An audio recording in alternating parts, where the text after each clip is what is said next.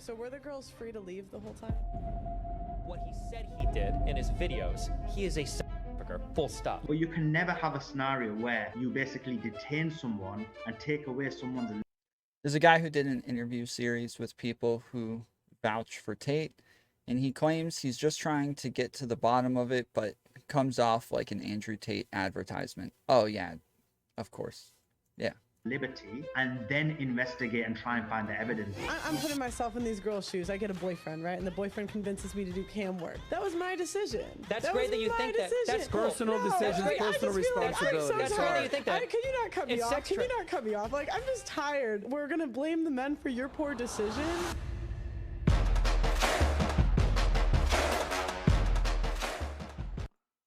What up, guys? Welcome to the Just Pearly Things YouTube channel. Today, we are hosting a debate on Andrew Tate. Welcome, Destiny, to the channel. He is a political commentator with over 500,000 YouTube subscribers. Welcome back, Destiny. Hey, what's up? I like the totally non-biased introduction that I got. The lots of airtime there next to him. Thank you.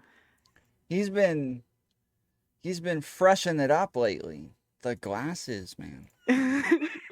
But thanks for having me. Do you have an issue with the trailer? Yeah, I did have an issue with the trailer. I think you were in my sections more than I was, but that's okay. I mean, you know? to be fair, I did not edit that. I don't know. It's okay. Listen, it's your show, so you know. Thank you. And we have Solomon Ahmed, and he has a background in law, and he has been studying the Andrew Tate case. Welcome to the show. Thank you for having me. She has... I notice this every time we watch Just Pearly Things. She has braces marks, like on her teeth, where you can see like the little squares in the middle of her teeth. To start, is Andrew Tate guilty or innocent? I personally think there's enough out there that Andrew Tate himself has said that unless he's lying about what he's done, he's obviously guilty of at least a few things, namely defrauding the women that he gets to work for him, probably sex trafficking via the loverboy method. But I don't think anybody should be convicted of a crime unless adequate evidence is brought forth in a fair court, and then he's had his day to defend himself. So I think he's probably guilty, but I think we should wait and see how the process plays out. Okay. And what is your take? Yeah, my take is looking at the evidence and looking at the data that we have in front of us, I don't believe he's guilty. And that's all we can base it on is the evidence as opposed to snippets on YouTube or things that have been phrased or portrayed in a certain way via social media. Okay. So, Destiny, you mentioned the loverboy method. Do you think that the loverboy method is actually sex trafficking, and why? I don't have thoughts on it, or it's not like my goal is to define like what is sex trafficking. I just go by what the laws are, and usually the questions are, is he guilty of the crime of sex trafficking? And the loverboy method is defined as sex trafficking, I believe, in most countries, because at least in Romania, and I think in most countries, if you are able to get a girl to do sex work using a coercive or fraudulent method, meaning you're misleading them as to what your relationship is, then that would constitute sex trafficking if you exploit them afterwards for sex work. Okay. What about you? Yeah, I agree with what Destiny said just towards the end. So basically, loverboy method is a method by which human trafficking occurs. So if someone did loverboy method on its own, that would not be a crime. So what makes it a crime is when you do the loverboy method and then you meet the requirements of human trafficking, and therefore you then meet the standard. So on its own, loverboy method, a person would not be convicted of human trafficking solely based on loverboy method. So where do you guys disagree then?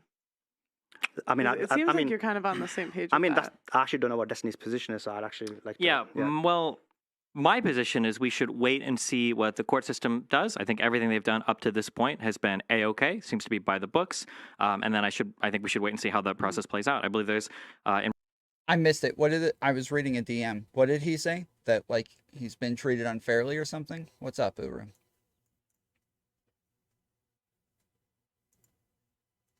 And then I think we should wait and see how the process plays out. I believe there's, in Romanian law, up to a maximum of 180 days that they can remain detained while they finish their investigation, and then it's up to the Romanian court to decide whether or not they want to bring charges to the Tates.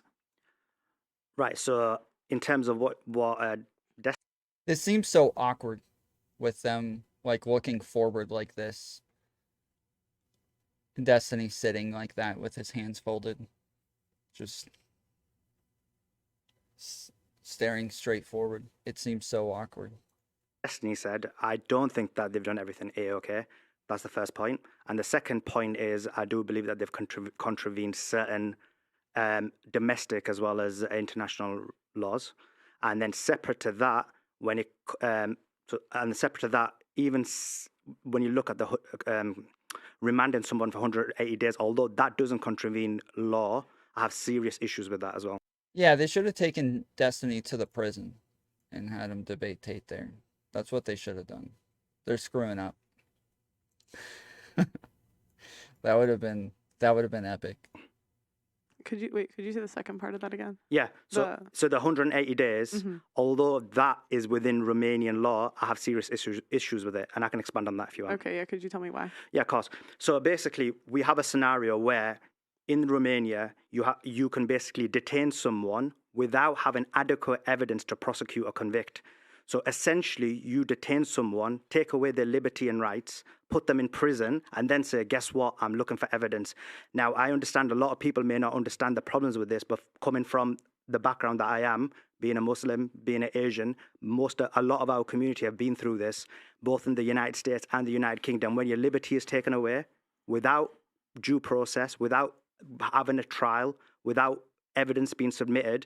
And so for us, from the perspective of minorities and from that perspective, we have serious issues because that was used to terrorize our community for more than 20 years. So yes, I will speak out about that, even if it's in the United States, the United Kingdom, Romania, France. I think it's a serious issue when you could take away someone's liberty without having adequate evidence. And 6 months is horrendous to take away someone's liberty. That's a significant period of someone's life to say, we haven't got enough evidence, we're going to jail you for 6 months, and then we're going to look for the evidence. Do you agree with him or no? I would if what he was saying was true. So okay. I feel like there's a lot of... I was going to say, I feel like I read so much about there being a lot of stuff. So went the nerd drip route, yeah. Yep. It's always the last time we watched Just Pearly Things stuff, I had issues with the audio then as well, and I'm having similar issues now where like their stuff just goes up way higher at moments and then way lower at other moments, and it's hard to keep up with like what's like where it's actually at, like different. I think it might just actually be this mic, because this is the one that was messing up yesterday as well as the one that Destiny was on. I think it's this specific mic. But yeah, we had similar issues yesterday. Tricky word games being played when we talk about detaining somebody without enough evidence. So in the Romanian legal system, if you are in the finishing stages of an investigation, you can detain somebody while you finish that investigation up, especially if you believe that the people that you're detaining might be a flight risk.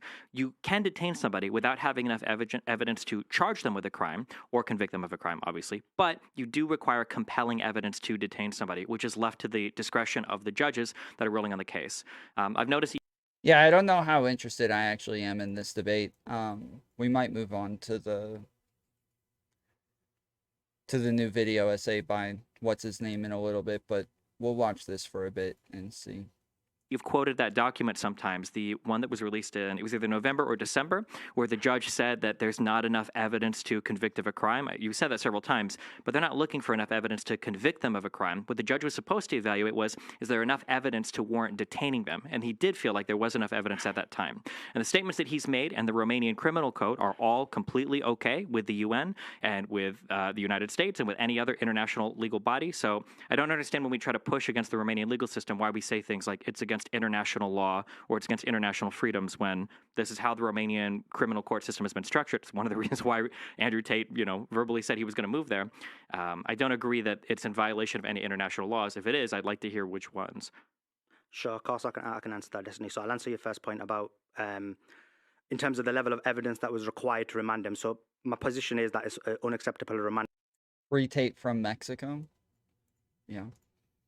It would have been huge memes if Pearly wanted to get him in London so that they didn't have to get Tate across the sea to spring a surprise interaction with Destiny. Are they not allowed to look at each other? I don't know. That's what I'm saying. This is so awkward. This is so weird. This seems so odd, the way that they set this up. And someone when you haven't got enough evidence to prosecute or to convict. The threshold to hold someone isn't the way you framed it, where it's very close to basically prosecute or convict.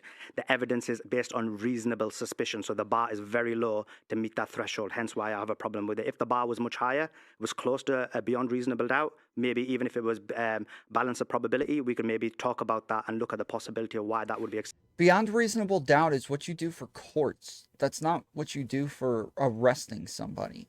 You have like a limit of evidence that you need just to say, like, yeah, it seems reasonable that they committed the crime. That's it. That's kind of the end of it. You just need some evidence to say, yeah, it's reasonable that I think that they might have committed this crime. Boom, arrested them. Like, that's kind of, and then you go to court to see if you actually get convicted, and then it's, you know, beyond a reasonable doubt, at least in the United States. But this guy's saying you need to like have beyond a reasonable doubt for arresting them. Is that what he's saying? acceptable. But when the balance is reasonable suspicion, the bar is very low.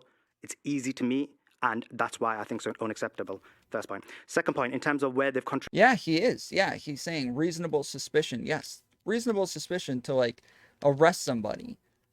What? I think like if that was, look, I don't, it's not necessarily that I disagree with what it is that he's saying about the court system, okay? It's not necessarily that I disagree with that. It's more so that absolutely nobody does it that way. Like, not even the US does it that way. What's up, Morris? So yeah, I would, I think that that's like a ridiculous standard to hold whatever, what country is he in again? Romania? It's a ridiculous standard to hold them to. And then on top of that,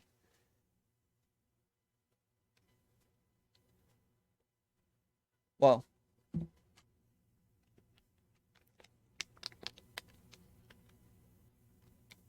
yeah, never mind. We'll wait for it. Contravened international law, that's a separate issue. So I will go into that because I know you've asked a fair question. So I'll just go through it. So yeah, that's where I was about to go. Is I was gonna wait and see if he answered that, because I was gonna say on top of that, there's no way that that violates any like international laws. So yeah, it seems like a ridiculous standard to hold. first of all, Article 5.1 of the European Commission, which is incorporated into Romanian law, so it breaks European law as well as domestic Romanian law, states that whenever you provide evidence or prosecution provides evidence, he has to provide evidence both for and against his stance. That's not happened. He has not included evidence, which is, for example, the CCTV evidence. He has not included, for example, evidence which is long-form text messages, which include the entirety of the conversation. He's not included the witness statements, 3 of the witness statements of... His opinion is based on FIFIS? What is that?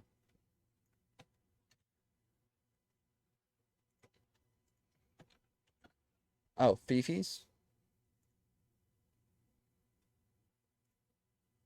Fifis are what you make in jail. It's like a fake vagina.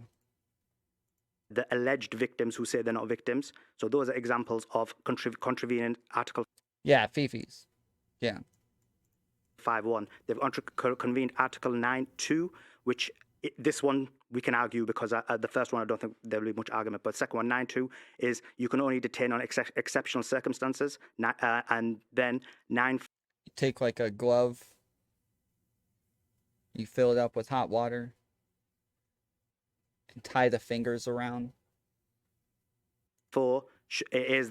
Oh, Fifi's like feelings, not the Fifi. Okay, I get it. That basically is illegal to detain someone unless the circumstances are exceptional.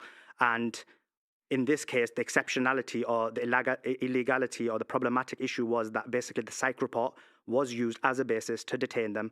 And the psych report has significant issues in it. And I can go into depth in that if you want. Would you like me to, or shall I move on? Well, for the I guess for the first point that you bring up, fuck, we should get a notepad to write down on. A notepad? Yeah, unironically. For the first part that you bring up, so saying that you need beyond probable doubt. Sorry, reasonable. Or beyond reasonable doubt. No. Sorry. Yeah. Reasonable suspicion. Okay, reasonable suspicion.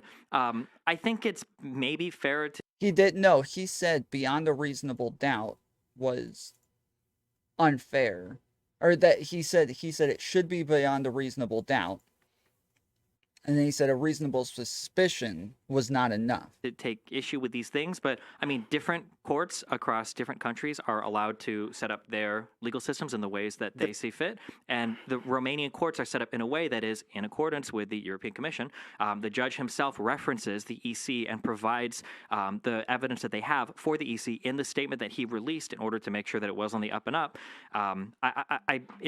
I understand the desire to critique the Romanian legal system. I wouldn't want to live in a system like that personally, but that's why I moved to I live in the United States. I haven't moved to another country to participate in that legal system. You have the Patriot Act. You have the Patriot Act in the United States as well. We have the similar provisions in the United Kingdom. We might, but I'm just saying that Andrew Tate, the Tates specifically moved to Romania because they said they wanted to specifically take advantage of that legal system.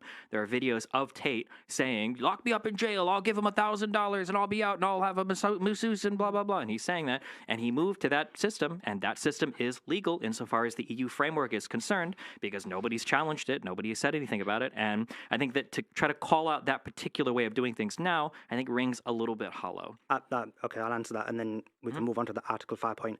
So in terms of the reasonable suspicion, yeah, again, I have a huge problem with it. Irrespective of Andrew Tate thought he was in a situation where there was leniency in the law, that was error on his part, but it doesn't mean that just because someone makes a silly decision and assumes that certain laws, that is unaware of the legalistic system in a certain country, that he should then, the harshness of it, we should ignore as well.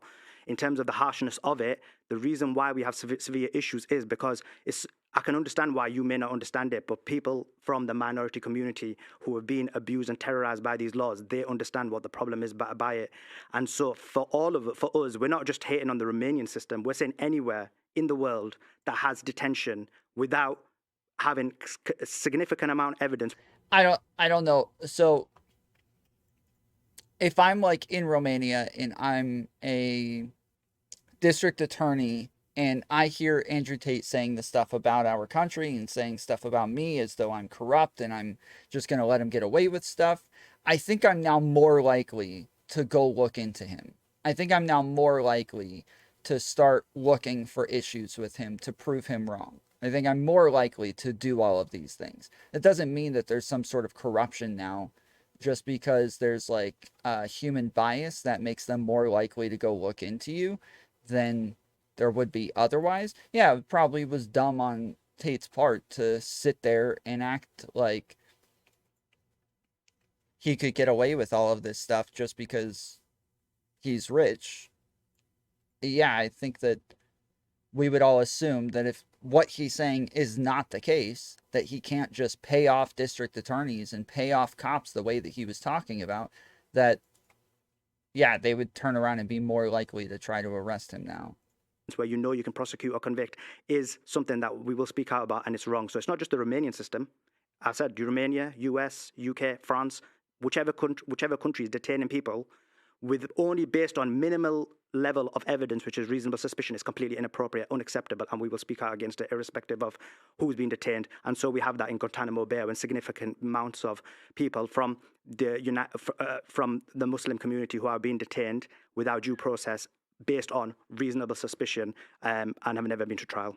Do you think that Guantanamo Bay, a military prison set up outside of the United States in order to maintain like foreign prisoners or terrorists, like people without uniforms, do you think that's comparable to what's happening right now in the Romanian criminal court system?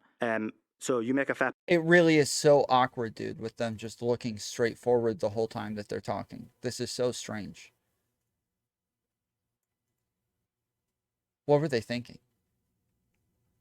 I would imagine even like just sitting them down, I would imagine Destiny or like one of them would be like, can I go sit over there? Like, do I have to sit here next to him? If so, I would have like sat up against the corner of the couch with my, I would have sat up like this and be like, okay, all right, let's do this now. Like, but yeah, instead it's, no, I think you're wrong.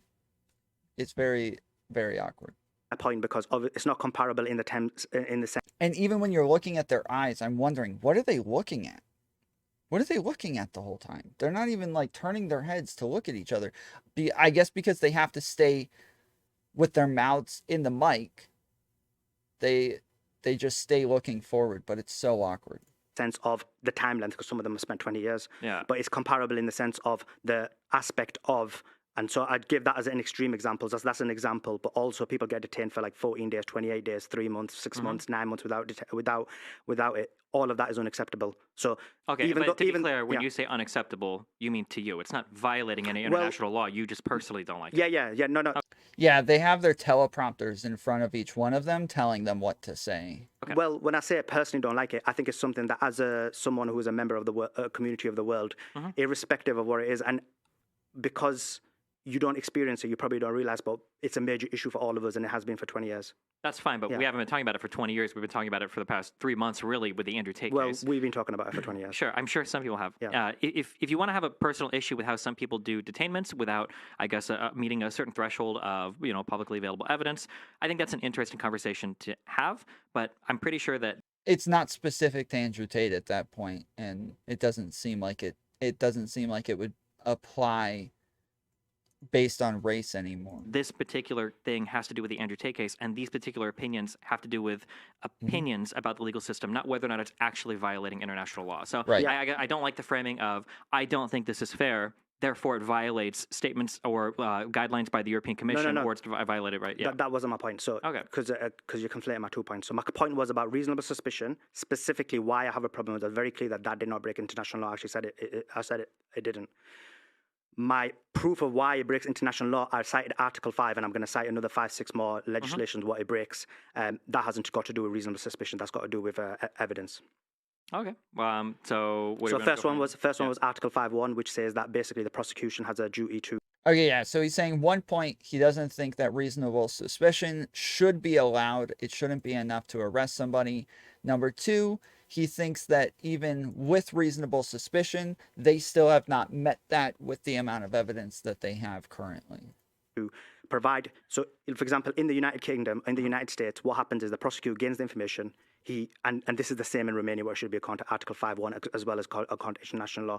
What the prosecutor does is he gets the information. He looks at it. Look, this is the strong points for my case, but actually these are the weak points because this proves the defendant's case. I'm going to collate all of that and give it to the prosecutor. So this, in this case, is DICOT. And then the prosecutor then makes a decision based on both of the evidence and decides, wait a sec, the evidence isn't.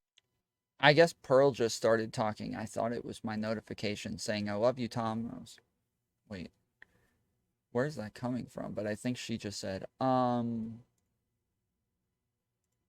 enough. Because our case is weak at this point, I'm not going to take this forward to prosecute. And so in the United Kingdom, the prosecutor is called the CPS. I'm saying this, where he's contravened international law, Article 5.1, is he did not provide the evidence that weakens his own case to be able to prosecute. So that was my first point. So you're saying they didn't give them the weaker part of the case too. So when you mentioned CCTV footage of what? Right, so CCTV footage is imperative. It basically shows, it'll give us a very good window into understanding, were these women detained? Were they controlled? Were they let out? It won't give us the full scope, but it'll give us a significant scope. Both inside and outside, they have the CCTV. They also had CCTV in the house where the girls were living. None of that has been included. So they didn't include the CCTV footage that was actually in the house when the girls were living there? That's right. And so, and the defense wants to include it. And that's going to be, Wait, okay, yeah, I was about to say, isn't that on the defense to include it? Not the, okay. So wait.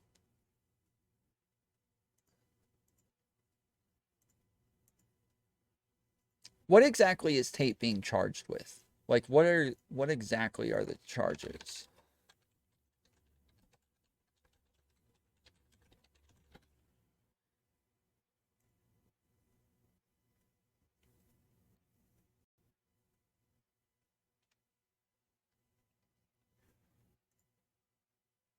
Is it sex trafficking?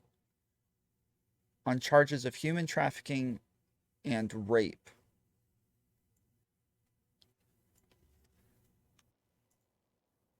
So, okay. So, if they're charged with human trafficking, what exactly constitutes human trafficking? So I thought it was just moving people.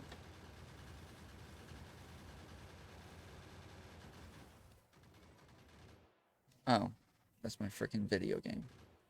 Human trafficking, the unlawful act of transporting or coercing people in order to benefit their work or service, typically in the form of forced labor or sexual exploitation. Okay, so it's human trafficking, even if you don't move them at all? Even if they don't go from one place to another? All you have to do is just exploit them for sexual services in their work, and now it's human trafficking?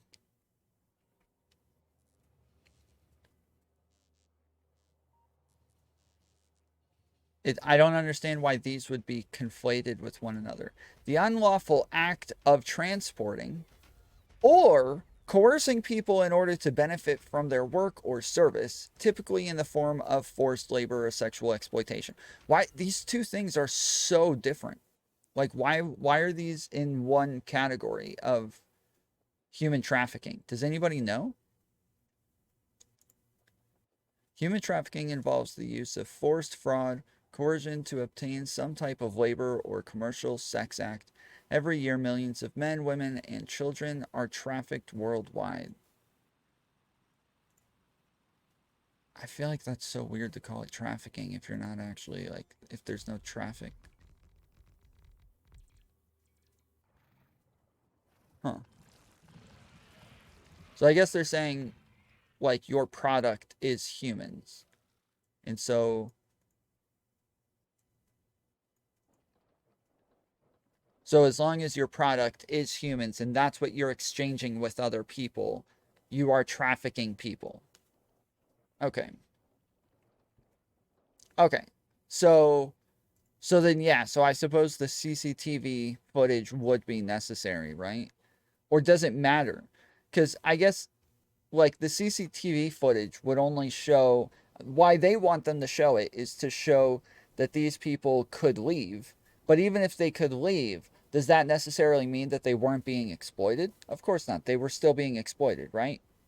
How does Pornhub exist? It exists without exploitation. So it means that you can still profit off of their sex labor, just not through exploitation, right? So you can't, like, coerce them into doing it without, like, it has to be fair. It has to be, with sound mind. You can't hold anything over their head. You can't say, hey, like, if you don't do this, I'm going to kill your family, like, stuff like that. Like, they have to be able to do it without any coercion. So yeah, I think that's why this would make sense. At the beginning of the stage, exculpatory evidence isn't necessarily considered. There's usually presentation of basic prosecutorial evidence that is used to determine if the case meets a minimum threshold. Oh, so they're just...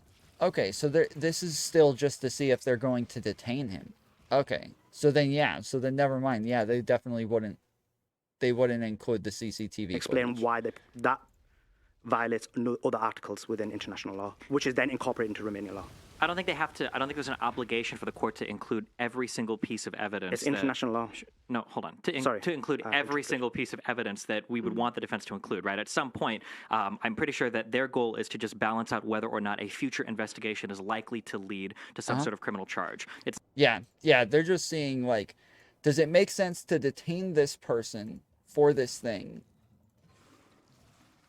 And that's really it. There's not much more besides that.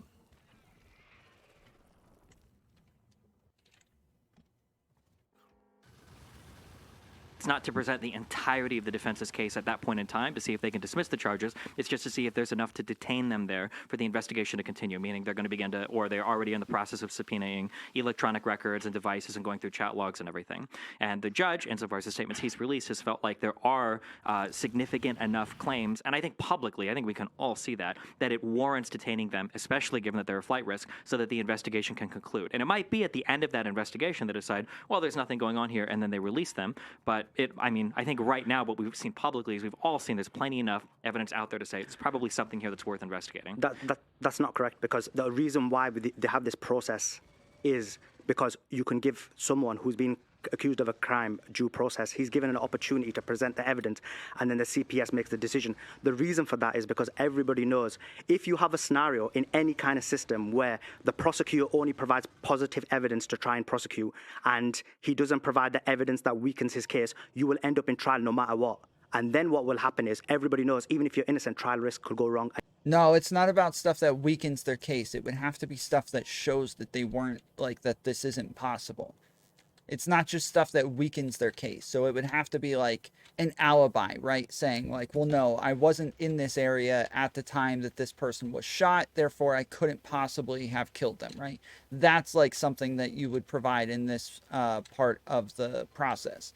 But not like, well, look, I didn't treat them as badly as they think I was treating them, or, or look, they were allowed to get up and leave anytime they wanted, so it was all fair. Like, that's not the same thing. That's a different part of the process. And you could go to jail. Hence why they have these things in place to ensure that doesn't happen, and more innocent people aren't incarcerated. And I know you're from the United States, where there's a huge amount of incarcerations, more than anyone per capita around the world, as well as, for example, in the United States, you have much more black people, Hispanic people, 300% more, who have been incarcerated. So again, this is an example of another black man who's basically being incarcerated in... Sorry, you left. Do you not agree? I don't know. I don't think this has anything to do with black men or whatever that's being incarcerated. I don't know why that's even. I don't know why that even got brought up. It does, because basically you're ignoring the fact that he's in Eastern Europe. It's basically has a significant amount of issues in terms of race issues. It also has a significant amount of issues in terms of sex trafficking. Yeah, well, it has. Well, and we will talk about that. But in terms of the significant amount of race issues, significant amount of Islamophobia, you have a scenario where this country has not allowed any kind of dark immigrants into their country, but now they've changed that for Ukrainian immigrants and allowed a significant amount in. You've got a significant amount of history of Islamophobia. So of course, when a black man who is a Muslim gets incarcerated immediately after he's converted to Islam, I think detainments without. Oh no, I went to go pause it and I accidentally clicked on the bar. Oh no, I have no clue where we were. There is the significant issues when it comes to the fact that he is a black man, and he is just converted to Islam, and he's been incarcerated in Eastern Europe. That's where we just left off, right? That is where we just finished, yeah? I was trying to read chat. Those ladies were in a mansion living a better life than most of us, so I don't see the danger aspect. Again, it doesn't matter if they were given like keys to Lamborghinis and were able to live like the nicest life ever. It matters if they were exploited into or coerced into those jobs, into those positions. If they didn't want them, if they wanted to go back to their family, if they didn't want to be doing the job, if they didn't want to be doing these things, then yeah, like, and they can say like, hey, don't worry about it. You can go home anytime you want. Seriously, just go anytime you feel like it. Not a big deal. I'm going to murder your family if you do, but you can go. Feel free. The door is open. We're not going to guard the door. You can leave anytime you want. No problem. Like, it doesn't matter all that much. And then, yeah, they can, in the meantime, they can be living it up. They probably, like, I would assume you want them to be happy. You want them to be, like, upbeat. You don't want them to look sad all the time. So to make up for, some sense of exploitation, you want to, like, give them nice lives where they're happy and where they're healthy, and they're gonna do a bunch of fun stuff all the time. Like, sure, there's a bunch of ways around this, and I like, again, I haven't really looked into this case, so I don't know much about it. I'm saying that saying that they lived good lives or that they lived in a mansion just doesn't actually matter all that much as to whether or not there was some sort of exploitation. But yeah, this is where we were, right? European country. To ignore that is ridiculous, and I'll explain why. Because again, this is a scenario where if you ignore the issues of race, if you ignore the issues of someone's heritage, which is happening a lot in this case, because I know, and we're going to talk about some of the videos that you're complaining about, then you can basically break it into the bare bones and look at literalism and convict anyone of anything. But it's illogical. You have to look at the background. You have to look at the history of the person. Sure. In reality, when you take all them... Well, you're saying it's vague, but it says exploitation and coercion. And I would assume there's hard definitions under the law for exploitation and coercion. And so exploitation and coercion probably are not vague terms. They are probably not vague concepts. They probably have like definitions of like what you have to meet legally in order for something to be coercion. Things into consideration that have a significant impact. Look, this is quite simple. Because you can give these examples, and obviously you have to generalize them. This is a scenario where, let's be clear, it's a person who's a black man who's being, again, accused of rape or human trafficking of essentially white women, and being incarcerated in an Eastern European country without enough evidence. I mean, that takes me back. According to says you, that takes right? me back to, for example, the United States in when this type of things were happening in the plantation and KKK. Okay. Because so that we got Romanian judges, KKK, Andrew Tate, poor black man. No, you can minimize it, but the issue is... Well, not minimize it. But let's talk about this. There's a significant... Hold on, wait, you just said a whole thing. Well, just real quick, Can I just make one point? Well, just you one said like 7 points. Because basically, you have a significant issue where black people are being accused of rape by white people, and it's happened significantly throughout the West. You've seen it now with Benjamin Mendy. You saw it with Greenwood footballers who were accused, and now after losing so many years of their life, they've finally been let out. So to think that this is not happening subconsciously or consciously is an issue.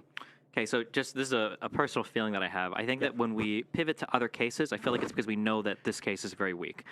If you want to talk about racism that exists in the United States or racism that exists in particular cases, I'm free to do that at any point in time. But right now we're talking specifically about the Andrew Tate case. Andrew Tate is a man that has released an entire university guide on how to be a pimp, on how to seduce women and get them to work for you, and how to sex traffic, on how to scam them on taxes, on how to do all of these things. He's had charges in multiple countries relating to rape. He's had charges in Romania now relating to his entire business relating to sex trafficking.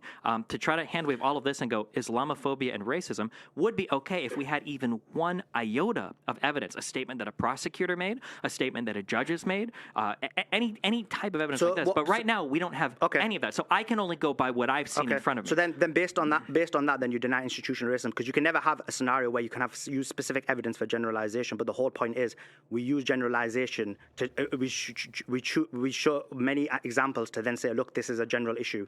So that's you the might first use point. generalization. If you want to talk about generalization, that's fine. But we use generalization to talk about general issues. We don't use generalization to talk about a particular issue. You not at all. What happens is you use specific issues to create a generalization, and then said generalization is used for subsequent issues. That's actually how it works.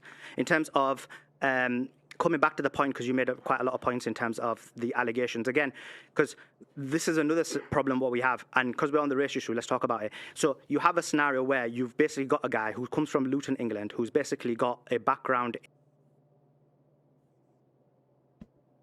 Props to Tate for becoming black and Muslim. Easier to defend.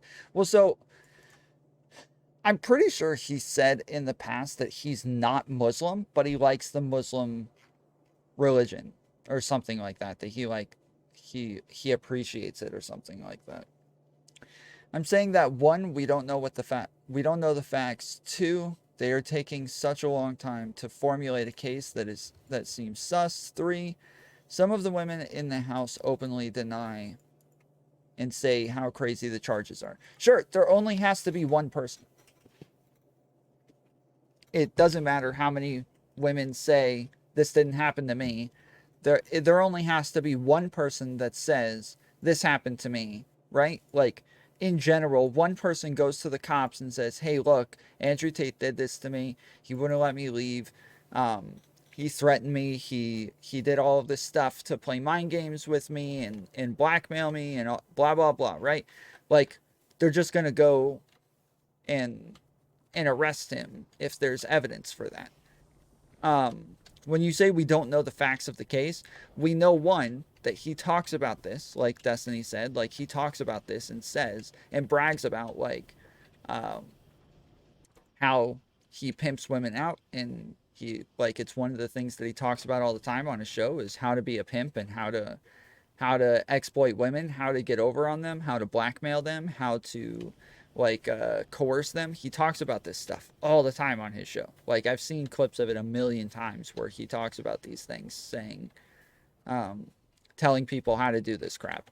So either he's talking about it and just has no idea what he's talking about and just is just making stuff up, or he's talking about it and actually knows what he's talking about because this is what he did. And when he says, this is what I did, this is how I made my money, yeah, he's either lying about this and like completely just making stuff up, or he actually did all of this crap, right?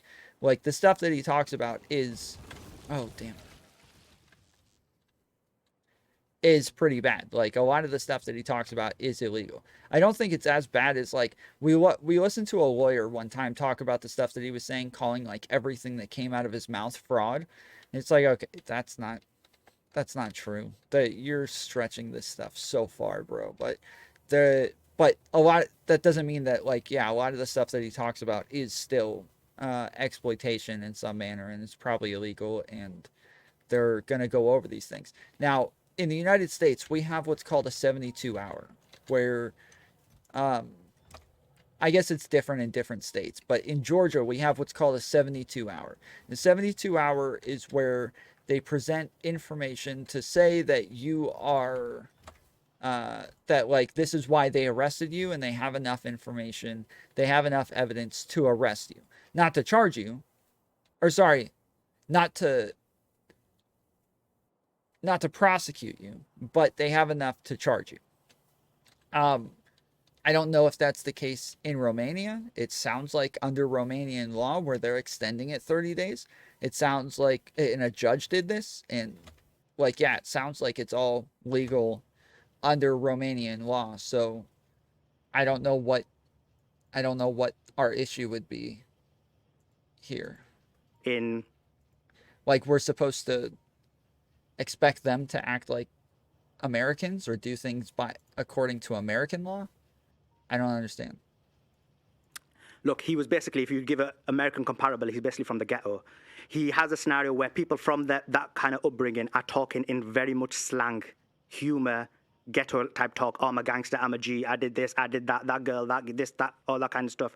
So that's how they talk. Then to say, oh, guess what? He's talked like that, therefore he must have done these things. He's calling women like this. He's saying that he's done this. He said he's done fraud.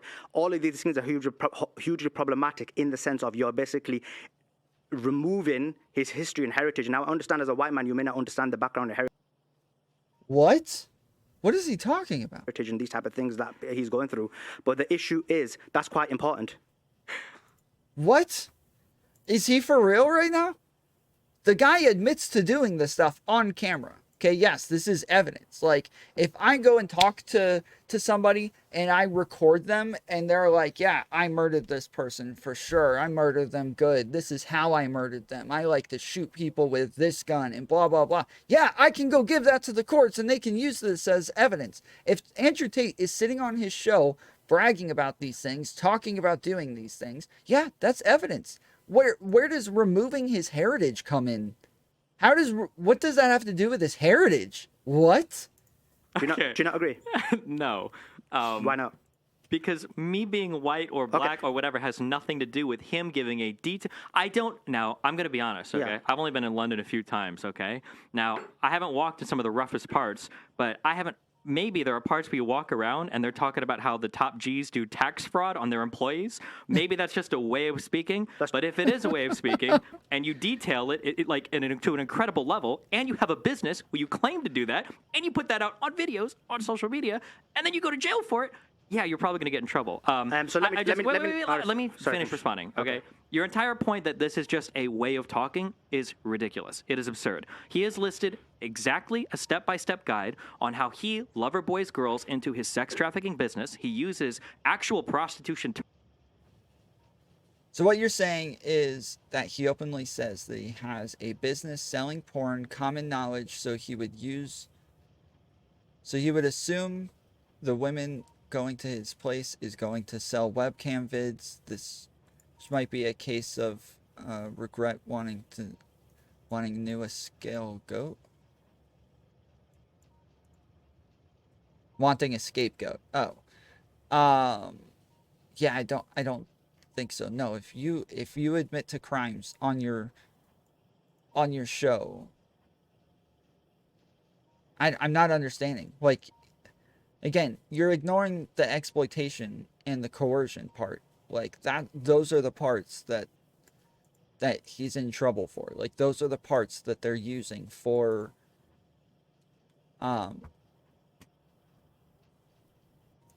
this case. And when they have him on video admitting to these things, I would imagine just that by itself is enough to detain him.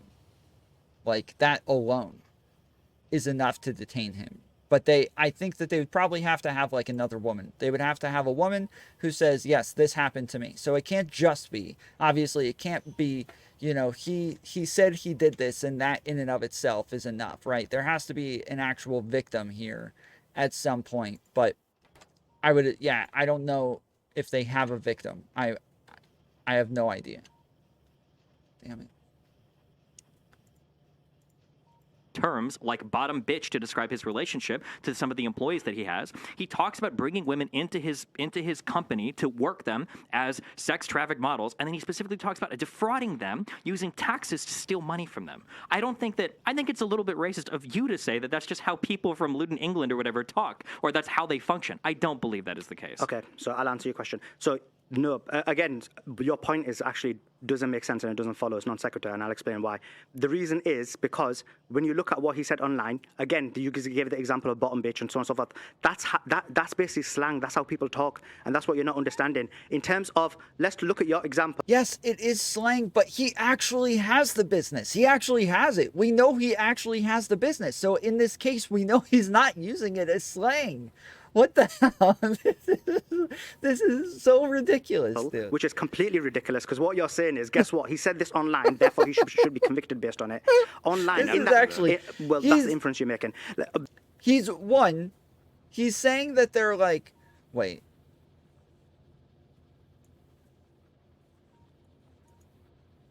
Oh my goodness. These people are all getting in trouble for saying the word clown. And the mods are like removing like donos, and people keep like donating, complaining that they won't let them say the word clown, and they're complaining that they're all blue pilled and crap like that, and people are getting upset that they can't say clown. Basically online. But yes, they're so like, this is just ridiculous. This is actually ridiculous. No, I'm not okay with it. I'm not okay with trafficking, but I'm asking it, is it trafficking? Look, again, I don't know if they actually have a woman. I don't know if they actually have a victim. That's my issue. It is like, that's the only thing that I don't know about, is there an actual victim here? And I would assume if they had a victim, they wouldn't tell everybody. That's my assumption. My assumption is they would not be like, hey, everybody, this guy who says that he threatens women all the time and is able to make everybody do whatever they want, whatever he wants, and that he's capable of like forcing people to do things. We're going to come out and tell everybody who it is that's making a case against him. Yeah, I would imagine that they're going to keep that part a secret anyways. You gave this example. You said he's trying to defraud them, because online what he actually said was this. In that video, because I know the video you're referring to, he says, in the same video, he says, oh, I'm going to take all the money. In the same video, he says, I'm going to give 50-50. In the same video, he says, I'm going to give 70-30, because, 20%, I'm going to tell us for tax purposes, but then I ain't going to pay the taxes, and hence why you're making the claim for fraud. The point is this. From the court documents, which I'm sure you've read, none of that is in there. In the court documents, what it actually says is complete opposite. What it says is, and this is the worst one. So this is the worst woman. She says, I receive 50%, he receives 25%. So she receives double of what he receives. So that is nothing got to do with or has no links to the video. So and she doesn't mention anything about being defrauded of taxes because she's receiving the full 50%. So what you're claiming is, guess what? I don't care about what the court documents say. I don't care what the witness is saying. But guess what? In a video, he said this, and therefore he should be convicted based on the video. No, there's only two explanations for the video because the court documents don't add up to what the video says. Either he was exaggerating and talking in this kind of slang language is what I'm trying to explain. So he was exaggerating. Or it could be, which is a possibility, that it was so long ago that he did engage in those practices and no longer does. But what we know is, in this case, what he's been charged for, what he's been held for, he hasn't been charged yet, so what he's been arrested for, no one says that. Okay. So I'm sure you've talked to a lot of people that have only watched clips of Andrew Tate, which is fair. And I think that a lot of people say a lot of dumb things about him because they've only seen clips, which is also not fair. I think people shouldn't do that. But I think you're relying on me having only seen clips. So you're trying to pass this off as slang. When he used that phrase, bottom bitch, he wasn't passing it off as slang. He was very specifically detailing bringing girls that were in love with him over to dinner where he would introduce them to his youngest working, or one of his younger working models, a woman that he met at 16 that had been working with him for 5 years, is now 21, and how he would use her to mislead the relationship that they had so that she could get the girl, the new one that was brought in, into working as a cam girl. This is prostitute behavior. This is pimping behavior. This is exactly what it is. When he says bottom bitch here, he's not just using slang in a funny way to talk about a girl that's a friend of his that also works as her girlfriend. He's literally detailing step by step the process by how he would deceive and mislead, which are key components of sex trafficking, a new woman that he's brought in with another woman. He would mislead the extent of their relationship, and then he would use that to get her to go and be a cam girl. So that is not slang. Right. Wait, let me finish. That's Bro, not slang. You just talk for ages, but okay, I'll make those points. Hold on. Go ahead. I didn't talk for ages. Yeah, I just been like half the time. I literally wrote down 2 points. I am going. I go nonstop. Okay, so it is not a slang thing. Secondly, you're bringing up this thing that the witness says they got 50%. That is not what the witness said. The witness said that originally there might have been an agreement where it was a 50-25-25 split, but the witness also said that they were randomly dinged for different charges that made it so that they didn't get that payout. For instance, if you didn't stream the full 12 hours, you might be fined like 1,000 to 4,000, whatever the Roman, or whatever the Romanian currency is. And that there were a lot of things where, because one of the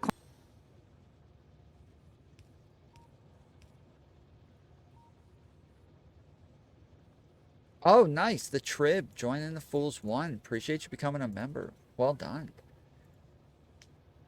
Appreciate it. That's dope. We're up though, like, yeah, I think we're well over 30 now. That's awesome. claims was they had to work 12-hour shifts with a 5-minute break, and if they didn't work enough there, the witness also said that if they didn't post enough on OnlyFans, they didn't post enough TikToks, that they also were dinging their pay as well. So while on paper it might have been a 50-50 split, we have the issues where the witness is saying that they've lost some of it due to being fined, and we also have the fact that Andrew Tate on video has talked about it. Let's see some of those emotes in chat. You got some new dope emotes. We got my favorite one. The one that we use in the Discord the most is the cheers emote. That's definitely my favorite one. What's his name? The Steven Crowder one. You guys, we're allowed to make more now. So if you guys have suggestions for other ones, let us know. We're creating like an entire section in the Discord for members only to make suggestions for like movie nights and other emotes and all sorts of stuff. So, yeah, we'll definitely have like we'll definitely take their suggestions into consideration when making new stuff. To defraud the women with their taxes, and we have another statement of him saying that he also oftentimes just bills in cryptocurrency, which is impossible to track. The woman would have no idea if she's getting that or not. Right. So again, the statement that you've relayed is inaccurate. So the woman who said that 50%, 25%, 25%, she didn't. Is there a way we could pull this up on screen? The document that you guys are talking about. Do you know what it's called? It's on some website, Spice something. It's in Romanian. It's in Romanian. Yeah. You didn't bring a Romanian translator? Are you even trying? I thought this was a serious show. Jesus. So how did you read it then? The document. You got it. Someone translated it and then put it online, but I don't know whether that. I learned Romanian. Yeah. You learned Romanian. No, I have Romanian friends. You can also use Google Translate on this other thing too. Yeah. Okay, because we could also pull up the video you guys were talking about. He's such a douchebag.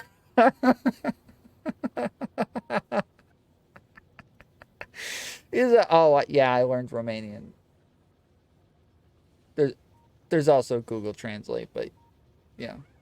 Too. So in terms of what you're saying, that's not right, because the woman who claimed 50% never claimed that she ever got fined. I can say that without doubt. What she's claiming is other women were fined, and their percentage was much higher. So that's not right. She wouldn't know. She would never. No. even So see- she's saying. And look, they're talking about a girl. They're talking about a specific girl giving information now about victims. So now we know that there are victims. Okay, so now we have that information. Now there are victims. I think that's all we needed. And they're actually giving evidence of the exploitation. So yeah. Wait. This is the problem. She's saying, I never got fined. I got 50%, because you're trying to make it look like this, and this is what you're trying to portray.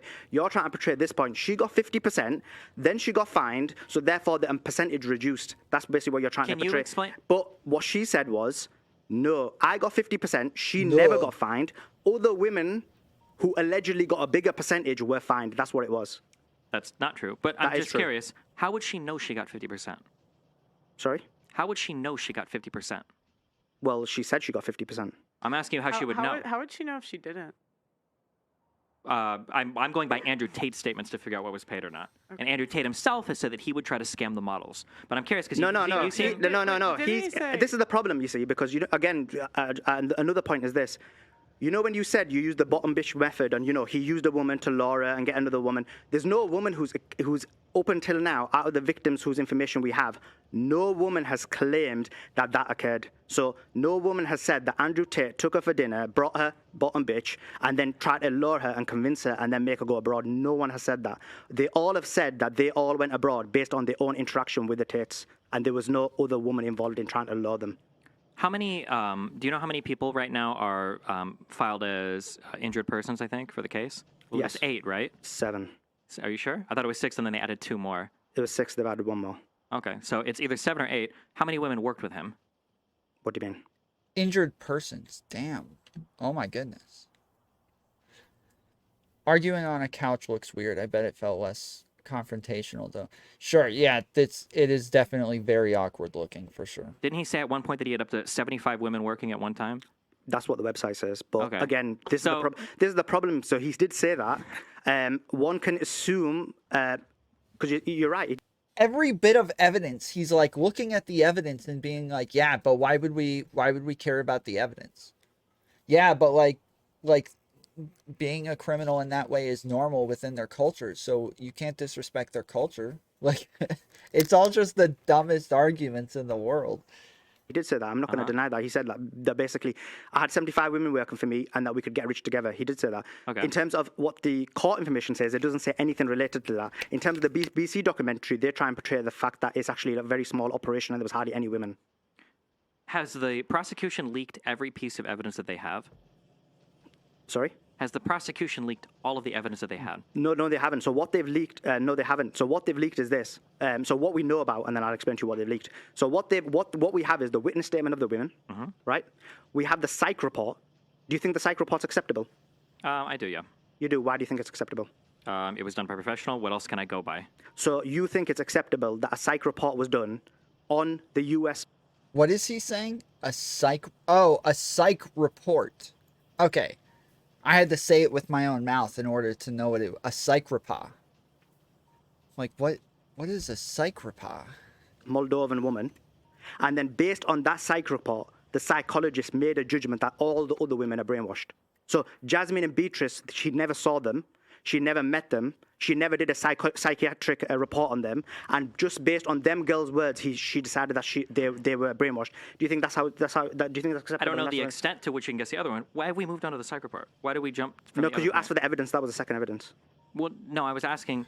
You seem to be very confidently stating that the presence of the bottom bitch, that hasn't been mentioned by any other woman That's or right. any other person. That's right. But how do we know the prosecution isn't planning on bringing that up at trial? Well, we could look. We only base on things on what information we have right now. The information we have right now is. No, you can't. This is what I was saying earlier. I would assume they're not putting out everything. I would assume they're not throwing out all their information. It's just a matter of whether or not they have enough to charge. But they're not always going to make all of that information public before court. That would be ridiculous. We know there's a witness statement. We know there's a psych report. We have the two rulings that were leaked, and we also have what else? We have some of the WhatsApps that were leaked. Yeah, evidence is gay. True. We need to stop caring about evidence in courts and just look at culture and just let that be that. I can't use. You're telling me I can't use any statement that Andrew Tate has made in any of his videos or websites. That's not fair game for me to use. Look, you have to accept. Look, there could be a snap. I can take. Look, I was even gonna do a low blow, and I actually took a snippet from your video where you said me and Lena are racist. But guess what? That was out of context. That was a joke you were making because you were being humorous, and there was context because you were having a joke with like somebody who was accusing you. Sure, of it. but what is my point? The point I'm trying to make is that would be unacceptable for me to use to then say you're racist. So in reality, what'll happen is this is what I think. This is in the scenario where I think it should be used and when it shouldn't be used. So the scenario where a video evidence should be used is, let's say for example, someone says I killed Michael, and then you see Michael dead. You'd be like, okay, he said I've killed Michael online and Michael's dead. But if he says I've killed Michael, but then like Tony's dead, that doesn't mean that just because he said he's going to murder someone that he's murdered Tony. So the issue is this: whenever you're going to use something online.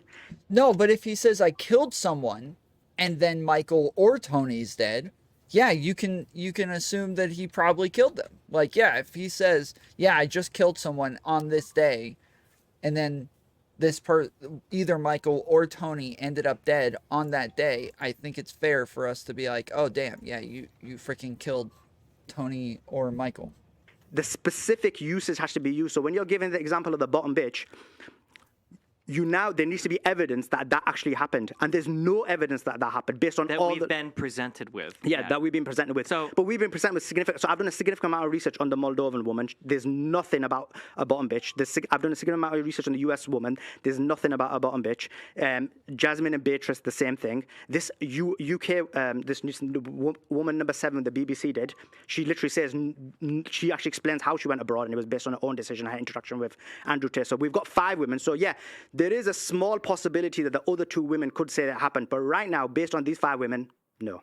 Okay, so when you compare the joke about me making a small racist comment saying, you didn't make a racist comment. No, you saying didn't. That, let's say even if I did, right? The way that you would evaluate the truthfulness of that is you go, well, let's look at his entire body of work. I accept. Right? We would say what we do. Exactly. So if somebody's making comments about Andrew Tate, then we would look at his entire body of work. So if we look at what Andrew Tate's business is, or at least what he's claimed it is he's working with over 70 women, and he claims most of them are his girlfriends, are loyal to him. A lot of them are Eastern European.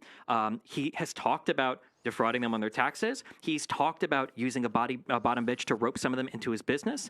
He's talked about how his brother has talked about how he doesn't let any of them read any of their Instagram messages. He's talked about how he doesn't let any of them leave. There's been statements leaked by some of the victims saying that they weren't allowed to leave the premises without a bodyguard or without one of the 2 women going along with them. That when we look at all of this, I don't think it's fair to say that we're just taking a single clip or we're just taking one comment and we're trying to make the claim like, oh, Andrew Tate is this horrible person. His entire model of camming, from his brother talking about how they would just scam men. Here you go. I gave you 2. Oh, that's kind of I gave you 2. Yeah, There's a pen right next to Dustin. Thank you. There you go. Thank you. Much All of appreciated. it, yep. We're accommodating here. Yeah, accommodating.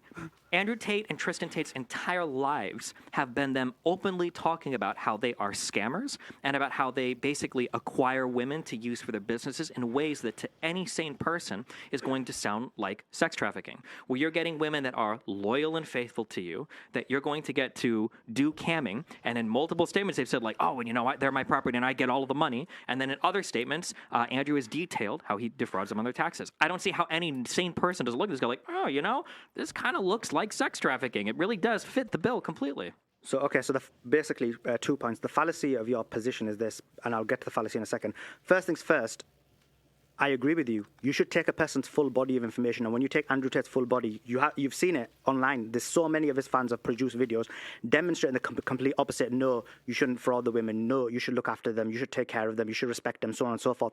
So you do have content that is equally on the same level as the content that you use.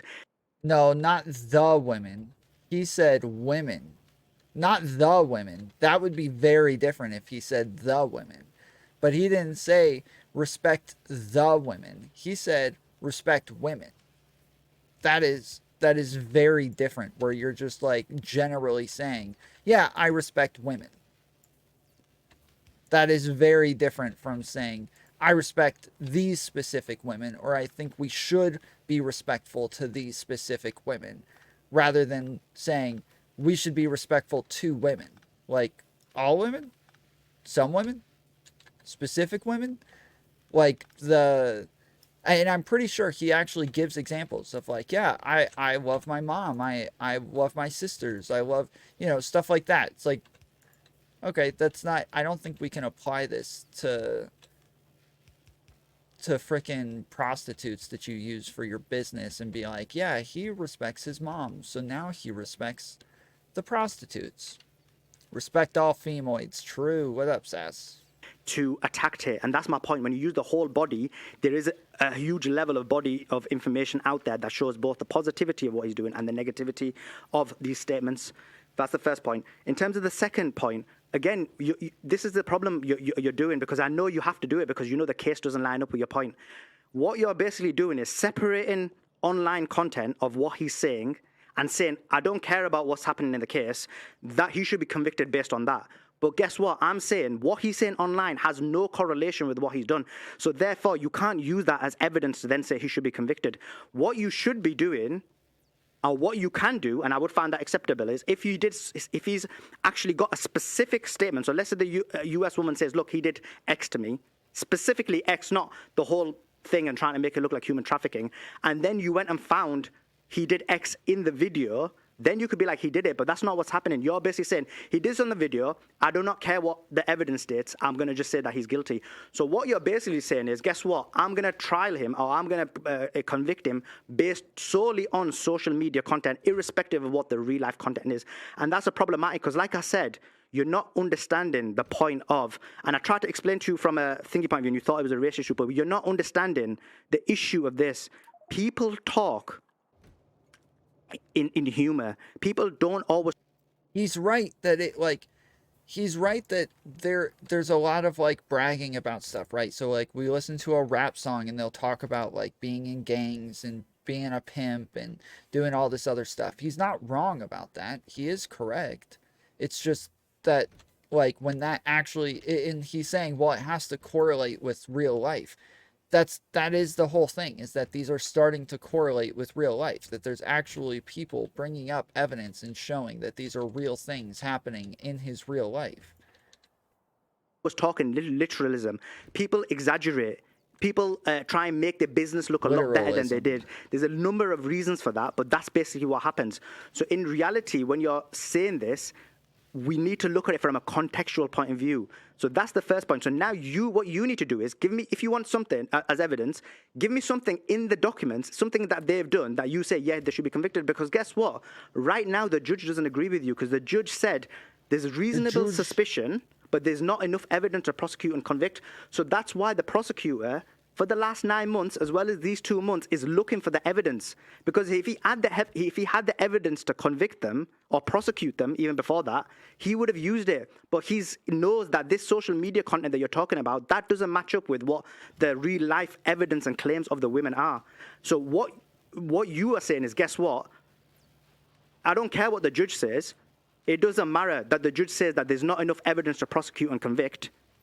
That's not good enough for me. I'm going to look at social media content, and he's guilty. Okay, so I'll reiterate what I said at the beginning of the show. Only one of us here seems interested in having the process follow itself completely, and that's me. I said that whatever they find, I think that if they find enough to bring charges, then they should have a trial. And if they do well on their trial, the prosecution, then he should get convicted. That's how it should work. It might be the case that after the prosecution digs further, that they don't find enough, and Andrew Tate and Tristan and the other 2 women end up walking. That could be the case. And if that is the case, then that's fine. I'm not here saying that he should be convicted. You keep saying that he should be convicted. I think that I don't believe that he should be convicted based on what he said in his social media posts. Thanks, I we think agree. that okay, cool. But Yeah. I think So- that it's so we but I agree. think that it's okay. So to what do we look, disagree on? Hold on. Well, Let me what do we finish. disagree on? Hold on. Well, I'll tell you. Yeah, The that's first thing you said is look at his full body of work. Okay. Yeah. His full body of work is that he treats women like property. When he has some TikTok videos that say things like you should look after women and respect them and take care of them, he's taking care of them as a pimp takes care of his prostitutes. And he's reiterated that multiple times, that the women belong to him, that they're not allowed to go out without him, they can't go to the club without him, they can't do these things without him, that they stay home all the time and they cook and they clean and they, hold on, let me respond to his things, please, and then you can say whatever you want, okay? Yeah. That he's multiple times stated this, and his brother Tristan has stated the same thing as well, that they're not allowed to look at their Instagram DMs, that he controls all of their social media accounts. He may probably control their income as well. I would imagine that would extend to that. So when you say that there's a counterbalance, well, on one end, he's treating women like property, but on the other end, he's saying that respect them because you need to own them as sex workers, essentially, or own them as house slaves. I don't think that that's a good counterbalance. You bring up this point again and again that he should be convicted based on social media things. I have not said that he should be convicted. What I'm saying is that, and what you agreed to, is that the prosecution hasn't given us every single piece of evidence. If Andrew Tate has said, I defraud people on their taxes, I don't think that he should be convicted for it. I think that would be a good point for the prosecution to say, okay, well, let's start subpoenaing records and let's see what have these girls actually been paid. They should have bank accounts. There should be income statements from his camming websites, and then the prosecution can look and they could go, this woman earned, 50,000 Romanian dollars, and she was paid 25,000 Romanian dollars. Well, everything here is probably good, and they move on. But maybe she earned $50,000, and for some reason she's only getting paid 500 Romanian dollars. Then that would be probably something you would bring in court and say, hey, look, this is part of the charges we're bringing against you. You are clearly defrauding these women. I don't know what the extent of that investigation is going to be, because right now I don't have any insight into what the prosecution has besides what they've leaked to the public or presented to the judge to maintain that the Tates remain in prison until they finish their investigation.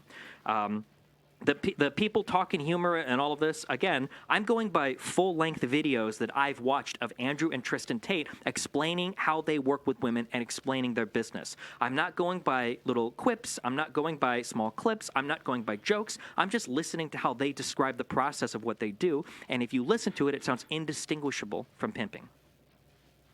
Would you agree that the CCTV footage should be included? What the fudge is this, dude? What the hell is this? What?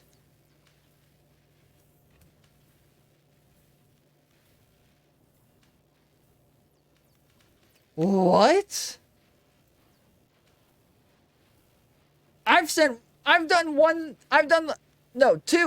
two tweets today. I've done two tweets today. I posted that I was live. Oh, okay, that's right. I responded to these people. So this person said, so what's one good reason, what are good reasons, what good reasons are there to believe in God exactly? I said, avoiding hell sounds like a good one. And now all these people are like, what? That's a stupid reason if you don't already believe in God, blah, blah, blah. And I'm like, okay, like, cool, well done. Yeah, true. They didn't ask, like, only good reasons if you're an atheist or something like that. They just asked for good reasons. So I gave one. And I'm trying, so this person's like, basically the argument is that if you get a message that says forward this to 100 people, or you're going to hell, that's good enough reason to believe it, and you should immediately send it to 100 other people just in case. And I said, dude, you got to chill. Go back and read the OP. They didn't ask me to convince him of an entire belief system. They asked for one good reason. I think avoiding hell is one good reason. There are other presuppositions that come with that. Sure. Still a good reason. Like, yeah. Damn it. My camera keeps losing my face. But yeah, now saying you're over the daily limit for sending tweets. How many have I sent today? What? There's no freaking way.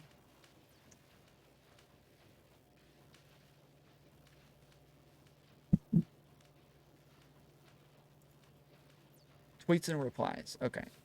So for today, how many we got? We got 1, 2, 3. That's it. 3. I got 3. What? What? What? Yeah, I wouldn't be able to do that if I was British. It sounds a lot better in English. What? What?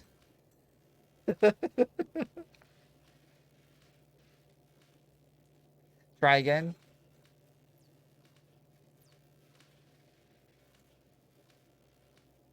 You are over the daily limit for sending tweets. What the? Your allotted 3 tweets a day is over. Yes, please try again tomorrow. What the hell, dude? What is happening? What is happening?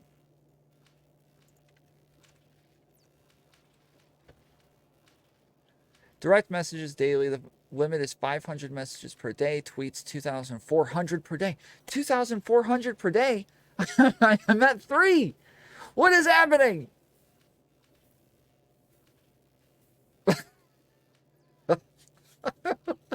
I've sent 2,400 tweets today.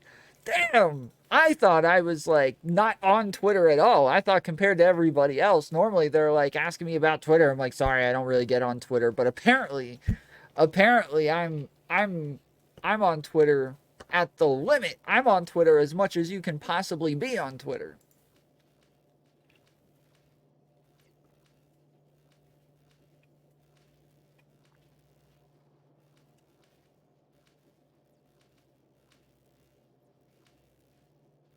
What the fudge, dude?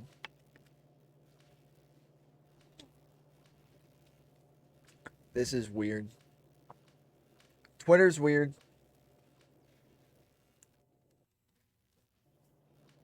I don't know what the particular. I don't think I that just think every. it's weird. Like, why wouldn't they have that in there? Why I don't know what I don't know what evidence they need to have on both sides because they don't need every single piece of evidence. Well, right? I'm just thinking like if you're gonna go off of because you know you guys know a lot more about this than I do, but basically like that Andrew and Tristan were like running this operation. Wouldn't CCTV footage be the perfect thing to see? You know, like the problem is I don't know if the CCTV footage is dispositive, right? It might be the case that there are videos of them partying inside, but it might be the case that leaving the compound is actually incredibly difficult. That you're not that once you step outside, you get in trouble. Also, according to Romanian criminal law, statements from victims can't get rid of sex trafficking. Like a victim can't consent to that. So even if a victim says, "Oh, well, you know, this was all fine and it was okay," if text message logs are leaked where he's saying like, "Oh, I want to marry you, blah, blah, blah," and then she comes down and she starts working for him and she's not even getting paid her fair cut. It doesn't matter if she comes out on social media and says, "Oh, no, like, we're cool, everything's fine," especially if they're still working in the industry. Those statements explicitly called out in Romanian law are not used to clear the charges of sex trafficking. They're irrelevant. Okay, so let me go through your points. Might be a while. Right, so first things first, in terms of the property point, right? So, again, this is the issue where what happened was Andrew Tate has explained this in long form. And he did explain that, look, the way I see it is in a traditional religious view. So what happens is in the Abrahamic religions, you have a scenario where the man gives the father gives the woman away. There is a dowry where you give a payment to the father and then it passes over. Now, you may agree or disagree with that, but that's the perspective. Now, I understand in this liberal Western world why that would be a problem, because in liberal Western ideology, in reality, it's the man who is the property of the woman. Because what happens is in this yeah, I'm about to explain to you, Destiny. Because in this world, in this Western liberal ideology, you have a scenario where basically... Sass and I had a long conversation about this last night, and this is actually very true. This is very true. The man, when he marries the woman, he makes a contract, and the contract is this, that he promised to be monogamous, but the woman doesn't make the same agreement. Because what happens is, if the man cheats on the woman, he loses 50% of everything. If she leaves him. If the woman cheats on the man, he has to either accept it or he has to basically divorce her, and then he loses 50% of everything. So so I understand why that would be a problem, because in Western liberalism, the man is the property of the woman. In terms of that's not even close to property, bro. That is not even close. That is not even. What the hell, dude? What the hell? Property? You get divorced, she gets half, therefore you're her property? What? You said you said I don't think, but it doesn't matter what you think about this issue. It's about what's actually happened. And in terms of the issue, you've got a scenario where there's not enough evidence to prosecute or convict. That's what the judge said. Because what you're trying to say is, guess what? There may be a plethora of evidence, but they've not given it to us. So, guys, there is enough of evidence to prosecute, but it's just hidden away. But that's not what's happening. What's happening is they're looking for the evidence to take the bar from reasonable suspicion to the fact that they know that they'll be able to convict beyond reasonable doubt. That's why they're looking. That's why the boys and the two girls are in prison, because they're looking for this evidence. Now, that's the other point. Now, you said what should be happening is, and I think you made a fair point. You said, guess what? What should be happening is the prosecutor should be looking at the accounts of the girls, looking at the data information, looking at how much money's got in the account, and then they'll find out. I agree with that. Yeah, you'll find out. I used to have an employee who would say this to me all the time. Whenever I'd talk to him, I'd say something to him, and I'd be like, "Hey, I need you to go do this." He'd be like, "Yeah, you'll find out." And then he'd go do it. But he always said that. He was always saying, "Yeah, you'll find out." And so I just say that now to people. They'll just be like, "Hey, can you help me with this?" I'm like, "Yeah, you'll find out." What? What does that mean? I don't know.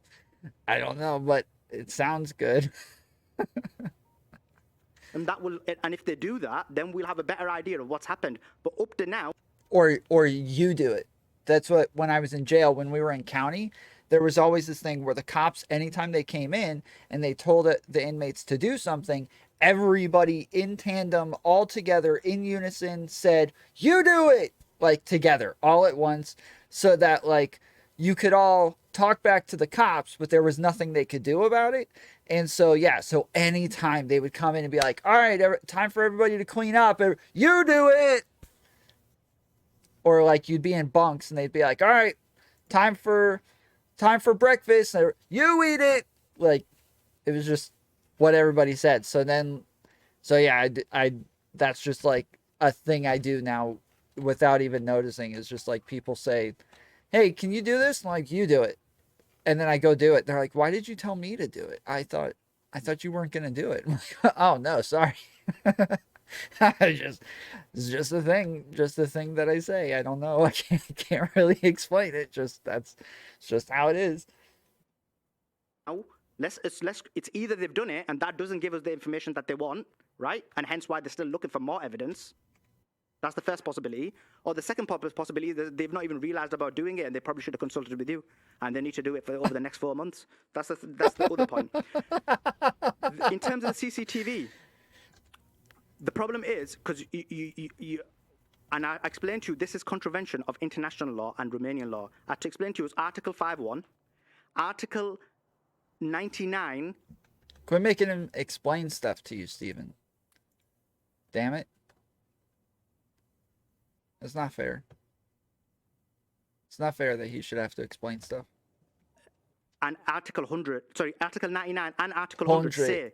So Article 99 says this: the victim and the suspect should be able to present evidence to fight, to the prosecutor in terms of positive evidence in their case. So they've contravened that. Article 100, that the defendant should be able to provide evidence that basically strengthens his case so that the prosecutor can think twice whether to prosecute or not. So these have been contravened, and this was my example because I know you wanted examples of international law being contravened. But it's not just international law, it's not European law just, because remember, European law is incorporated into Romanian law, so it's both. In terms of the WhatsApp, so again, you got a scenario where, like I said to you, you have a scenario where the WhatsApp messages have only been given in snippets and the whole entirety hasn't been given. So again, those should be given in the snippets. Again, contravening those articles that I mentioned, they should all be given so that a person can have a full basis of understanding of what exactly is going on. And the last point, you mentioned that according to Romanian law, a victim we can have a scenario where a victim consents and is still trafficking. How do you know that? The reason you know that is because you have a psych evaluation to be able to determine if that person has been brainwashed or the Stockholm syndrome for that person. I've explained to you already. He's the already women explained who it to they're you, bro. claiming are brainwashed haven't had a psych report. How can you make it? How can I speak to you and then I say your wife's brainwashed? illogical. I need to speak to your wife and then make a psychology. Wait, is that true? They didn't speak to the people themselves? If that's true, that is weird. A psychological deduction and say that is she brainwashed or not. And finally, you haven't answered this question. I've explained it, that when it comes to the rape allegations, when it comes to the human trafficking allegations, the judge has said that the evidence you've provided me is reasonable suspicion. But you need to go back and find enough evidence so we can prosecute and convict. They're looking for that evidence and they've not found it. Your argument that, guess what, they might have it hidden somewhere and they might use it later, that's illogical, because the whole point is they're looking for it to be able to now prosecute. That's why they've got the guys in there.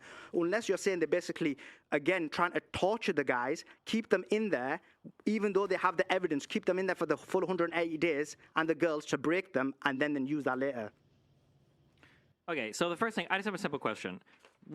So I'm not a big religious guy, okay? I grew up Catholic, but what do I know, okay? Which of the traditional Abrahamic religious practices allow you to have your wives webcamming? Sorry?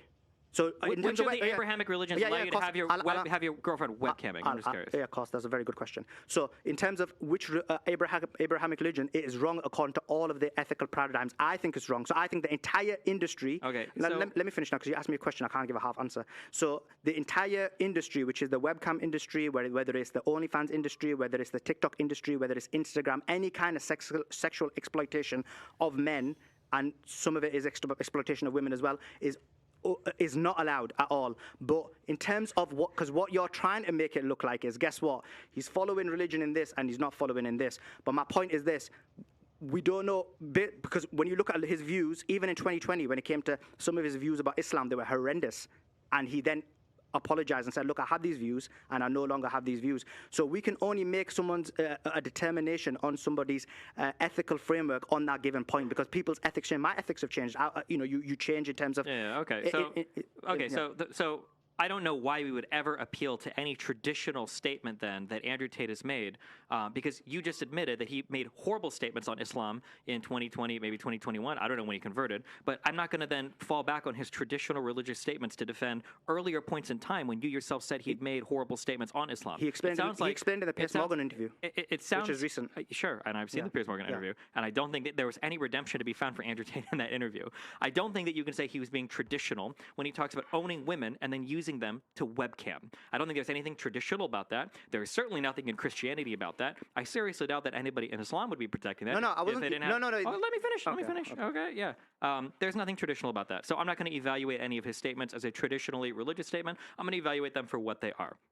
I don't know this side tangent about how, like, if a woman owns a man because if a man cheats on her, she gets half or whatever. First of all, like, even alimony is awarded in very rare cases. You're talking about, like, exceptional circumstances where big estates are being separated, and when they are being separated, it's based on the accumulation of wealth within that marriage. Now, if the man is accumulating most of the wealth, then yeah, he might be subject to lose it based on the agreement of the marriage. But if a woman is accumulating most of the wealth, then she's subject to lose it. Who's accumulating most of the wealth in marriages? Right now, it's men. Thank you. But the law doesn't say a man loses half and a woman owns the man. No, I'm talking about the implications. I don't care about the implication. I'm talking about the law, right? That matters. That's great. But I'm just talking about the law. So the law says that once you are married as a couple, you begin to accumulate and accrue things as a couple. And then when you split, depending on the agreements you have in place, depending on what the arrangement of the marriage was, you are generally entitled to split those things 50-50 between both parties. Now, if one side has earned more than the other, of course, it's going to feel like they're losing more. But that is the legal arrangement of marriages as they exist in the West. If you don't like it, that's fine. Get a prenup. When we talk about how, like, there's not enough evidence to convict, and you're saying that's not how you keep saying that they don't have evidence to do the charges right now. It might be the case that they feel like they have a strong case, they feel like they have enough to do some kind of charge now, but they want to dig farther and see how much they can find before they actually go to court. If they were to try to charge them right now on just sex trafficking, maybe it's the case that in 1 or 2 months they could have dug up more evidence, and maybe they could have had something related to tax fraud as well. But they need time to find that information. Now, in Romanian criminal courts, you can detain somebody for up to 180 days, depending on the type of criminal conviction or charge they might be facing. And in these cases, the charges are exceptional. It's sex trafficking, it's rape. I think that criminal organization or arrangement of criminal organization is one of the charges as well. In these cases, when these are the charges facing them, they have the right to detain these people and to search more to finish what they want to accumulate for, or what they want to accrue before they start to bring these charges to the people. They don't have to charge them immediately right when they have something. That's just not the case. So you keep saying this line that, well, the judges said they don't have enough to convict, they don't have enough to charge. Why would the prosecution hide something? Yep. It might be the case that the prosecution is just doing more research to see what they actually want to bring when they've done all the research, rather than charging the first thing they have that they think will stick. And the judge himself has said, while you are correctly saying, that he's saying they're not looking for enough evidence to bring a conviction or a charge yet. He's saying that there is. This is what I kept saying at the beginning. I'm like, he's conflating conviction and charges here over and over. It just doesn't, it doesn't make sense. A lot of evidence that points in that direction, and that's why he has denied repeatedly the appeals of the Tates to be released from prison. When you talk about statements from like suspects or whatever, the reason why the suspect statements don't matter is because sex trafficking can never be done with the consent of a victim. It might be the case that a victim says, oh no, I consent, oh no, it's okay. But if you dig up the evidence that they were initially misled or that they were coerced in some manner and they continue to work for the person, it doesn't matter if they're going to say, oh no, it's okay. It's just like in the West, you can't sell yourself into slavery. Much the same, you can't consent to being sex trafficked. It doesn't matter what the victim says at that point. Yeah, that's all I got for that. Okay, so I've got my list. Okay, go ahead. Yeah, okay. Yeah. Right, so in terms of what you said about about the traditional values, because what you did was you said, guess what?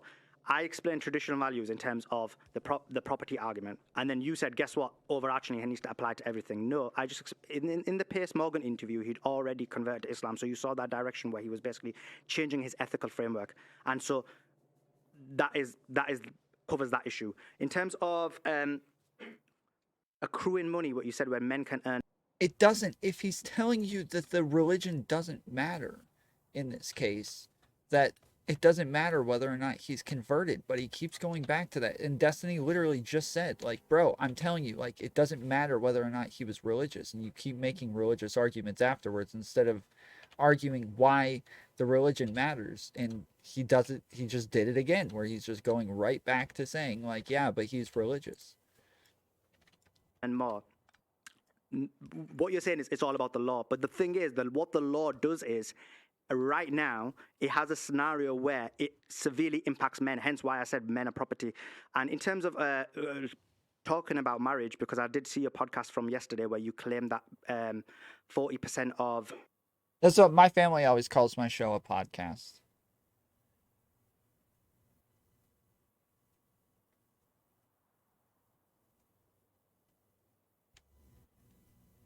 Destiny needs to read the Quran. It says they can webcam. True. True. Yeah, I haven't read the Quran, so it's possible that Abrahamic law definitely was ahead of its time, saying webcamming is not forbidden. Webcamming, it probably said something like, it's hard in the yard. You need to pimp these hoes. Get that bottom bitch out there. Stuff like that. Because that's the way that their culture talks.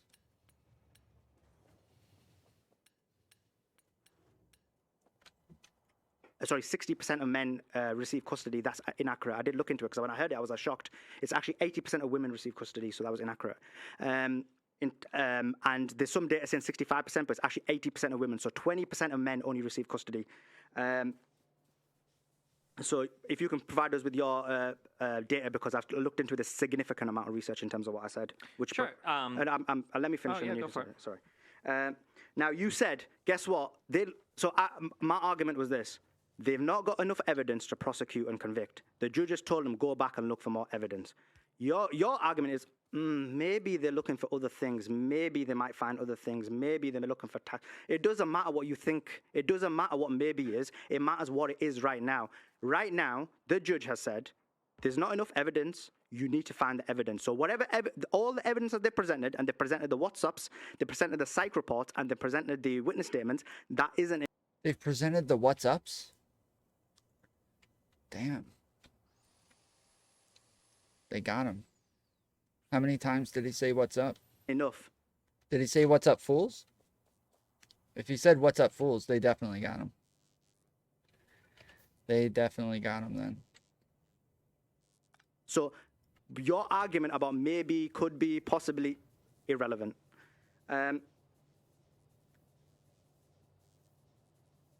Your argument could right, but possibly anyway, be maybe irrelevant. Another point is, again, you said about 180 days, the same thing. You said it might be the case. So, again, irrelevant. Now, what you said is, another point, you said there's a lot of evidence. Look, that is inaccurate. Look. What the judge said is, because this, and it's very important that viewers understand the thresholds. Right now, there's not a lot of evidence. What has been presented to the judge only meets reasonable suspicion. So you've got reasonable suspicion here. I don't want to give a percentage because then it'll get into a debate about percentages. But as a viewer, you can understand maybe it's like 20, 30%, whatever it may be. That's just a percentage I made up, a reasonable suspicion. Then in a civil court, you have something called balance of probability. So you need to prove something by 51%, right? And then you got something which is beyond reasonable doubt. What is that percentage? Maybe 70, 80, 90, but it needs to be beyond reasonable doubt. Like, if a reasonable... Not for an arrest, bro. Not for an arrest. It doesn't need to be beyond reasonable doubt for an arrest. Person won't be able to doubt it. So that's the level it needs to get to in terms of evidence. So when you say there's a lot of evidence, no, there's some evidence, which is reasonable. And the last point, you're saying it has to be to that level in order for them to detain him for this long. No, I'm saying Yeah, you only need reasonable suspicion to detain him.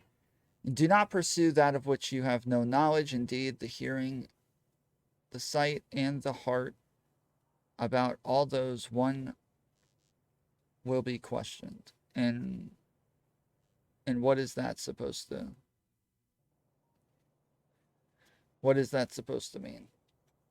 In your opinion? in order to prosecute and convict, it has to be at that level, because you have to convict based on that. And they know they haven't got that. So they need to take the evidence from here and take it all the way. They're not at that point. It doesn't matter. They're not at that point. They're not in court yet. It doesn't matter. Up to here before they can actually convict or prosecute. So do you know what level roughly they have to be at in order to detain someone for that long? Reasonable suspicion, which is very low. Like according to 30%? yeah, Okay, which is Romanian, which is what I said, which I had a problem with the Romanian law, but it is Romanian law.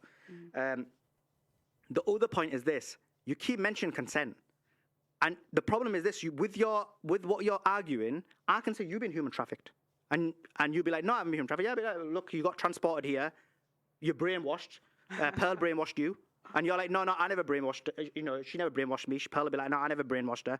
And then I'll just speak to the producer, and he'll be like, yeah, he was brainwashed, and then that's it, you're brainwashed. No, the way I find out if someone's brainwashed is I will speak to you, and you've not answered this point, and I will make a psych evaluation on you.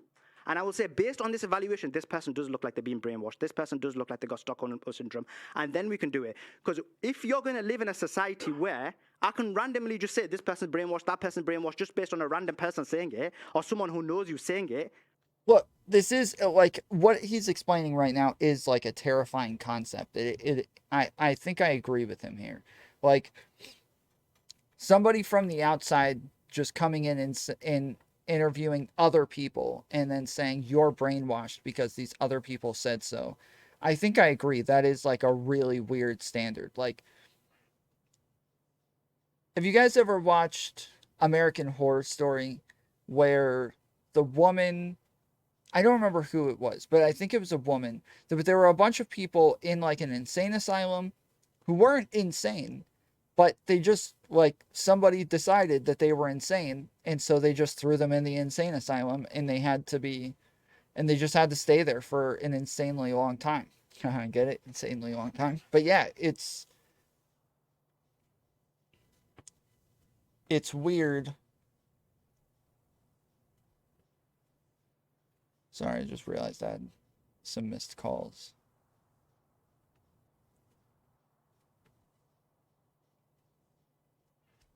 But yeah. So then you got the same Twitter message, and as you now, she can't get any updates and can't see messages. What the fudge, dude? What is happening?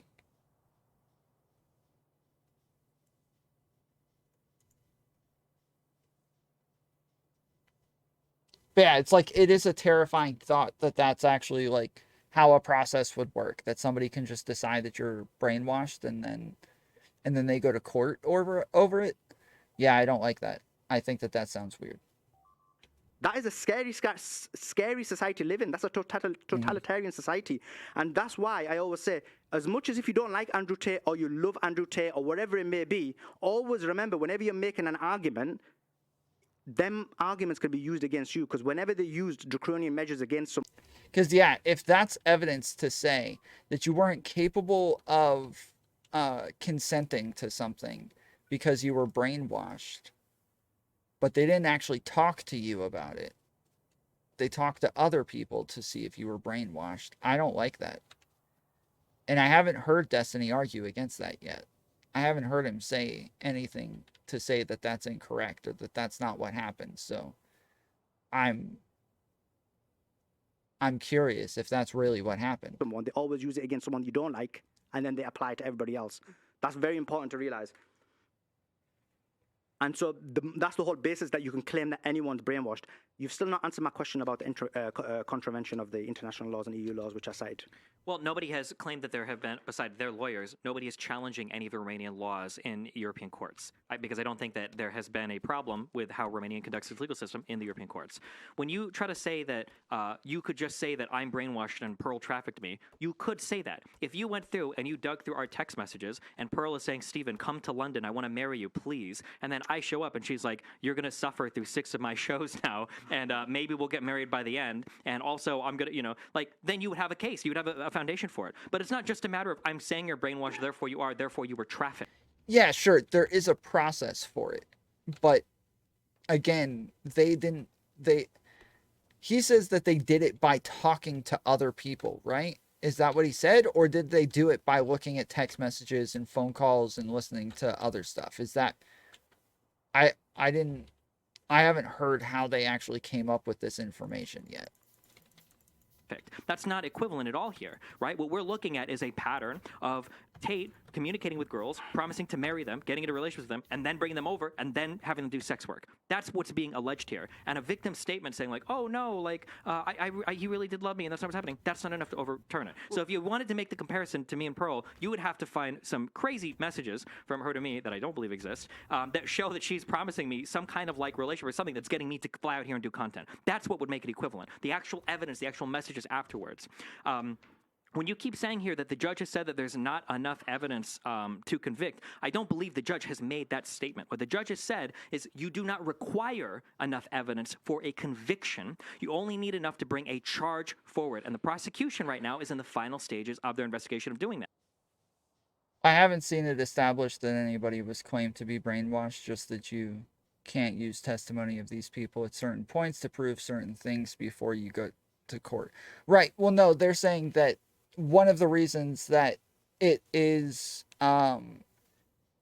exploitation is that they're unable to consent, and they can't consent because they were brainwashed.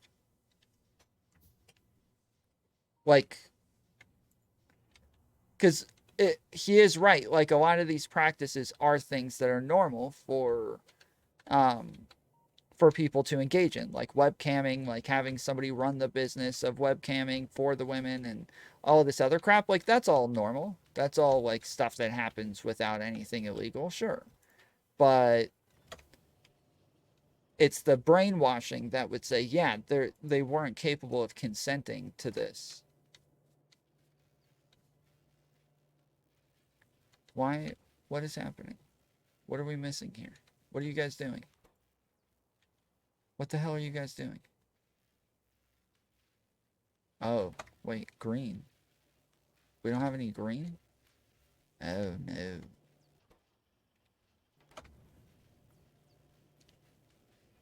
I don't have room. I don't have room. I don't have room to put any more green. I would have to tear down this entire park and start over to add more green. Oh no. Now, you can say that they're holding him for whatever reason they want, or they, maybe they don't have the evidence and they're just bullshitting their way through it. But if that's the case, they were already arrested in Romania before, and they weren't held for that long, right? Where they were already released. So it seems like they do have some internal standard that they're trying to meet to have a compelling amount of evidence to lock them up and finish an investigation. And like I said, all we can do is wait and see what the final results of that turn out to be. If it turns out to be that they didn't collect anything compelling, then I imagine hopefully they release what they have or whatever. We say that it was enough, and then they walk, and then that's it. But if they do have enough, then it moves forward to the trial stage. And I just don't know why you would ever feel confident enough to say that evidence doesn't exist, they're not going to have it, there's no way, when things are being leaked by the prosecution like every 2 days, every new day we get something else. I think, geez, shoot, I should have read this, but I'm pretty sure like 2 days ago there was literally just something new that was released about a couple of the new victims, or one of the new victims that came forward. But I mean, new stuff is coming forward all the time.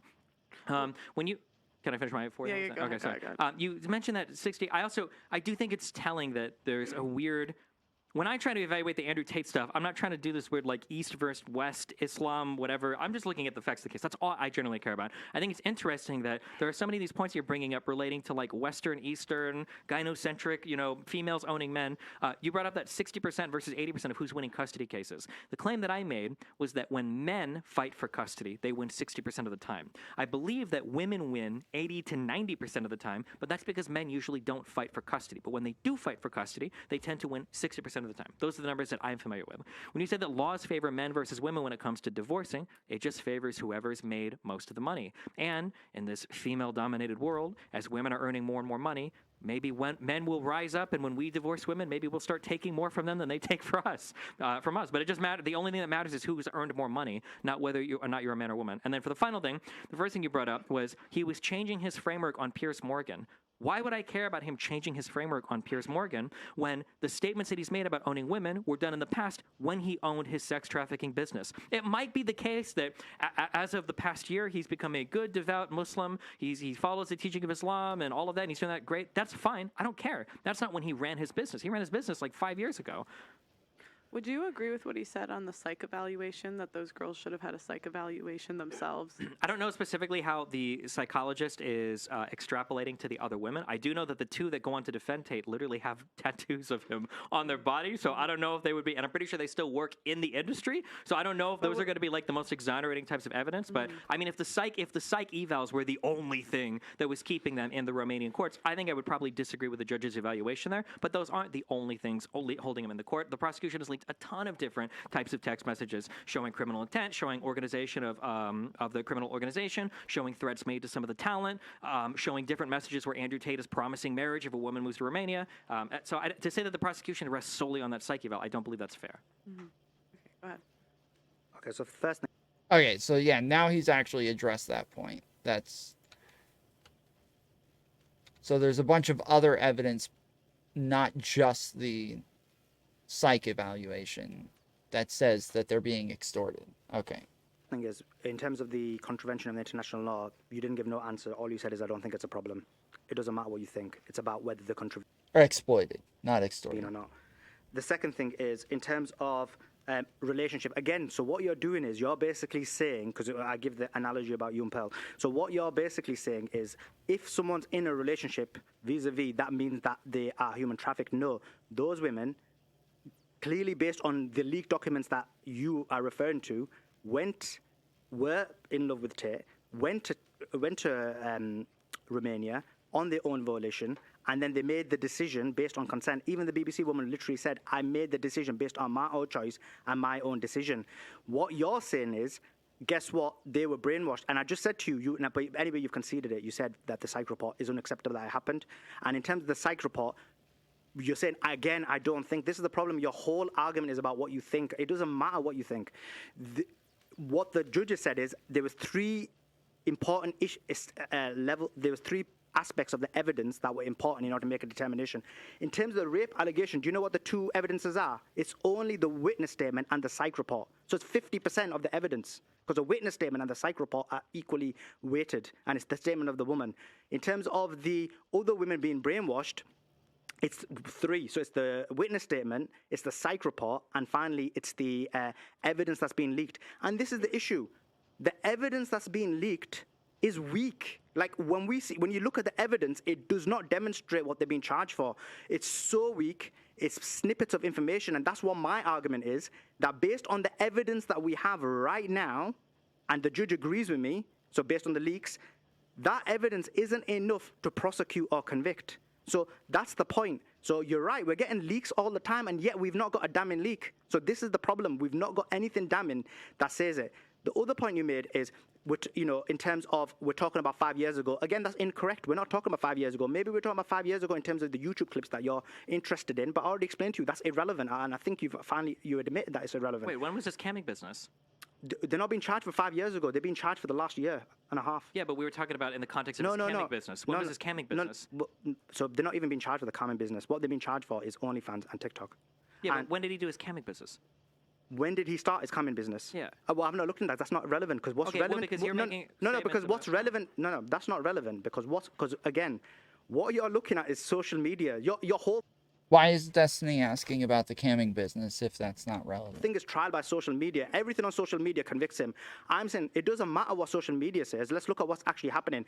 What's actually happening is he's being charged for allegations from mid-2021 till mid-2022. It's that year or year and a half. In that year and a half, he did not do the cam business. The court documents say it's TikTok and OnlyFans. And so when you're referring to 5 years ago, that's irrelevant. So what I'm saying is, it doesn't matter if he's a good Muslim or a bad Muslim. That's not relevant to me. I'm trying to explain to you the reason why he used the terminology of property. Now, you're saying he's a contradiction. Why is he using the term property and then he's having a webcam business? So if he was using the term property a year ago and he's using let's say a year ago, yeah, and he's doing the web OnlyFans and TikTok. What all that demonstrates is that he's got a contradiction in his views. And I can tell you now, most people that do have contradiction in their ideas, views, thoughts, ideologies. I accept that's a contradiction. But in terms of that specific point, he is appealing to traditional values, even though I agree webcam business isn't. Again, look, you keep saying, I don't think it's that. But look, the judge already said the standard meets reasonable suspicion, look for more evidence. That's the reason they've detained him. No one's denying that. So, when you keep saying, I don't think, I know you need to say that because you need this debate to continue going and you need to try and argue your point. But in reality, that's not what it is. You have to look at what the data is and what the information is. And that's literally what we've got. The information, according to the judge, is that it's not enough. You mentioned that... yeah, I've answered. Go ahead. Yeah, I don't know what to say. You keep saying, like, the judge agrees with me when clearly he doesn't, because he has denied their appeals and... Yeah, Tate's still in jail, bro. You can't say that he says it's not enough when Tate's still in jail right now. So it's at least enough for them to feel like they need more. So it's not enough to say that he needs to be released right now. Continue to detain them. So when you say the judge agrees, why is it denied? because he believes that the prosecution has provided sufficient evidence to show that there are... What level of evidence? The judge has said... I'm just saying that if you want to disagree with me, say, okay, well, maybe the judge doesn't disagree with me, but it's strange... He's asking Destiny to say reasonable suspicion, I suppose. That you would pick and choose the judge. Now, what level of evidence? Just answer it. What level of evidence has he given? That there's reasonable suspicion that a serious crime is committed. We agree. Sure. That's how the Romanian criminal court system works. No. That's what Andrew Tate moved specifically to Romania to take advantage of. He said that he liked the way their court system worked, and he moved there, and now he's moving there. Now, if you say no, you can't. You can't after I'm done. Okay. So you said very specifically that it's about I feel, I think. That's every statement you've made in regards to them contravening with international law. Nobody, the internet. Yeah, this is live. We're like 15 minutes behind right now, I think. Oh no, we're 45 minutes behind now. So the poll right here, I'll show you. The poll on the side right now is asking who's winning. And I think, let's see. There's 8,000 votes and 53% say Destiny. On JustPearlyThings chat, Just Pearly Things chat. 53% says Destiny. Now, obviously there's going to be a lot of DGG fans in there, but damn, dude, that even with that in mind, that is still insane that he would get that high of a percentage. It's the Matrix. Yep, true. So you're saying there's a chance Top G is free right now? What? Who are you talking to? There isn't much that's relevant to this guy? Yeah, no joke. In members only? Oh, wait, that's in members only mode? I'm not a freaking member. No, that's not members only. I'm not a member. It might be subscribers only.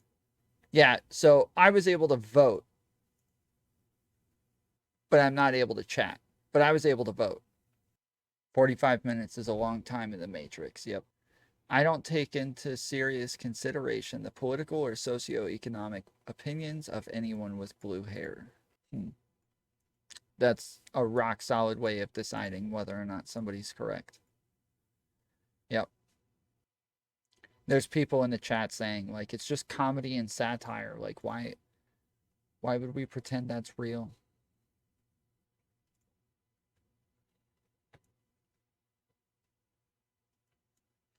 I forgot Tate's just a comedian. It's the Alex Jones. It's the Alex Jones argument. Don't take him seriously. National courts aren't saying the Romania system is So we also, not only do we not take anyone with blue hair seriously, but we also don't take Andrew Tate seriously. in violation of international law. No European Commission has said that the Romanian courts are in violation of international law. And the judge himself is referencing international law when he's giving reasons in his own document for why they're remaining locked up. So if you want to say the judge agrees with you, I don't know what you're agreeing with. Maybe you just want to pick and choose things that the judge says that you agree with. I understand we're kind of circling the drain on that argument, going back and forth, but yeah. No, that does confuse me. So if the judge agrees with you, then why is he locked up still? Yeah, so basically that's the reason why they've taken on Tina Glandian, because so the judge agrees with me about the level of evidence. Okay. So what the level of evidence is this is that, and Destiny agrees as well, because he said it's reasonable suspicion. And then my next question to Destiny was going to be, Destiny, do you... Wait, but you guys are here to debate that it doesn't meet the line of reasonable suspicion. That's what you're here to debate. What the hell? Agree that the level of evidence is reasonable suspicion, and they need to find much more evidence to bridge that gap to beyond reasonable doubt. So that was going to be my question. So if you can answer that. Reasonable, I don't know. Reasonable doubt is what you prove in a court to convict somebody of a criminal charge. Exactly. That's not what you need to bring charges against somebody, though. Of course you do, because when you're bringing charges, you would not bring charges based on weaker evidence and then hope that you bridge the gap during trial. You know you've got the sufficient evidence, hence why the allegation... No, you can't know whether or not that you have reasonable doubt if you're not in court. Only court can actually figure that out. Only court can decide that. You can't figure that out if you haven't gone to court yet. That's stupid.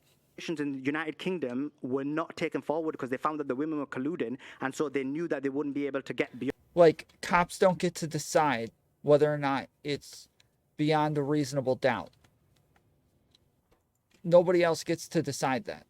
Only a jury of your peers, at least if they're doing it the way that we do it. Beyond reasonable doubt.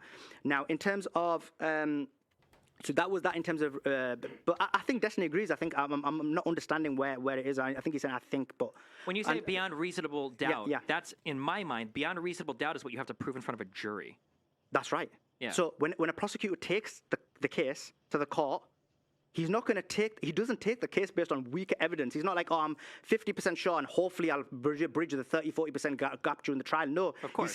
He says, look, I've got this. I can actually convict beyond reasonable doubt. Let me take this. And that's why the prosecutor, and that's very important for prosecutors, because they have a certain... But we don't get to decide this. We don't decide whether or not it's beyond a reasonable doubt. You only get to decide that in court. What is wrong with him? Reasonable suspicion is the level you need to detain somebody and send them to court to see if they're going to be prosecuted. Like, during the prosecution is when you figure this out. We cannot sit on a couch and say, yes, it's beyond reasonable doubt when we haven't even seen the court trial yet. We have no idea. This is stupid. Percentage that they've got to meet, so they know that the level of evidence needs to be that level before they take it to trial. Yeah. So, they right now they have a reasonable suspicion, and because of the nature of the crimes in the Romanian criminal court system, they're allowed to detain them while they finish their investigation. We agree with this so far, right? That's what they're allowed to do in Romania. The judge has looked at their appeals. He's looked at the evidence the prosecution has submitted, and he said, well, I think there's enough here to let the prosecution continue their investigation, and that's how the Romanian criminal court system works. Now, you might feel like it's an international law violation. You might cite Article 99 and 100 and Article 51, but none of the international courts have thus far challenged the Romanian criminal court proceedings, so that is your feeling as much as anything in here might be my feeling.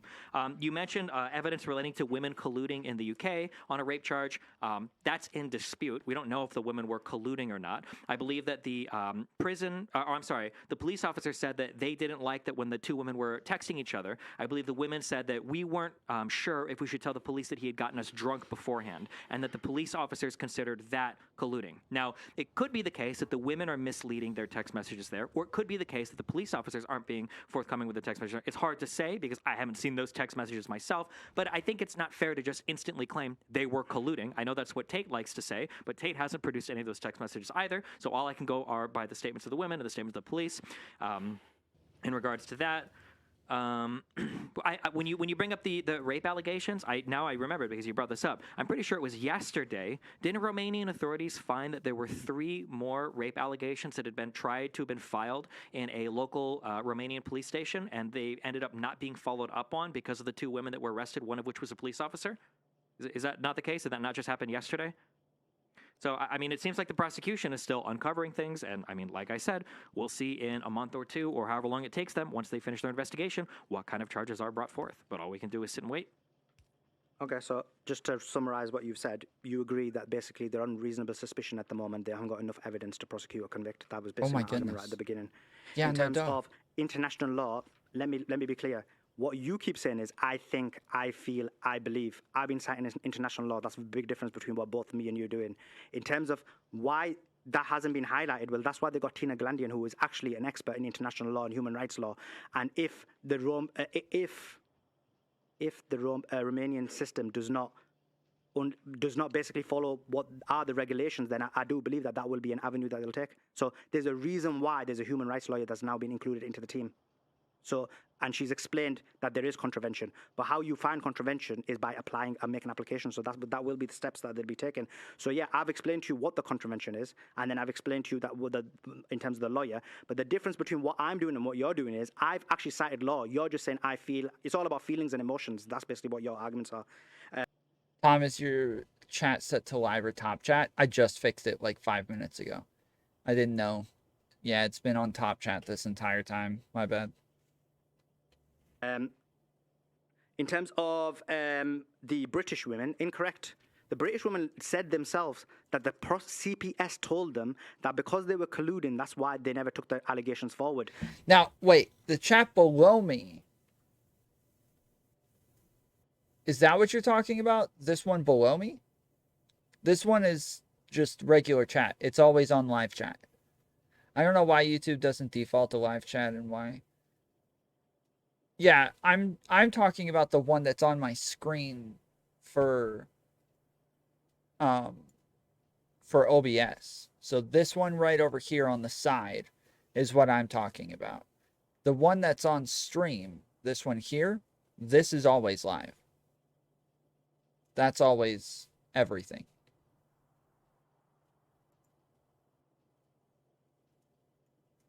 And it doesn't seem to be way behind. Like, I'll send a message right now.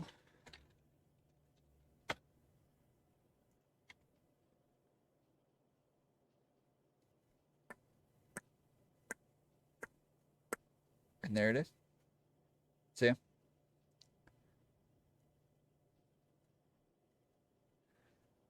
Yeah, it was my bad. I just reloaded and synced now. Okay. Yeah.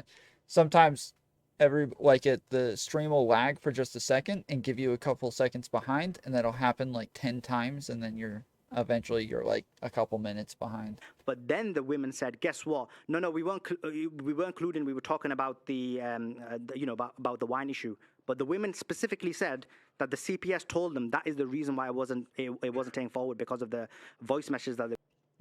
That's not a tube in between them, Freddie. That's a blanket. It's just. I'm pretty sure that's just like a blanket, or yeah, like a blanket that they laid over the couch. Right here. It's either a blanket or it's part of the couch, but this is a couch. They were sending.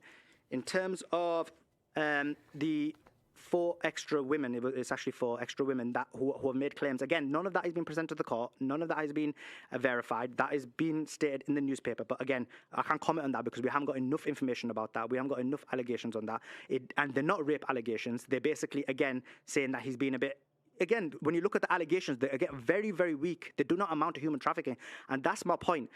All of these allegations, they don't amount to human trafficking. And we know that because why don't they want to include the CCTV? You know why they...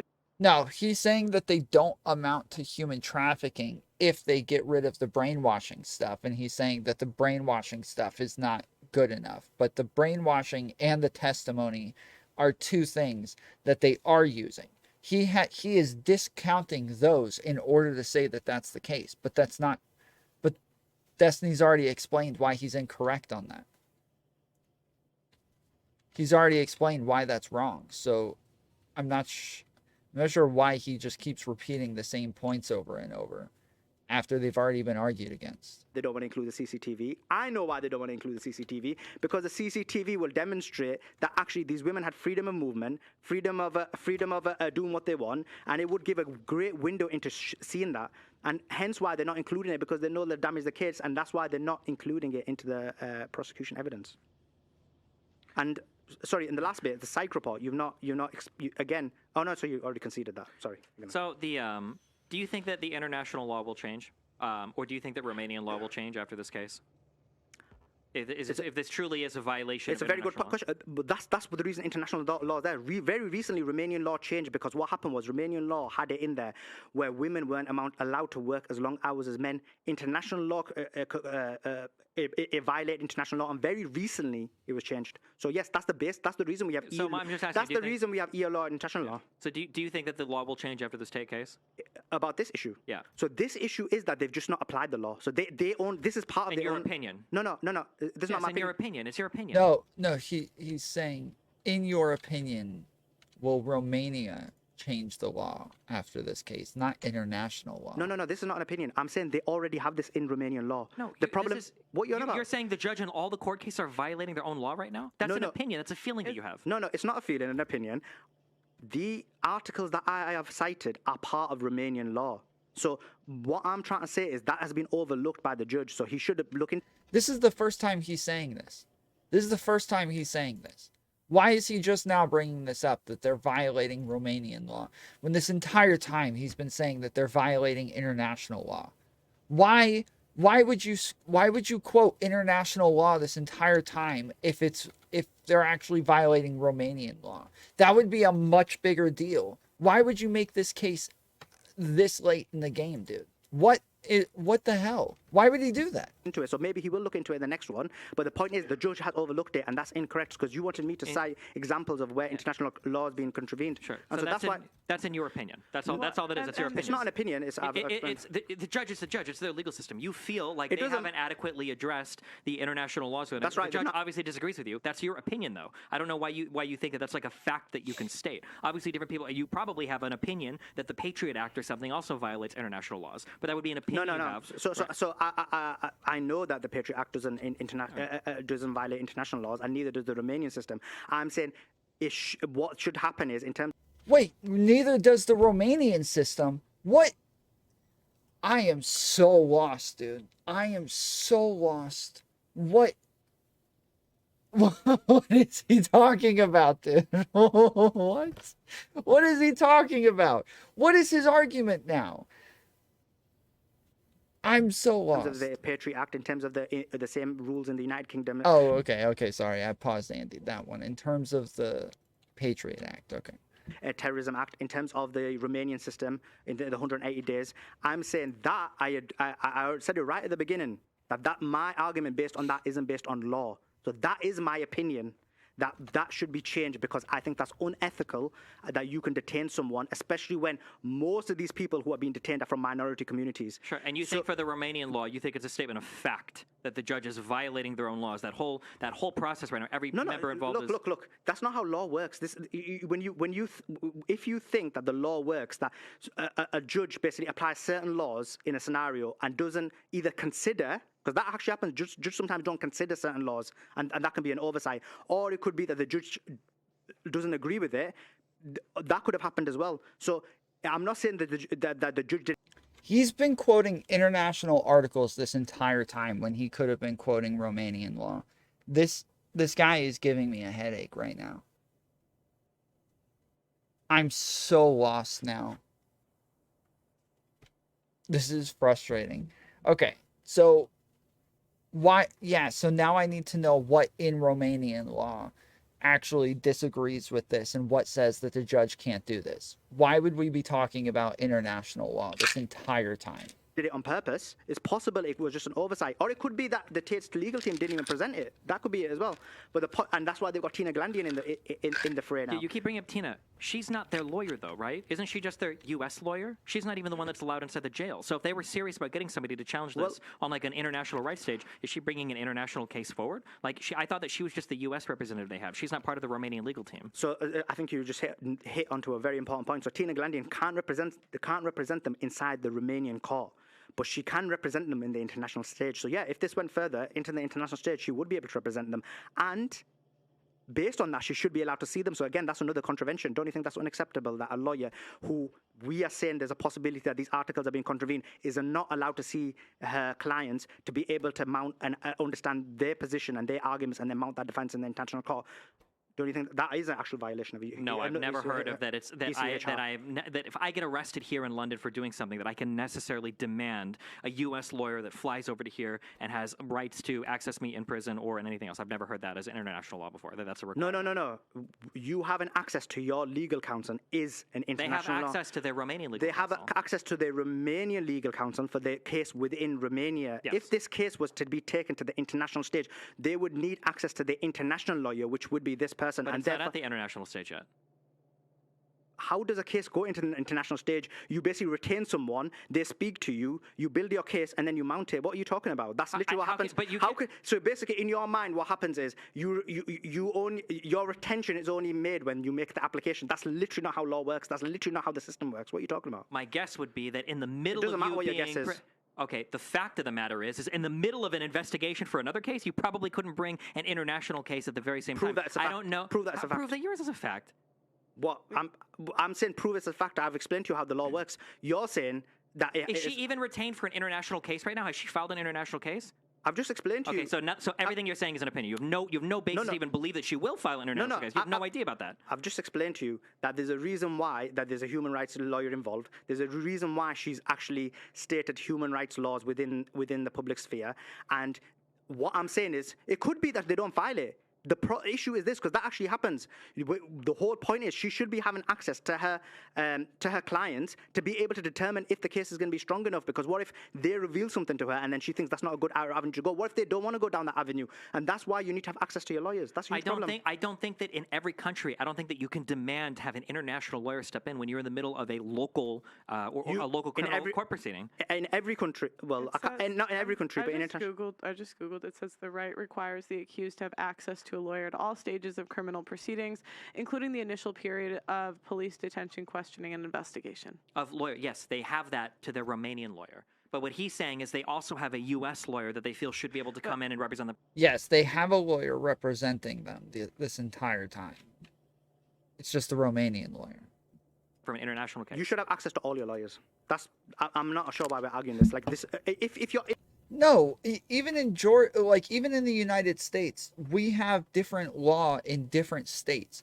You have to be licensed in different states in order to practice law in those states. Like you can't just go to especially You can't go to different states and just start representing people. You especially just can't start going to other countries where you didn't pass bars there and start representing people. That is insane. What is wrong with this guy? She has to be like, if the lawyer was licensed there, then yeah, sure. Like, yeah, why not? But I'm assume that's not the case. If your argument was this, if my argument was this, they should have access to the international lawyer, Tina, for the Romanian case. You are right. And that's why I never made that argument, because that's Sure, and if you want to make the argument that if they file an international case, they should have access to an international law, then sure, that's fine too. But my understanding is Tina has not been retained to file an international case. Yeah, she might talk about international legal violation or whatever, but of course she's going to say that. She's their lawyer. That's her job. She's supposed to say whatever she can to make them look good. But if she wants to go and actually file an international case, then we would be having a different conversation. If Romanian authorities were saying, you can't talk to these people because we've got them in our prisons right now, then that probably wouldn't be okay. Do you accept that you're going to retain a lawyer and that lawyer can act for you before you make an application? Sure, but I don't know if that lawyer should have access to you while you're in foreign prisons. How can she make an application if she doesn't have access to you? What? Can't you make a phone call, write a letter? She's got statements from these guys. Write a letter. Come on, man. When you need to talk, so that even a phone call would be access to your lawyer. Like what? Yes. So yeah. Haven't they communicated with her? I don't know about in terms of phone call, but you should be able to have access to your lawyer. So what's the reason? But how did they retain her if they're not able to communicate with her? Clearly, they have communicated with her. My understanding is she's not allowed into the prison to actually see them. That was the issue that she had. Is she actually? I think she flew to Romania and she went with the Romanian legal team, and they didn't let her into the prison to talk to them face to face. So again, she should be allowed access, because if you're going to now she hasn't filed an international case yet. If she hasn't filed that case, then let me explain. She should have access to them, because when she goes and sees them in the prison, one of the things that may surmise is because, for example, we don't know if he's in solitary confinement. It could. I never brought it up because we don't know. It could be. It may not be. We don't know the prison conditions. It could be bad. It could be okay. When she goes in and sees them, she'll be able to observe that, and then based on that, if the conditions are bad, if he's in solitary confinement, that's another contravention of international law. You could then mount a more significant defense. Why can't the Romanian lawyers do that though? Why can't the Romanian lawyers find that out and let us know? Why would she have to be able to do that? What's wrong with the Romanian lawyers? Another additional arguments in the international sphere. So it's imperative that you can have access to your lawyer, because that's how you can make that deduction. Is this a legal fact? I'm just going to add in. It is a legal fact. It says the HR committee has consistently held that the ICCPR Article 14 requires that the accused be granted timely access to counsel, unless it can be shown that there are compelling reasons to restrict access. So like, wouldn't like it? Because that kind of backs up. Again, they're getting counsel though. There's Romanian lawyers, right? Am I misunderstanding this? What he's saying, no? Well, there's the unless there's compelling reason to restrict access, right? But a lot you're of a it, good you can debater. You're a good debater. it's not about being a debater. Every part of the legal system is going to have a lot of discretion, right? Even things you're saying like probable cause or even beyond a reasonable doubt, right? So if I was going to file, like I'm just thinking if I was going to file an international complaint, like don't you have to meet with your lawyer? I don't think they're not going to file an international complaint. That's just what people like him are saying to run defense for him. Nobody's filing an international complaint. How do you know I'm that? saying. Yeah, he has other lawyers. They can relay information to his international lawyer, and if she wants to open an international case, then she can do that, but she hasn't done that for a reason. I'm saying hypothetically, if he does. Yeah. If he wanted to file an international complaint, then I would. If he wanted to file, let me go on. So if he wanted to take this to like the world stage, like, don't you think he should be able to meet with his lawyer in order to do that? If they wanted to legitimately bring a case in front of the EU or whatever, yeah, then I think he should have the right. But you'd say like he has to meet with them first, right? Well, I don't know if he has to meet face to face for that. You don't think that would be helpful? I don't know if I don't know what rights are necessarily like if I get arrested in like let's say that I get a speeding ticket here, right? Let's say that I'm speeding and then I go to jail, right? And I'm in holding or whatever. They haven't processed my stuff yet. Do I have a right to call a U.S. lawyer and say I want him to come here and talk to me face to face because I'm going to file an international case against you guys? I don't know if that right is afforded to you always, right? My guess is going to be is that during this detentionary period, they probably don't have that right afforded to them because it's during this detention period and before after, or I guess in the state after they would have the right to do that, or if they actually start to face charges or something, if charges are filed against them and now they're held while they're awaiting trial, they probably would. But for this point in time, they probably don't have the right to do it. That's inaccurate, Destiny. I mean, you are a good debater, but the point is, the issue is this. if you are going to file any kind of a case, irrespective of it's domestic or it's international, you need to have access to your lawyer. For a domestic case, you have access to your domestic lawyers. When it's an international case, you have access to international lawyers. When you're given your prison ticket fine, that's a domestic issue, so you'll be access to domestic lawyers. If I was basically, let's say I was, my rights were taken away from me from an international perspective, let's say I was Assanged or something, then I would need access to my international lawyers. So that's literally how it works. Like, Do you need to see them face to face? Yeah, I don't know. I think that might be a good point. Like, yeah, if you want, I don't understand why they can't just communicate with the Romanian lawyers. Like, as long as you're getting some legal counsel in there, those lawyers should be able to communicate with your international lawyer. But, and as long as you're capable of communicating with the international lawyer in some way, I don't know why it would have to be face to face. Because when he's bringing up stuff like, well, we don't know if he's in solitary confinement. Well, if we don't know if he's in solitary confinement, like, he has Romanian lawyers who can find that out. Those people can tell you whether or not he's in solitary confinement. If you're afraid of like him being mistreated in some way, the Romanian lawyers are capable of finding out if he's being mistreated in some way. They are meeting with him face to face. So it's not as though he has absolutely no legal representation with anybody, and he's not able to meet with legal representation face to face. Well, you should be able to see them face to face. You need to see them face to face? I'll explain. Yeah, because for certain things you would need to see them face to face. Yes, you do, because have you ever filed a court case? I'll explain to you. You don't need face to face meeting with a lawyer to I'm file a going to court case. I'm going to explain to you. Yeah. So in a telephone call, everybody knows it could be tapped. There's a lot of issues that you can have that where you don't want to say on a telephone call. That's why you need face-to-face access, so you can be able to converse, and it's unheard, and you can mount a fair defense. That's the tenet of all legal systems, that you should not have a scenario where you could be self-incriminated. So I'm not understanding why you're not agreeing with this. Because I haven't seen anything that's showing that this is going to be challenged. I haven't seen anything that's showing this can be challenged in an international court. Do you agree in a telephone call it could be tapped, and then that could be a criminal? Theoretically, it could be. Sure. And that's why face-to-face is important. Sure, but you haven't proven that they even... Well, wait, even face to face. So, like, when I met with my lawyers when I was in jail, there's still glass in between you, and both of you still pick up the phones. Just the same as it's just like when I go and meet with my parents or my brothers or my girlfriend or anybody else, they come meet me. There's glass in between us, and I'm on one side of the wall, they're on the other side of the wall. We're both sitting in chairs, and we both pick up the phones off the wall and sit there and talk to each other. But it's recorded when you're talking to your friends. It's not recorded when you're talking to your lawyer. And you have to go through a special process to make sure that the call is no longer recorded when you're talking to your lawyer. You went to jail? No, of course not.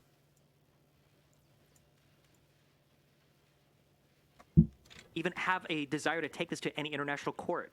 I've just explained to you that they retained an international lawyer. I've explained to you that she represents people domestically in the United States. She does, and she also she is on the UN Council as well, and she has UN positions. Has she represented any case in front of an international court before? Well, based on her CV, I would assume there has, but I haven't looked into it. Okay, so we don't know. Because our last client was like Jesse. It's not recorded, or it's not recorded. Yeah, I guess there's no way you can know one way or the other. Like, if the cops want to record something without you knowing about it, they could probably do that.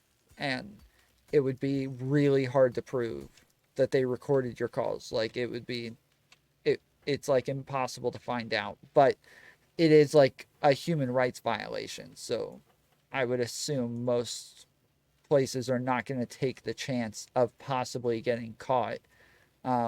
Even just like cops knowing about you doing it could get you in a lot of trouble.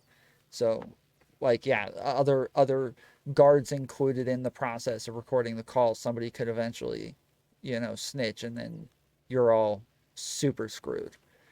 Smollett, wasn't it?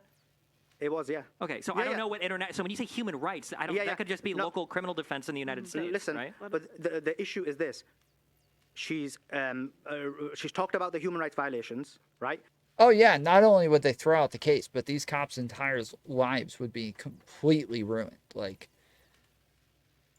yeah, you could be the guiltiest person in the world. Your entire case is getting thrown out, and those guys are getting charged yeah, it would just it would be it is such a huge violation to record uh calls to where like I've never even heard of it actually happening before because it's just, yeah, that's such a big violation. This whole line of argumentation was super weak. You can tap a call or the room. The only valid line was that you may need to meet before filing internationally. I don't even think that that's true. You just need to be able to communicate with them in some way.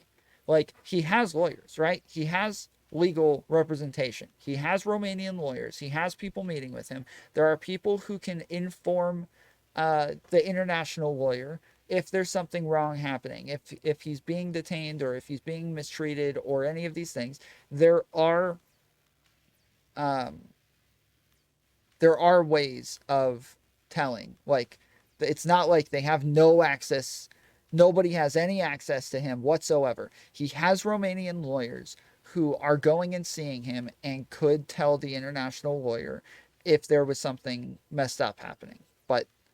And then the international lawyer can file a case, and then if they file a case, then yeah, of course, they would need to be able to have access to him in some way. But that's not the case right now. They are not representing him in any way. So until they are his representation, there's no reason. I'm not disagreeing, Tom. I understand, but I'm just like correcting one part. Like it until they are actually representing him, there's no reason for them to go see him. There's no reason. Like, yeah, that just doesn't make sense. She is a human rights lawyer, international human rights lawyer, because you keep on making it sound like it's domestic. And then I've cited certain articles that have been breached. There's possible others could be breached, like solitary confinement, poor prison conditions, which breach EC, European Court of Human Rights. And so based on that, they should have as you agree, because face-to-face is more important based on tapping and these type of things, what we've already explained. They should have face-to-face contact. If after speaking to them, she doesn't feel like that's a viable defense, or she doesn't feel that's a viable avenue to go, that's fine. But that's the whole reason you retain lawyers. You retain lawyers, they tell you the strengths and weaknesses of going down a certain avenue, and then you make a decision. Okay, But they're not being afforded that. you mentioned international human rights lawyer. Is there like a special license you need to do like international law? Can you just like pass the bar exam in a state in the United States and now you can do like international court cases in front of the EU? Or is she actually licensed as like an international lawyer? She is. I was just gonna Yeah, check it out. So I was gonna say at the beginning we were calling her his U.S. lawyer, and then eventually it changed to, because I originally that's what I was arguing against, is saying like, wait, if she's just his American lawyer, what, there's absolutely no reason why she would need to see him. Like, she doesn't even practice law there. She doesn't even, like, if she doesn't have a law degree there and hasn't like passed the bar or whatever, doesn't have any sort of licensing there, then yeah, there's no reason for her to be there. But now we've changed it to international lawyer, and I like, this has happened a bunch of times with him where he's making a weaker argument at the beginning and then later brings up much better points all of a sudden. And it's like, wait, why? Where was this entire time? Why are you all of a sudden changing everything? Like before, where he kept saying they're violating international law, but then all of a sudden he's like, well, no, they're violating Romanian law. It's like, wait, what? Romanian law? Why are you just now bringing this up? That's still a huge deal in Romania. Like, why would you just say that they're violating Romania or international law over and over when we can look at like the way that they're proceeding and say, well, this is in accordance with Romanian law in the international. They haven't been charged with anything in an international way. Nobody's told them they have to change their laws. And then way later, all of a sudden, he's like, yeah, but they're violating Romanian law by doing this. It's, wait, why are you just now saying this? How have you gone this long without making that argument? And now you're bringing that up? It just doesn't make sense. He keeps changing stuff over and over, where before it was Tate's U.S. lawyer can't see him. And then eventually it changed to his international lawyer can't see him. It's like, wait, why? Why do you keep doing this? I'm curious. And then secondly, if we're so paranoid about the telephone call being tapped, couldn't a face-to-face conversation be tapped as well?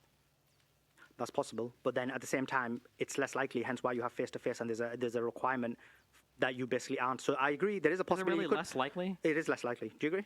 Do you No. not? No. It I don't is think less so. likely. I think that if somebody's going to tap a phone call in today's day and age, I'm pretty sure they would just tap the room. It wouldn't surprise me if all of those rooms were recorded. Do you know if is she like an internationally? The rooms are recorded. Like, again, if they're the rooms that you use for, like, normally it's in investigation rooms that they'll put you in. So if they don't have like rooms specifically for guests to come see you, and that's what they use, and then the lawyer comes and they just turn off the recordings on the phones. If instead you're actually going into a room where you're meeting with them, normally it's their investigation rooms that they use for the cops to come and talk to you. And crap, I'm blanking on the word. What is it where they like cops ask you a bunch of questions and interrogate something? I'm totally blanking on this.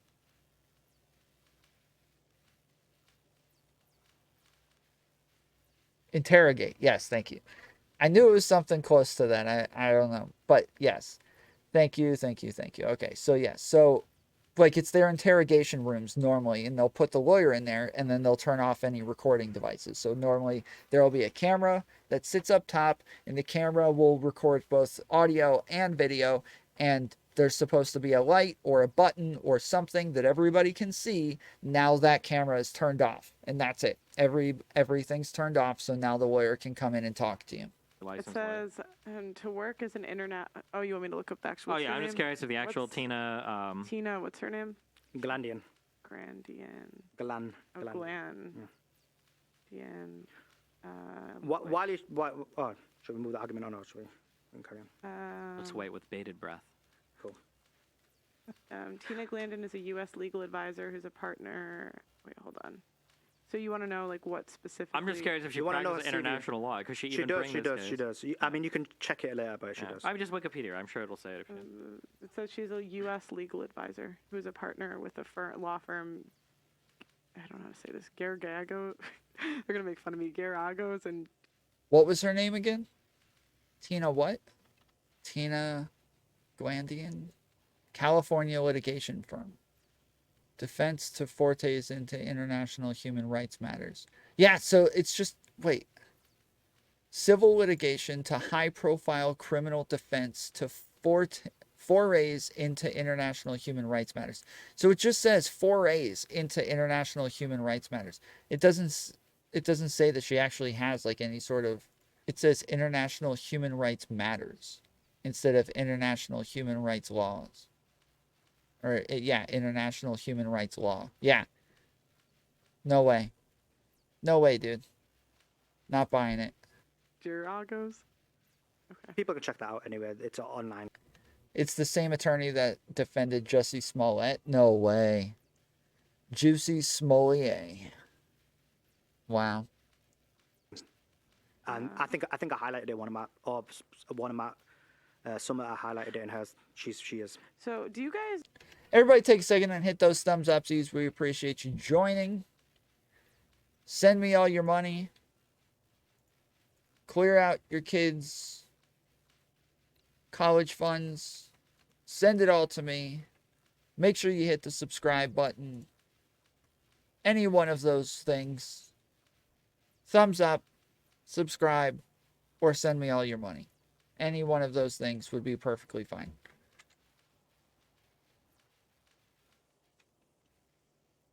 Any of those will pass. Because one of the questions I had was, has Andrew Tate snitched on himself and admitted to being guilty in Hustlers University courses? And I know you guys touched on that a bit earlier, but it seemed like you guys almost agree that it could have been in grandeur, but then you kind of were going back and forth. I personally think he has, but his issue is that hasn't been the evidence that's been brought in front of the court so far. Mm-hmm. I don't know what the prosecution is ultimately going to end up bringing up. Sometimes these investigations start small and they end up sprawling back to a lot of things, but you couldn't convict Andrew Tate based on what he said on social media. That can only be a starting point for an investigation. If you find something, then you maybe bring charges for it, but you can't just convict him based on the course. Okay, so you guys sort of we agree on that. So, but my only question to you is, Destiny, do you agree that if there's a scenario that what he said online is different to the allegations, that can't be used. Hold on. What he said online can never be used against him. That would only be a tool for investigators to further dig into what he said. So we agree. The online stuff is not. And then you sort of agree on the psych report too, right? I would have to see specifically why she's extrapolating that to the other victims. I don't remember her rationale for why she could make claims about the other person's state of mind. Okay, so yes or no? So no. I don't know. I'm agnostic on it right now. Okay. Well, you're agnostic that. No, come on. It's not about winning the argument. Destiny, do you think? Let's frame it like this then, because you like you said, you need to look into it. If I did a psych report on Pearl based on your statement, do you think that's the thing is, I wouldn't trust your interpretation of it, and I've only read articles summarizing I'm the not psych saying report. that. I'm not saying that. But I'm not even going to follow the analogy because, like, for instance, the analogy that you made about her trafficking me just because I came here to cam shows that you either have no idea what trafficking is or what. So I know what I would trafficking never is. You've not proved it. You've not proved so it. I would never. No one has proved it yet. If it was proven, then he would be convicted. Exactly. Right. So in terms of, I would have to. I've only read articles summarizing the psych report. I haven't read the psych report myself. I read the judge documents. No, you're not understanding because you don't want to answer it because it basically. I don't want to answer it because no, you're it's a big gonna defeater. leave. No, because it's a defeater because the whole point is this: you're saying you've not looked into it, so you don't have the knowledge about it. I'm saying this happened, and I'm saying that's fine. You may not be able to take my word for it. My question to you is: in the hypothetical where person A is deemed that person, by speaking to person A, you decide that person B has severe mental issues or is brainwashed or whatever it may be. Do you think that's acceptable? Depends on the commonalities that you find between the two. Like, But how would you determine the commonalities? Let's say you did a psych report on somebody, and let's say that you found that this person worked for Andrew Tate for 5 years, this person had a tattoo saying owned by Tate, this person was recruited in a similar method, and in talking to them, you realize like this person's ability to even evaluate what's happening. Talk to person A, not B. Okay. You talk to person A, and you figure all of that out about person A, and you're like, this person's ability to understand the situation they've been in is severely compromised, and then you look at person B, and you start to find all of those commonalities. Then it might be fair to extrapolate. How would you know about them commonalities? I don't know what her method of data collection and that's the problem. Okay, well, that's up to the prosecution to present at trial, I guess, or present to the judge. Yeah. So again, another problem. Well, I don't know if it's again. This guy is moving the goalpost so hardcore, bro.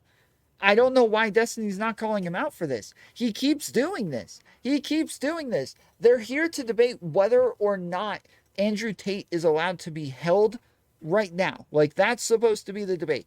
Is it against his rights to be held? That is the debate. But this guy keeps changing it to, are they going to win at court? Is it enough for him to be prosecuted? Who knows? Why would anybody ever make a claim on that? That would be ridiculous. Like, why would anybody say whether or not you are or are not going to be prosecuted before you've even gone to court and you've heard all of the evidence? Like, how the hell could we possibly know this? He keeps changing it. Probably not. It depends on if it goes to court or not. It's a severe problem, bro. Come on. What are you going to say if this goes to court and all of this evidence plus more is brought in front of the judge? If this goes to court and that means there's beyond evidence which is beyond reasonable doubt, and then we look at the evidence and it actually isn't some kind of like, where they're trying to basically do the guys over, then yeah, I would accept it. I would accept any evidence. So if there's actually unequivocal evidence that these guys have done these crimes, of course we would accept it. That would be illogical, and you would be basically a stand if you basically said no matter what, it's not. For example, I didn't agree when a lot of the tape people were saying the audios were fake because I knew they weren't. But what happened was there was in terms of the Vice piece, but what actually happened was they snipped out the other side of the conversation. So we don't just make arguments for the sake of it. I'm basing it solely on what I'm seeing, and to be honest, it looks like in this whole thing, I know you don't want to accept certain points and you're doing it quite with bated, with that, finding it hard to agree. In reality, we kind of agree on everything. You agree the online stuff can't be used. We agree the psych report is problematic. We agree right now there's only reasonable suspicion. They need to find more evidence to get it to beyond reasonable doubt. We agree that do you agree that CCTV evidence should be included? It depends on what charges they want to bring forth. Do you think the CCTV evidence should be included? Come on. Depends on what charges they want to bring forth. Human trafficking and rape, that's what the charge is. I don't know if that evidence is dispositive. Whether it's positive or negative, do you agree that that evidence would help find out? That's why I said I don't know if it's dispositive. I don't know if that evidence would go against claims that they were being trafficked. I don't know if the CCTV encompasses enough of their life and of the entire facility to show that, like, oh, look, they could leave at any time. Were there people leaving the premises that were employed for them, that were going in and out on that CCTV evidence? Well, why don't they want to include it? There's a reason they don't want to include it. I'm asking you, was there? Sorry? What was in the CCTV footage that you think was so important that needed to be included? So according to the witness, Jasmine, what is actually shown in the CCTV evidence is that they had freedom of movement, that the girl was basically jogging regularly. Wait, freedom of movement how? Yeah, I brought this up at the beginning. This is why they want to show the CCTV evidence, is because they want to show that they had freedom to leave, and that doesn't matter. That doesn't matter. It doesn't mean anything. Nobody's saying that they were being held against their will. They're saying that they were being extorted in or exploited into this position in the first place. It doesn't matter if they were allowed to leave from an exploited position. Who cares? That doesn't mean anything.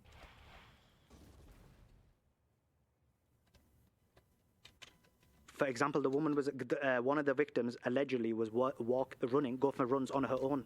So okay, part of the evidence that was leaked by the prosecution. Part of the evidence that was leaked by the prosecution were text messages saying that they were not allowed to leave the premises. That anytime they wanted to leave, they had to take one of the two bodyguards or the one lady, the police officer, I think, lady. That was one of the text messages. So that WhatsApp message you're talking about was a snippet. So if you look at it, it was like 3 texts. And again, so that's the argument of the Tate team that put the whole WhatsApp in, because this whole thing, and everybody's seen it in Vice, everybody's seen it in BBC, where you do snippets. You can convict I'll give you the example where I can convict you based on a snippet of you making that comment. The issue is this, that you do the whole piece. So if someone saw your 10-hour podcast, you didn't. No, the comment is just saying that he's racist. The comment is not that he committed a crime. Say that. You were literally saying the opposite. But if I snip that bit, I could say, you know what, you're a racist.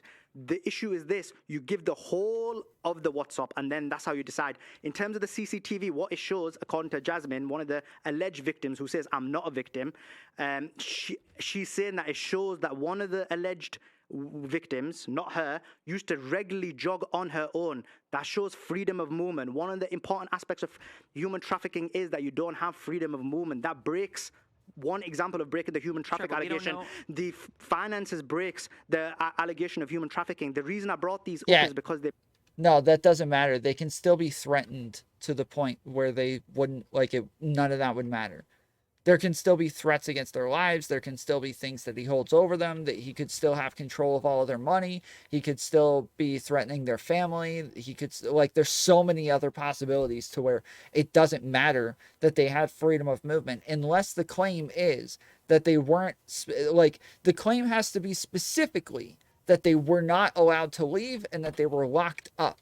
And that is what was keeping them from leaving. But as long as that's not the claim, then none of that matters, and it wouldn't, like, there would be no reason to include that in the evidence. They break the human traffic allegation. So the CCTV, why is it the defense is so adamant it should be included? Sure. So for finances, I'm pretty sure that, I don't know what you're saying, anything for proof of finances. Everything that has ever been talked about or really seems to show that the finances are in control of the Tates. That's what I've heard said over and over and over again. In terms of jogging, Jasmine might have stated that somebody jogged, but I don't know if she said that under oath. I don't know if that's been entered into, like, an official, like, witness statement. Now, maybe it will come when they go to the court case where that'll actually be argued about, but my understanding is that I don't think you have to publish every single piece of evidence you have before you go to trial for any country, ever. Right? No. So, do you mean publicly publish or to the I don't know if you have to publicly publish. I'm not gonna lie. I feel like Destiny's, like, messing up on a couple of these points. Like, he's allowing the guy to pivot all over the place and, like, hold him down on points that are not even part of the debate. And Destiny's not like, yeah, that doesn't matter for the debate. Like, that's not what we're here to talk about. The guy, like, pivoting over and over or moving the goalpost. Destiny's not calling him out on that. This right here, where, like, saying that, like, oh, well, freedom of movement. He's like, oh, well, maybe there's other evidence and that's why it's not allowed to be in there. No, like, it doesn't even have to. It's not part of the claims, so it doesn't matter. There's no reason for it to be included. It's just, and I still think he's, like, winning overall, obviously. Like, this guy hasn't brought up anything to say that Tate shouldn't be held in the first place, even though that was his original claim. And Destiny's beat him over the head with on that point pretty thoroughly. But there's a bunch of other smaller things that's making it sound like the guy is beating Destiny over the head when he's not. But it's like he's getting some of those optics points here. What about the court? I imagine for the court, they're probably only pushing as much as they need to. So for the court, you need to give the evidence, and I've just cited. You need to give Destiny's called him out on switching the topic numerous times, just not every time. I'm not talking about just switching the topic. Yes, he has called him out. I'm talking about specifically pivoting on the overall topic. He's not just, he's moving the goalposts. He's started arguing for something completely different. And that's when Destiny didn't call him out. From what I've heard, maybe I'm wrong. I could be wrong. But from what I've heard, where the guys originally, what I understood was that they were arguing over whether or not he should be held at all. That was the original claim. That's what they were debating. That's what they're here to debate, is that he should not even be held whatsoever. And then he changed it to, well, he's not going to be prosecuted on this. And that's the part that I'm saying, like, he sounds like he's like he's winning now, because he's getting Destiny to agree, yeah, he shouldn't be prosecuted on this. But that's not it doesn't matter. Who cares? Yes, he has. He's done it twice. Okay, maybe I missed it. I've heard him get him on changing the topic on other things. I haven't heard him get him on that, because that's a major one for me, is like he's moving the goalposts for the entire debate, not just for like one small point, which I've heard him get him on Destiny, get him on smaller points. I haven't heard him get him on that specifically, but yeah, maybe I'm just wrong. Maybe I wasn't listening. Have all the evidence? Yes.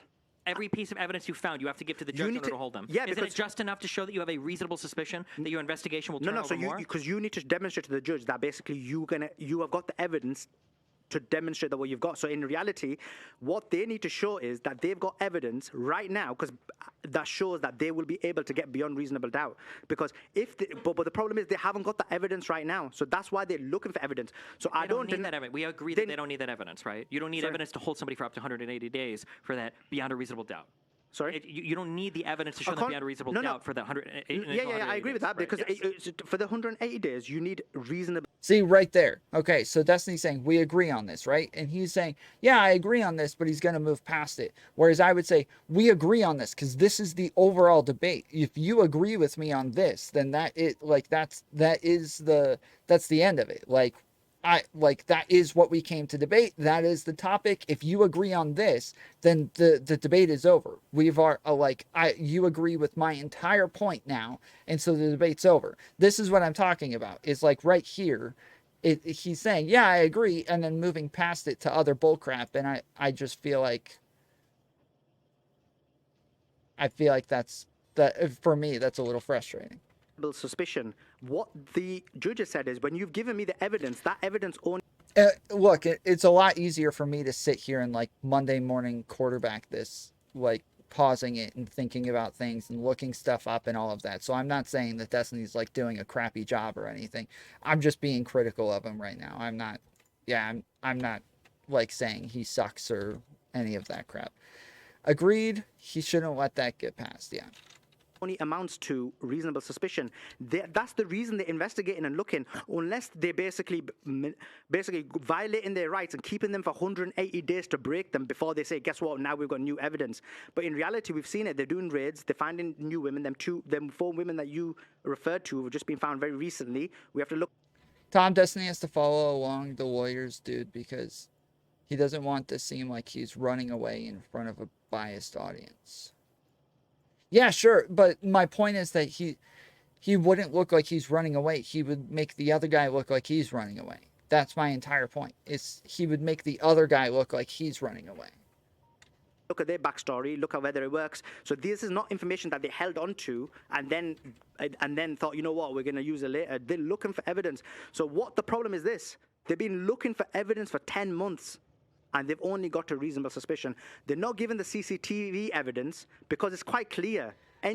You don't know that they've only gotten the reasonable suspicion. You don't know that. Reasonable person. I know it's your job to debate, so I respect that. You're doing a very good job because your position, you're starting from a very weak position, so you've done brilliant. But the thing is, the evidence is very clear that it doesn't amount to that level. So when you look at it, there's an issue with CCTV, why they're not putting it. There's an issue with the psych report. There's an issue with the level of evidence there is. There's an issue in terms of the information that is being leaked to the press, which is snippets. Or the fact that they're not putting the long form of WhatsApp either to the judge or in if they're going to leak it properly. Well, but they're not even including it when they give it to the judge. So I think that all of that demonstrates, and this is the reason why, when looking at all the information and even looking at the specific rape allegations, because we've not gotten into that, but if you look at the story of the US woman, you look at the story of the UK Moldovan woman who's from UK. Their stories don't add up. There's a huge problems, there's huge issues with their stories. So even the rape allegations do not stand up, and hence why the judge said you need more evidence. How are they going to find more evidence? After 10 months where they've not found it, let's be reasonable. We know they're not going to find any more evidence for that specific allegation. In terms of human trafficking, we don't know that they've got these allegations. The judge said go back and find some more evidence. Right now, they haven't got that evidence. They may find it, and that's not what I'm denying, but that's what they're looking for. So they're in a race against time to find the evidence. And anybody who's anti-Tate is claiming that, look, we have got the, they're going to go down. But the problem is, as reasonable, rational people who analyze information, the evidence isn't there. And I think, to be honest, this whole debate, we've come to an agreement about everything. So I don't know what else to say. Yeah, I think that See, this is what, see? Right there. We've come to agreement about everything, so I don't know what else to say. I'd be like, yeah, you've agreed with all my points. I've won. You agree that this is why he's being held, that he's being held lawfully, and yeah, that's the end of it. Thanks. the judge right now feels like there's compelling enough evidence that an investigation. What do you mean by compelling? Compelling enough evidence that the investigation is going to turn up something that's going to lead to charges. You're not allowed to just hold them there on nothing. So he's seen enough. That's what he's felt. That's why he's denied their repeals repeatedly. And all we can do is wait and see what charges actually get brought against him. But until then, it's all just speculation. Do you agree there's enough evidence to hold them right now? Yes, there is enough evidence based on reasonable suspicion to hold them. Mm-hmm. But he doesn't like how the Romanian criminal court works. But you think that the court is violating international law, right? Because they're not including the CCTV. Yeah, and a few other things. Yeah, and in terms of the reasonable suspicion, another problem is this: that what they've done is to hold them for 180 days is a very extreme measure. You alluded to it that they are a flight risk. The issue is this. Let's be clear. They're not really a flight risk, and I'll explain why. But this is opinion, so you have a fair argument against me if you want to. So this is not, because I've been citing law. So the reason for my argument is this: they went for a very extreme measure. They could have went for house arrest. They could have had to put a tag on them. They wouldn't be able to leave the country. Let's be clear. If there's some kind of like James Bond type people where they can destroy the tag, they can get someone to break them out, they can get someone to help them leave the country. That is easily possible even in prison. But in reality, these men have clearly shown that they want to exonerate themselves in the Romanian system because they want to respect the country and respect the laws, and they believe they're innocent. Why couldn't they just get in a car and drive away? Because they're going to be tagged. They want to tag. Doesn't he have like 32 cars? Are they going to tag all of them? No. They'll put a tag on him, so they'll be able to monitor his movement. What do you mean by tag on him? There'll be like a tag, won't they? They'll put like a tag on the leg, isn't it? So that you can basically would know where he is at all times. Oh, like an ankle monitor. An ankle monitor. Yeah. So you have that, and then you can have security there as well. You can have many things in place to ensure that they don't leave. And to be honest, look, we know the level of wealth they've got. If they wanted, they could have got out anytime, any place. This is my opinion. And so... And the same argument is for prison, and the same argument is for house arrest. If you believe that they can get out in both scenarios, the argument is essentially very similar. Well, if you feel like there's an international law violation, why would you go back to a country that you feel like is violating international law to stand trial there? Sorry, I never understood your point. Well, I never understood. now you're making this argument that they want to exonerate themselves in Yeah. the Romanian system. Well, in Yeah. that case, then I guess we should just let them do the 180 days or whatever the judge feels like. No, I explained to you that what they've done is an extreme measure. So therefore, what they should be doing is they should be getting a house arrest with an ankle monitor to ensure that they don't leave the house. They can have security there, whatever it may be, but they're going to be tracking their movement. So the only way they do it is if they break out, they run away, and then they're basically on the run. And for someone like Andrew Tate, this is my opinion, who's a global megastar, who relies on not being on the run, who relies on his brand, he would basically kill his brand. And so What if it was the case that he was actually guilty of everything charged? Wouldn't it make sense for him to run? Well, if he was guilty of everything charged, they could probably break him out of prison. If he has the level of power that is being, the level of money, Is the he level gonna, of power. hire like an armed militia to go and? Well, how is he going to break out? Is he James Bond? How is he going to take his ankle monitor and run away and get out through security? Like taking an ankle monitor off is probably a lot easier than getting a crew to break you out of prison. That'd be my guess. It is probably easier, but at the same time, it's not easy. So the whole point is both are acceptable measures. The reality is why they're really holding him is. It's not because of prison. It's not because of ankle monitor, because you can't keep him in a home. And that's a fair balance you can have and keep him at home and ensure that he's on the run. And he'll have to exonerate himself in the Romanian system or be on the run for the rest of his life. In reality, the court has alluded to it. The reason they don't want him out is because they don't want him to speak. Because if he speaks publicly and says, guess what, these allegations are wrong, and he's a very influential speaker, they know that may make the Romanian system look bad. So hence why they said, we want to ensure that the respect of the judicial system remains in the eyes of the people. So that's actually, in my opinion, why they are not letting him out. Do you agree with that or disagree? No, I don't think so. Why do you think it is then? Well, I think they have a process that they follow. I think he's probably a flight risk. The guy's got a lot of money. He's made a lot of statements about breaking out of the prison system, bribing people in the prison system, or just driving away or whatever. He talks about all his passports. They probably think he's like high probability for flight risk. The charges are really serious. So in the Romanian, but you said those you can't be used in court, right? What can't be used in court? Didn't you say earlier that the social media stuff can't? Yeah, be, you can't convict somebody. Yeah, you can't convict somebody in court. But in terms of trying to figure out if somebody's a flight risk or not, I think the judge himself has alluded to the videos of like him bragging. Which again isn't that unacceptable though as well? Another point. So first of all, the bribing point you made. You said bribing people in the prison system. He's in the prison system. He couldn't bribe them. So again, is another example where he was trying to act street, saying, "Oh, I'm going to bribe this man, bribe that man." But in reality, he's in prison. He's not bribed anyone. Yeah, but you don't know if he was serious or not. He might have tried. You have no idea. Well, he might have tried, but it's failed, hasn't it? So but is that a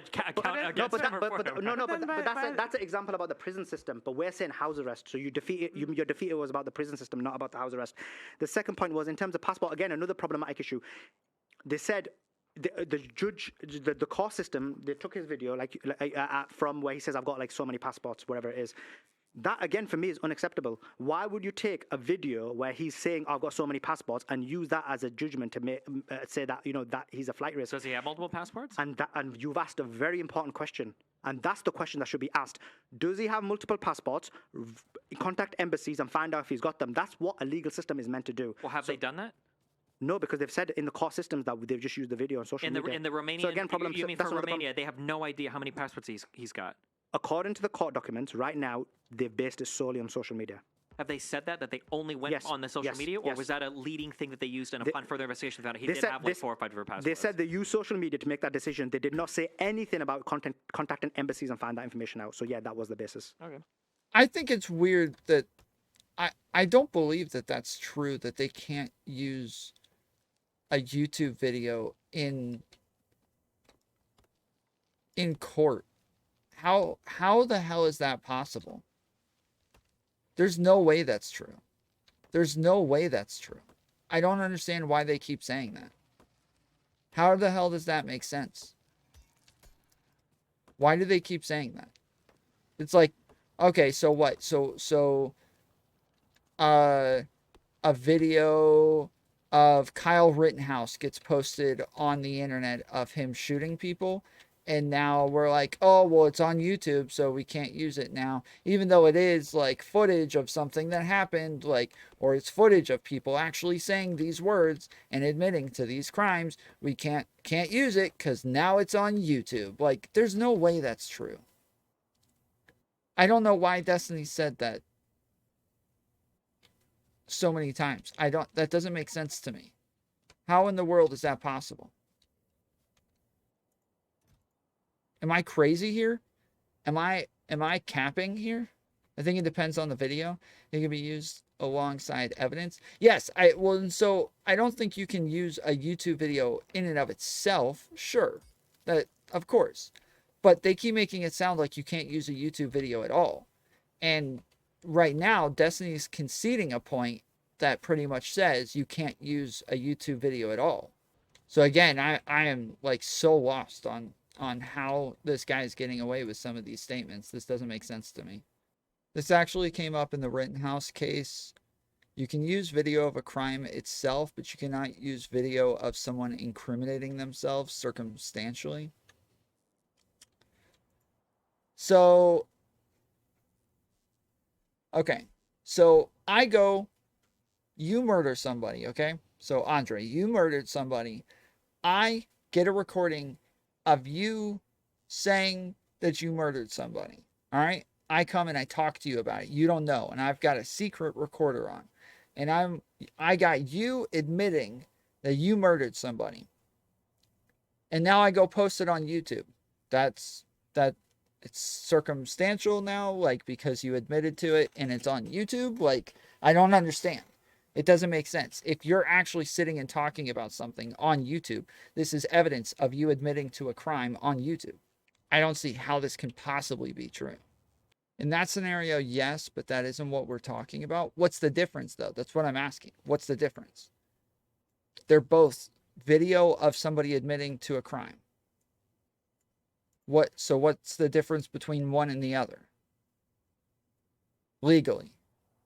Wait, wasn't there a streamer who just got caught for revealing they murdered someone, or like an admission? No, I don't know about that, but I do know that there were just people who got caught. They snuck into a Walmart and stayed there overnight, and they recorded the entire thing, posted it on YouTube, and because they posted it on YouTube, the cops saw the YouTube video and went and arrested them the next day, because that was them literally recording themselves in the act of committing a crime. Yes, and there's been people doing the punch thing where they record themselves punching people. There's been video of people just talking about committing crimes, and that's been used in court to say, yes, this is them admitting that they committed a crime. So I don't understand. Maybe it's just a Romanian thing. It's probably specific to Romania that I just don't know about, but it doesn't make sense to me. I'm outside working, can explain it easily on mobile, so I'm just going to say you are correct, don't care enough to fight it. Okay. We'll try to look it up in a little bit. Well, I don't know if they've contacted embassies to find out, but I think that there's a lot of information you can use to determine if somebody's a flight risk. That's not going to be something that's like completely and totally beholden to like a probable cause or a beyond or whatever reasonable doubt thing. Like these are decisions that judges make. It's probably not going to be perfect or consistent in every case, but I mean, for people that have like a ton of money that are accused of. I got to run to the restroom. Whoa, what just happened to my screen? Okay. I got to run to the restroom. I'm going to let this play for a second. I will. BRB.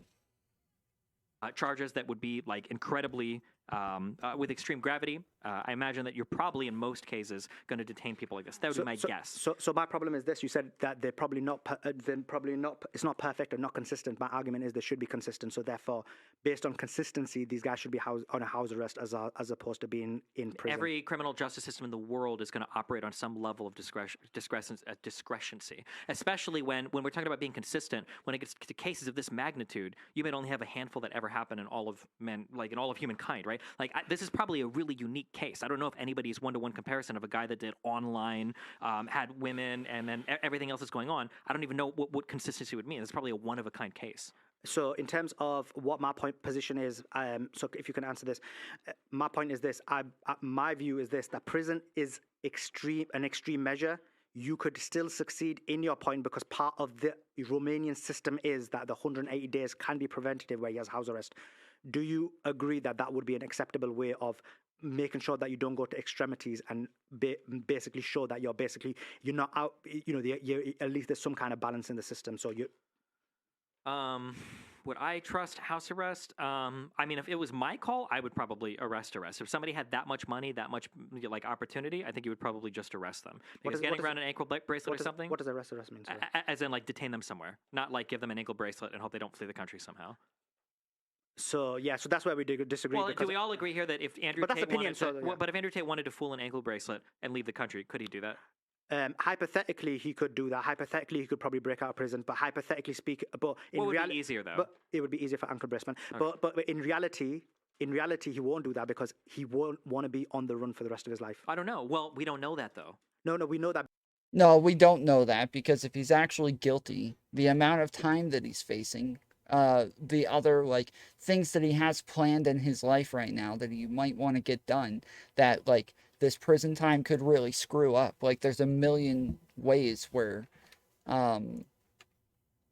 this could actually become like huge problems for him for his life, and it would be better off for him to just run. I almost ran. I can tell you guys about this. When I got out of prison, I already had like job offers in Mexico. And while I was in prison, I was learning Spanish the entire time. And it was because I was put on 10 years probation, then got arrested again and put on another 10 years probation. And I thought, okay, I'm going to be on 20 years probation. Like, I'm not going to do this. There's no way. There's no way I can make it 20 years without committing another crime when I wasn't even able to make it 2 weeks without committing a freaking crime. There's no way. There's no way that'll ever happen. So I bet you had some job offers in Mexico, all right? Shut up. I was offered to be a principal of a school, actually. That was the job offer. I was offered to be the principal of a school. And I was being offered it was a fast track position to own my own school. And they were going to like help me like raise money during that time to own my own schools. And so yeah, so I was learning like Spanish while I was in prison, and I was planning on leaving the entire time. And then when I got out and actually like talked to my probation officer, they said that when I was in court, there was an accident, and that even though in court they said that I was getting 2 10-year probation sentences, it was actually 2 10-year probation sentences run concurrent. And even my lawyer was like, yo, we can contest this. Like, we can like take them to court over messing up like what they said. And I was like, just leave it alone, dude. Like, I'm done fighting everybody. I'm done. Like, I'd already given up on suing the people who shattered my kneecap in prison, the guards who messed me up, and I was done. I was like, I'm not fighting anymore, man. I'm done. I'm done going to court. I'm done doing all this stuff. I'm done with all of it. So I just finished my probation maybe 3 years ago. About 2 years ago, 3 years ago. And it was like a big deal. Like, my probation officer called me, said, congratulations, you're done. And had like a huge celebration with all my friends and my girlfriend and my family and everybody. And, and then I told all of them, I was like, my family knew that I was getting ready to leave. Like, almost everybody knew, that I was taking off. Like, I thought that it was impossible to serve 10 years on probation without getting in trouble. I thought it was literally impossible. And twice on intense probation, I almost got arrested. Like, they put me in cuffs and everything, and were about to send me back. And both times I debate broed them out of sending me back. And then after intense was over, I never had another issue. Tom wasn't charged for all the assaults he committed. Private school where? It's in, I don't remember. I want to say it was Mexico City or just outside of Mexico City. Debate Road, yes. So you're supposed to get like 3 strikes and it's for like small things, little tiny things that aren't actual violations on probation, but it's like showing up late for a probation meeting, like 5 minutes late, you get a strike or stuff like that. And I had twice, I convinced them that I didn't have 3 strikes and that they were wrong.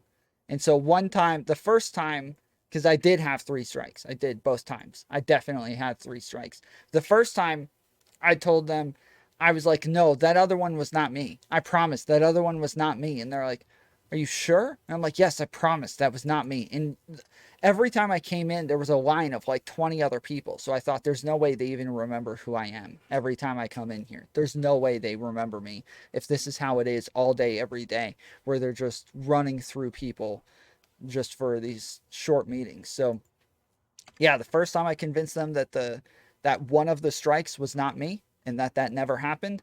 The second time that I got my 4th strike or my 3rd strike, yeah, it was my 4th strike, but the second time I convinced them that they told me that they were going to take that strike off.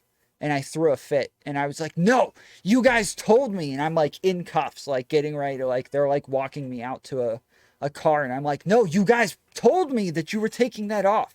You told me that that wasn't a strike anymore and that you were getting rid of it because I passed my drug test. And they're like, did we? And they look at each other. They're like, did we say that? I don't know. Maybe. I'm like, yes, you did. You told me if I passed my drug test this time that you would take the strike off.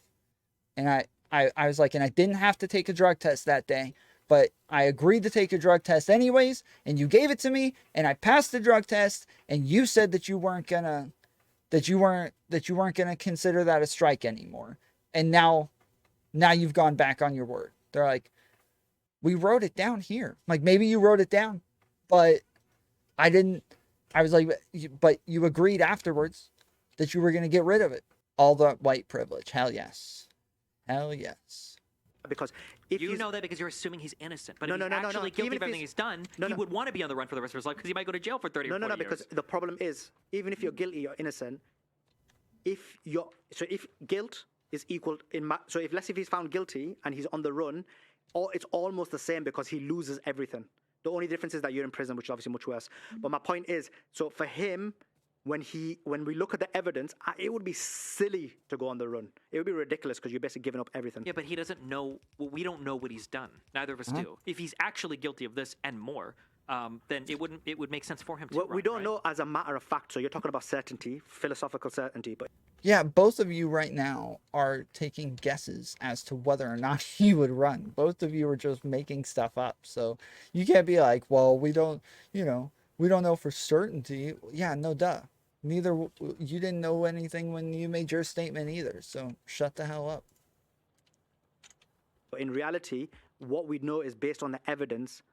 The evidence this has nothing to do with the No, no, evidence. no, What I'm based saying on- is that if Andrew Tate, you agree, I think we would all agree here, if Andrew Tate, if he knew it, In his we mind. don't know this, okay, Yeah. I don't know this, okay, Hypothetical. but hypothetical, if he had done all of this, he literally had a text group called The Lover Boy Recruiters, and he did all of it, and he raped 7 women, more than have even cut. If he did all of that, Yeah. and now the Romanian people are breathing down his neck, he'd probably rather move to Russia and live there. That's a notch farther than the math teacher / vice principal of my high school back in the day would tell me the story of how he beat his case against the cops that the person in front of him went past the stop sign, but he stopped at the right place, and then they were wrong, and I thought it was kind of tight, but I didn't realize how much that stuck with me, how rad that was, even though people had beef and thought he was just strict and had a bit of respect from everyone. Yeah, there's a number of things. Like, I don't know if I can get charged for things that I say on YouTube, and I don't know what the statute of limitations are, so I will state it like this. I got a 19 felonies on my record. They didn't catch me for like 90% of the stuff that I did, even on the same charges. So like, with like, hypothetically, I robbed probably like 10 times the amount of houses that I actually got charged with. Hypothetically, I definitely robbed way more houses. I got charged, I think, with 3 houses. And I probably robbed like hundreds. Hypothetically. And then same with like debit cards and debit card fraud. I got a bunch of charges for debit card theft and debit card fraud. I hypothetically took hundreds of debit cards and took money off of hundreds of hypothetical bank accounts. But even while I was arrested, they would keep coming with more stuff. Like while I was in jail, they would come wake me up in the middle of the night, be like, "Hey, you got some more charges." I'd be like, "Okay." They'd go and fingerprint me again and add charges to the list, and then I'd go back to bed, and then they'd come in, wake me up a couple days later. "Hey, buddy, you got some more charges." "Okay, let's go." They'd go fingerprint me again. Yes, hypothetically speaking. There as a poor person, then go to jail for the rest of his life. I think that's fair.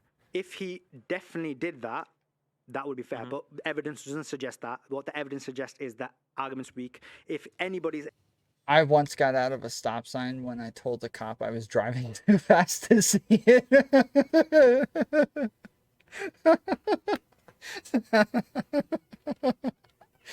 Nice. in his position, based on the evidence and data that we have in front of us, it would be silly to run. So therefore, house arrest would be more Sure, acceptable but I'm to saying them. the judge doesn't know that. The last time, remind me sometime you guys want to hear another crazy story. There's a story about a guy I wasn't even doing anything wrong. I wasn't doing crimes. I think I had just gotten off probation, or I was just about to get off probation. Oh yes, I was just about to get off probation because I had to call my probation officer, and a guy caught me thinking I was robbing his house and held a gun to my head for like 8 minutes until the cops showed up, and the cops all come running up, put me in cuffs. They check my record. They're like, "Oh yeah, you rob houses." And there was this whole freaking thing, dude. Oh man, it was hell. It was hell. I was freaking out, dude. I was literally like about to cry, sitting there like, I cannot believe I just went 10 years without any crimes, doing nothing wrong this entire time, and I'm about to go to jail and violate probation on the 10th year, like months before my probation ends, for the same exact thing, just one that I didn't actually do. I cannot believe this. Like, yes, remind me sometime.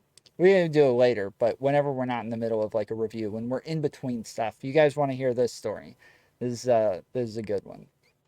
Right. No, the judge knows the evidence. So the judge knows the information. The judge doesn't know if he actually committed the crime or not, though. If he didn't commit the crime, then it makes sense that he would stay, because he would stay, he would fight in the court system, he would win. Yeah. But if he did, and the prosecution was just 1 inch away from uncovering something horrible, then he's probably going to run.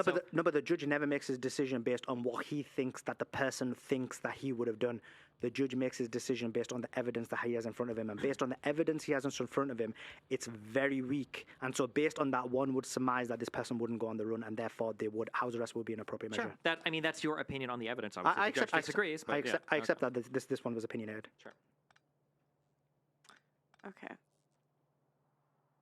Do you think there's any credibility to Andrew Tate's theory that the elites of the world want to take him down for promoting that men better themselves? Do you mean for this case or generally? What do you mean? Do you mean that they want to take him down for this case or in a general? Yeah, way? like before that he was saying like they're going to put him in jail. Like the elites in the world are going to put him in jail. Do you want to go first? Yeah, people always evaluate these statements as though he's innocent, but he could be guilty, right? Mm-hmm. Which is always the issue, right? Like, I might come out and I might say, well, listen, they're going to come after me, guys, and that's because the Matrix is chasing me. And I might say that because I'm just, like trying to get views on YouTube or whatever, but maybe I actually did a crime. I'd probably say that too. Like, guys, they're going to make some crazy stuff up about me, be ready, okay? And then, wow, I get arrested because they found out I murdered some guy. I'm like, see, that's the Matrix. Well, maybe you actually did do that. So, do you think they would want to take him down, though? I mean, I'm sure a lot of people want to take a lot of people down, including Andrew Tate. But the question is, do we see evidence of like a concentrated effort to actually go after him in a manner that's unfair? I feel like if we did, Yeah, we could. I mean, we could make the argument that there are people who want to take everybody down. It's just not. There's always people out there who want to take somebody down. Like everybody, I could list off a number of like other streamers who have tried to take me down, who are still trying to take me down. I could list off like people who go around reporting all my crap, who have gotten me banned on platforms for stupid crap. I could not list off people who like want me convicted of crimes and stuff, like even outside of the internet. Like, yeah, there's always those people who exist, I'm sure, for most everybody. Like they could list off stuff like this, but it just having that by itself isn't enough to say that that's what's actually happening. I'm trying to take Tom down. Yeah. Playing the long game. True. I feel like when he got arrested 10 months ago, they would have found a bullshit reason to throw him in jail or whatever and just kept him there forever. But they didn't seem to do that, so. So I'll try and answer that question. So I think it's too late. So in terms of whether the elites want to take him down, I believe is not linked to this case. So basically, in terms of elites want to take him down, we've seen that he's been banned from many medias. There's a concerted effort to basically silence him. In the UK, he's not allowed to be talked about in schools. It goes to safeguarding, it goes to prevent. So yeah, there is a significant fear about this man. Is that true? He's not allowed to be talked about in schools in the UK? What freaking pansies, dude. They really are. How do we have any British people in chat? You guys are a bunch of pansies. I'm just gonna say it. You guys gotta grow up. I'm sorry. I don't even believe all the stories from like the teachers in the UK. Like, they came in and told me I need to get back in the kitchen. Like, no, they didn't. Shut up. That didn't happen. You're such a liar. Nobody thinks that. Nobody believes you. Shut up. Tom, did you not hear the stories of boys talking about Tate in school and saying crap about girls and what? Yeah, I heard the stories. There were news stories about, oh, well, the news repeated the stories. Oh, my goodness. Well, then, oh, woof. Man, my bad. I didn't realize the news repeated the stories. Phoo. By the impact. And so when you say matrix, what you basically mean is either the deep state or the liberal leftist media ideology who doesn't want to give this guy a platform to give men hope, to give men rights in a society where male suicide is 80% of suicide, adolescent male suicide is 80% of suicide, where male suffering is huge in this society. So in that aspect, yes. But in terms of this case, I don't think so. I believe this case is basically Romania on its own. This is my opinion. I believe. Yeah, see, I think now that I discredit those stats now. If people are talking about male suicides being 80% of the suicides, I don't care about that number much anymore. Once we found out that women's suicide attempts are much higher than male suicide attempts, yeah, I don't think I care about that number nearly as much. Like that's not to say that men don't still have issues. Men still have issues for sure. It's just that I don't care about the male suicide rates nearly as much. Obviously, men are going to be more successful than women at pretty much everything, and suicide is just one more notch on the belt. It's just another thing that we're more successful at than them. But I don't think that I actually care that they have higher suicide rates if attempted suicide rates from women are higher. Like we're using the suicide rate to talk about how hard they have it and that they're being pushed to the point to where they would commit suicide. That's what we're trying to say. And it's like, well, okay, but women are being pushed to the point where they would commit suicide at higher rates. So I don't take that number very seriously anymore. I don't care about that number. It's Romania on its own, and the reason I think that is when you look at the way the United States and United Kingdom do things, other than the Patriot Act and the Terrorism Act, generally speaking, what they do is they build the entire case. They make sure the case is strong enough, and then they go after the big guys. In this scenario, just looking at what's happening, they're doing a very shoddy job. And so when they've done such a shoddy job, when the evidence is so weak, when it looks like in a normal system this wouldn't have gone forward, in the United Kingdom this would have been dropped. In the United States this would have been dropped. Based on that and the terrible job they've done, I do think it's Romania on its own. Can Andrew Tate receive a fair trial in Romania? Yeah, I don't see a reason why not.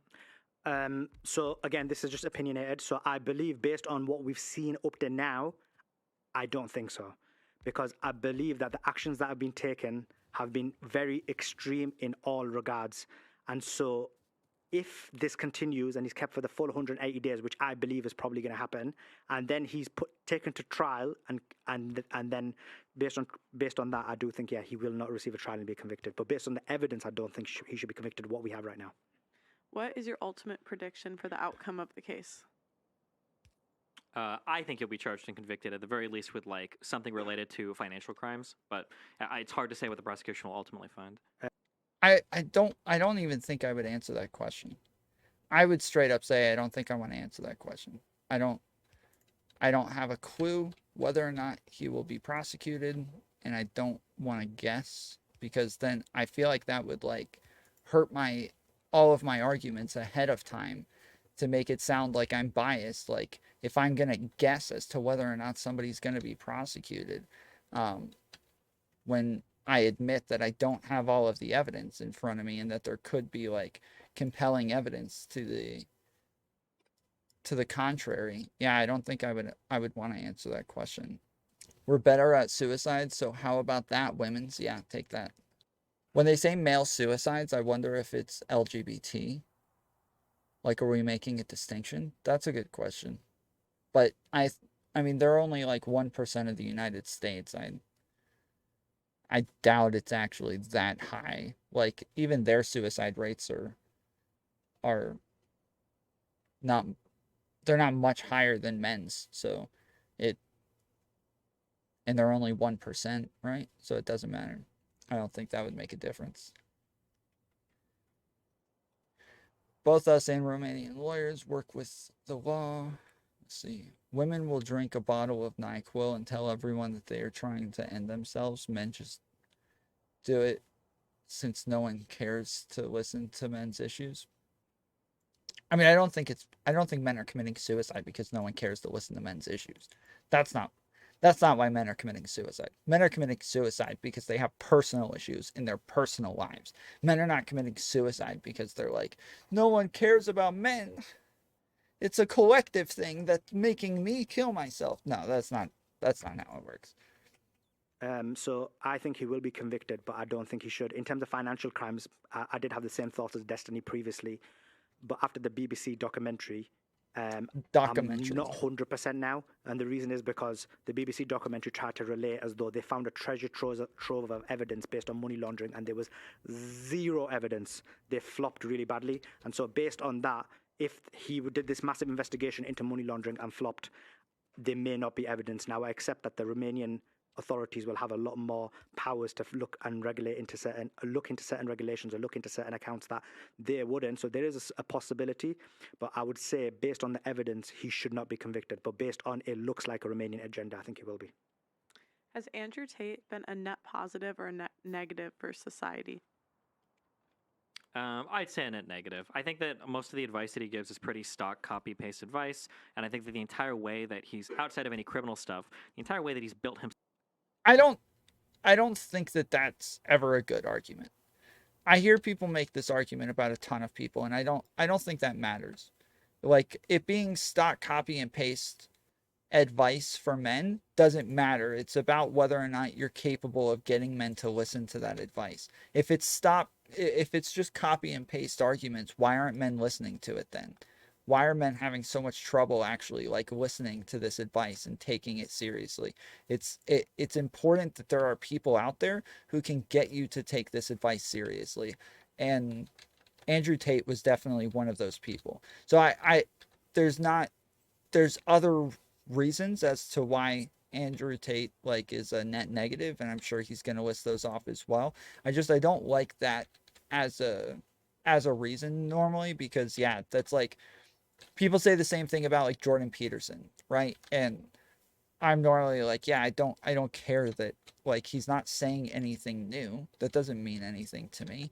And he doesn't have to be saying something new in order for it to matter. It's making dramatic changes in people's lives, and I think that that's all that really matters to me, is that it's actually like affecting people and changing lives, and that's important regardless of whether or not it's anything new. The collective attitude of not caring about things affecting men would filter down to individuals' personal life in the form of no one caring about their issues. I don't think so. I think it's going to be more like personal hardships that, like things like divorce, things like, not having your kids, things like, being overworked at your job. These are things that both men and women can go through, and these aren't things that are specific to men. I think it's more so like if we're talking about like men's issues, sure, we're gonna be talking about the fact that like we have too many expectations on us. We're more willing to like look at women's issues and take them seriously and not men's issues. But the men's issues, I don't know. I think it's like, my point is that they're not committing suicide. Like, you're not wrong in what you're saying, but they're not committing suicide because of that. I don't think that makes sense to say that's why they're committing suicide. Just like when people say trans people are committing suicide because of like systemic issues, and no, they're not committing suicide because of like systemic issues. They're committing suicide because like specific people in their family are not accepting of them or something like that, right? I think that we're getting a little bit too broad in general when we make claims like that. Obviously, it filters down to an extent to where they overlap, but I don't like it when people explain it that way. Yeah. Himself up has been basically through scamming and then partaking in what most people would agree is like the most immoral activity that you can do, running casinos and running cam businesses. I think that if you're going to find a role model for young boys or for young men to look up to, it should be a guy that if he would have stuck with kickboxing or done some legitimate type of business, I think it'd be different. But the fact that sex trafficking aside, everything they've been done is admitted to have been scam after scam after scam, I think is not a good role model for people to have. So I believe is a net positive, and the reason for it is because when you look at the idea that he's basically relaying, I agree with Destiny. They're not like unique ideas. He's not someone who's invented these ideas, but what he's able to do is these important ideas. He's been able to penetrate mainstream media in a significant manner, and so due to that, he's impacted the lives of many young males. And for me, young males are the forgotten species of society. They're significantly going through significant pain and suffering, and they don't have nothing or no way, or no one even cares about them. And so for that reason, I believe he's a net positive. In terms of being a role model, look, this is the issue I have also, which the Muslim community always argue as well. They say he's not a role model. Look, whenever we talk about role models, we never say that somebody is a complete role model. Like, no one's this perfect human being that you're going to aspire to be like him in 100% of the way he is. What you do is you aspire to be like that person in one aspect. So webcam business, the way they became famous, exploitation of men, in terms of when they became rich, they're not role models. But in terms of what they are real role models is aspiring men to be better, aspiring men to work hard, aspiring men to not give up, aspiring men to, basically not go into depression. 80% of men, I said this before, are committing suicide. 80% of rough sleepers who are homeless are all men. So all of these things are imperative. Wait, did you say 80% of young men are committing suicide? Yeah, 80% of the people committing suicide are young men. Oh, okay, sorry. Gotcha. Thanks for correcting me. That'd be a lot of people. Precision, precision's important. And so when you look at that, he is a massive role model in that aspect. What % of Andrew Tate's comments are purely for entertainment and comedic effect? I don't like saying anything is just for entertainment or comedic effect. The types of jokes that you tell usually underline some sort of truth that you believe in. Like if I'm the type of person that tells a lot of a particular type of joke, I'm probably hinting at something that's true. If you look at any pop, So when he tells racist jokes, that means he really believes that racist stuff. Feel like stand-up comedian. Generally, they joke about things, but they joke about things that hint at or reveal true things about life. So I don't believe that there's any comedian or person that just says things that completely and totally betray the foundation of things they believe. I think we generally joke about things that we think are pretty true. So So I would never ever just say like, I would say 0. 0%. Yeah, it's not Okay. like just jokes. Okay. It's always like hinting Okay. at like an underlying ideology. Okay. Yeah. So I think there is a possibility that you could joke and it wouldn't be based on what you actually believe, because generally speaking, you know, in society there's going to be certain levels of jokes that are not allowed, and so you're not allowed to say it. But that's in terms of preventing. But also, you know, certain types of jokes, even if you don't believe them, is going to get you attention and attraction. So that's important. But in terms of what you're saying, yeah, in terms of his ideas, many of his ideas, when you look at it, you can, when you boil it down to the bare foundation, you can maybe find some strong academic argument. I believe I can find a lot of academic arguments for many of the points he makes. But his delivery, which is the comedic fashion, is basically there to, which first of all made him famous, but second of all allowed him to penetrate society. And so someone like me, when I make my academic arguments, maybe people will find it boring and it wouldn't penetrate. But someone like Andrew Tate, it does penetrate. So comedy is an important factor to basically ensure that happens. what is one specific thing that Andrew Tate has said that you disagree with the most? This is a hard one because he goes back and forth on this, but it feels like his position on women, I generally would disagree with. The idea that like the husband owns the wife in such a way that she's almost like a piece of property that you cherish or revere is something that I disagree with. But he'll make other statements where he'll say like, well, no, there's like a mutual respect there, or if the woman agrees to it. And I mean, if a woman consents to that situation, it's fine. But I think in general, the way that he talks about women as being kind of like beneath men or something that needs to be controlled by men, and then any position that he has on women that involves these one-sided open relationships, I think are insane. So I've consumed quite a lot of Tate content recently while I've been looking into the case. I'd say basically when it comes to certain, one of the ideas, can just give an example of when he said, you know, he's talking about knife crime in the UK, which is obviously a problem. And then he said his solution is to basically put them in prison for life in Dubai and throw away the key. So if one assumes that he wasn't saying in comedy because it didn't seem like it was, that's not like a logical system in terms of like crime and punishment. And on the opposite end, Destiny, is there something that he says that you agree with?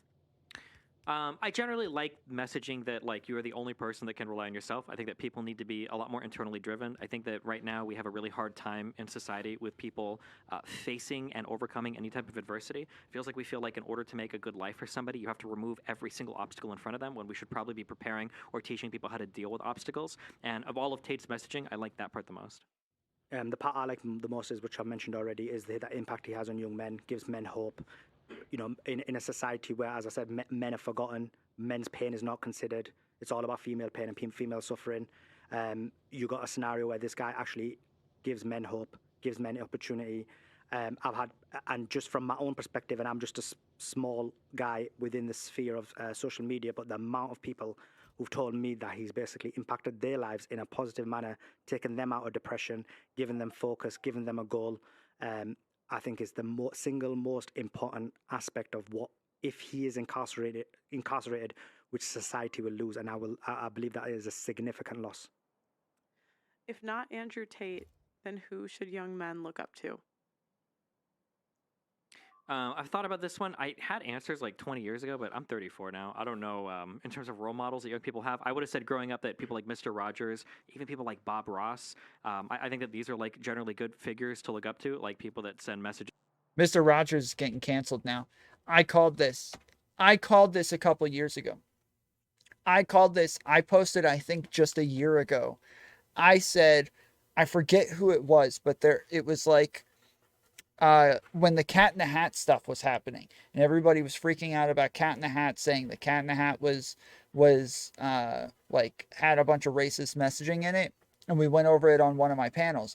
I posted on Twitter and said, Mr. Rogers is like the last person that we have left, and I'm sure we'll find some way to cancel him someday. And right now they've got video of him saying men are men, women are women, men can't have babies, you know, blah, blah, blah. Like, there's all this, like, stuff that he said, and he said it on his show, and now people are freaking out about Mr. Rogers now. So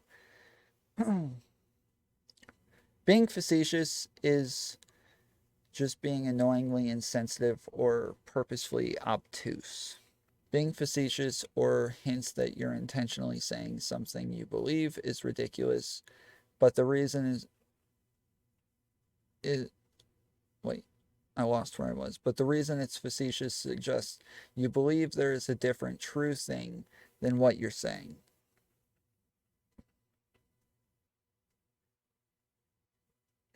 Yeah, I think that it normally jokes are going to point to some like underlying truth, but what that truth is could be the opposite of what it is that you're saying, right? Like when we're being ironic, we're pointing at like, you know, the opposite of what it is that we're saying is actually what's true. Or maybe not even that the opposite of what we're saying is true, but just how untrue the statement is of what it is that we're saying. So there's almost always some sort of truth that we're pointing at within a joke, but what that truth is isn't always obvious based on the joke alone. They said, I wonder if you could get away with making a fake OnlyFans scam of AI generated porn. But why would that be a scam? If people enjoy watching whatever it is that's on the screen, if they think it's real, would that be a scam? That's a good poll. It's never wrong to exploit coomers. They aren't real people. Damn. If AI generated hot girls and everyone thought it was real, I guess we should give them some humanity. And everyone thought they were real. They were real. And I made porn on OnlyFans with them. Would you consider that fraudulent? Of like, hey, you can be strong, but you can also be compassionate. You know, people that are good, like moral coaches or guides for life, I think are good. But I don't know. I look at a lot of I don't look at a lot of young male inspiring figures today because that's not. I've kind of aged out of that. So I agree with Destiny. The issue and the reason why Tate became famous and why he's important is because there is no other male figure. You've got, if he's out, there's nobody else to replace him right now, and that's the reason why it's important. Some people may argue Jordan Peterson, but no, I don't think so. The guy literally is crying on TV 24/7. He's changing his position 24/7. He's, you know, his ethical framework isn't great. So there's many issues in terms of a Jordan Peterson that I don't think people should aspire to be like. So therefore, if he wasn't there, there's a huge void. I don't know how much life advice he gives, but like Mr. Beast seems like a guy that's constantly trying to give back to people, run charities, give money, help pay for people's medical stuff or whatever. So, but what about in terms of Destiny? Guys, hey guys, guess what? Cavernacle came out with another video about Mr. Beast yesterday.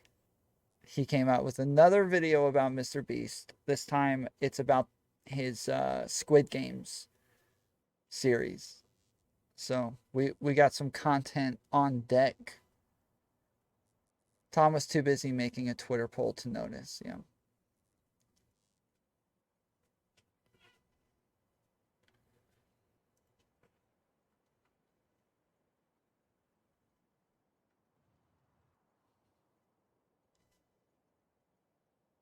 Of course, there's good people for sure. But what I mean is, what about in terms of this aspect that he impacts on society? Is there anybody else who could replace him? Like I said, I don't know if he gives like moral lessons or coaching like Andrew Tate does. So I'm not sure if he'd be a one-to-one replacement there. No problem. It seems ridiculous to me that people don't understand taking something from the past that has been recorded in that time period and then expecting it to live up to today's norms is idiotic. Yeah, I mean, that was kind of my point when I was talking to Chud Logic about like looking at different cultures, and when we're talking about like Muslim people throwing gays or trans people off roofs and stuff like that. And I was like, yeah, I don't know that I expect them to live up to our norms here when that's not what they grew up with. They know nothing about this stuff. Like I understand that like we all look at it and think it's immediately wrong, but that's because we grew up very differently from them. And I think his answer was yeah, I just don't care. And I mean, I guess, yeah, sure. But yeah, it's not, to me, it's not about whether or not you care. It's about like how culpable you hold. It's about how like understanding you are of people doing something that you deem to be immoral. That's what it's about. Like, I think having like an understanding of why people commit crimes is just as important as whether or not you think they did something wrong. Tom, Mr. Rogers' tweet got like no play past quibbles.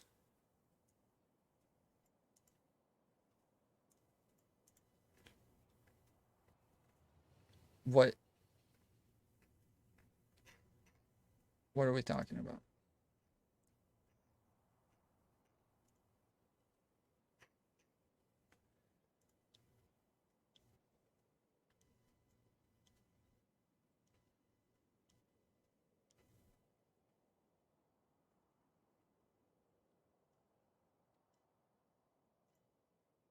Oh, you got the tweet. Nice. Let's go. I'm just waiting for whatever horrible things Mr. Rogers did to finally come out.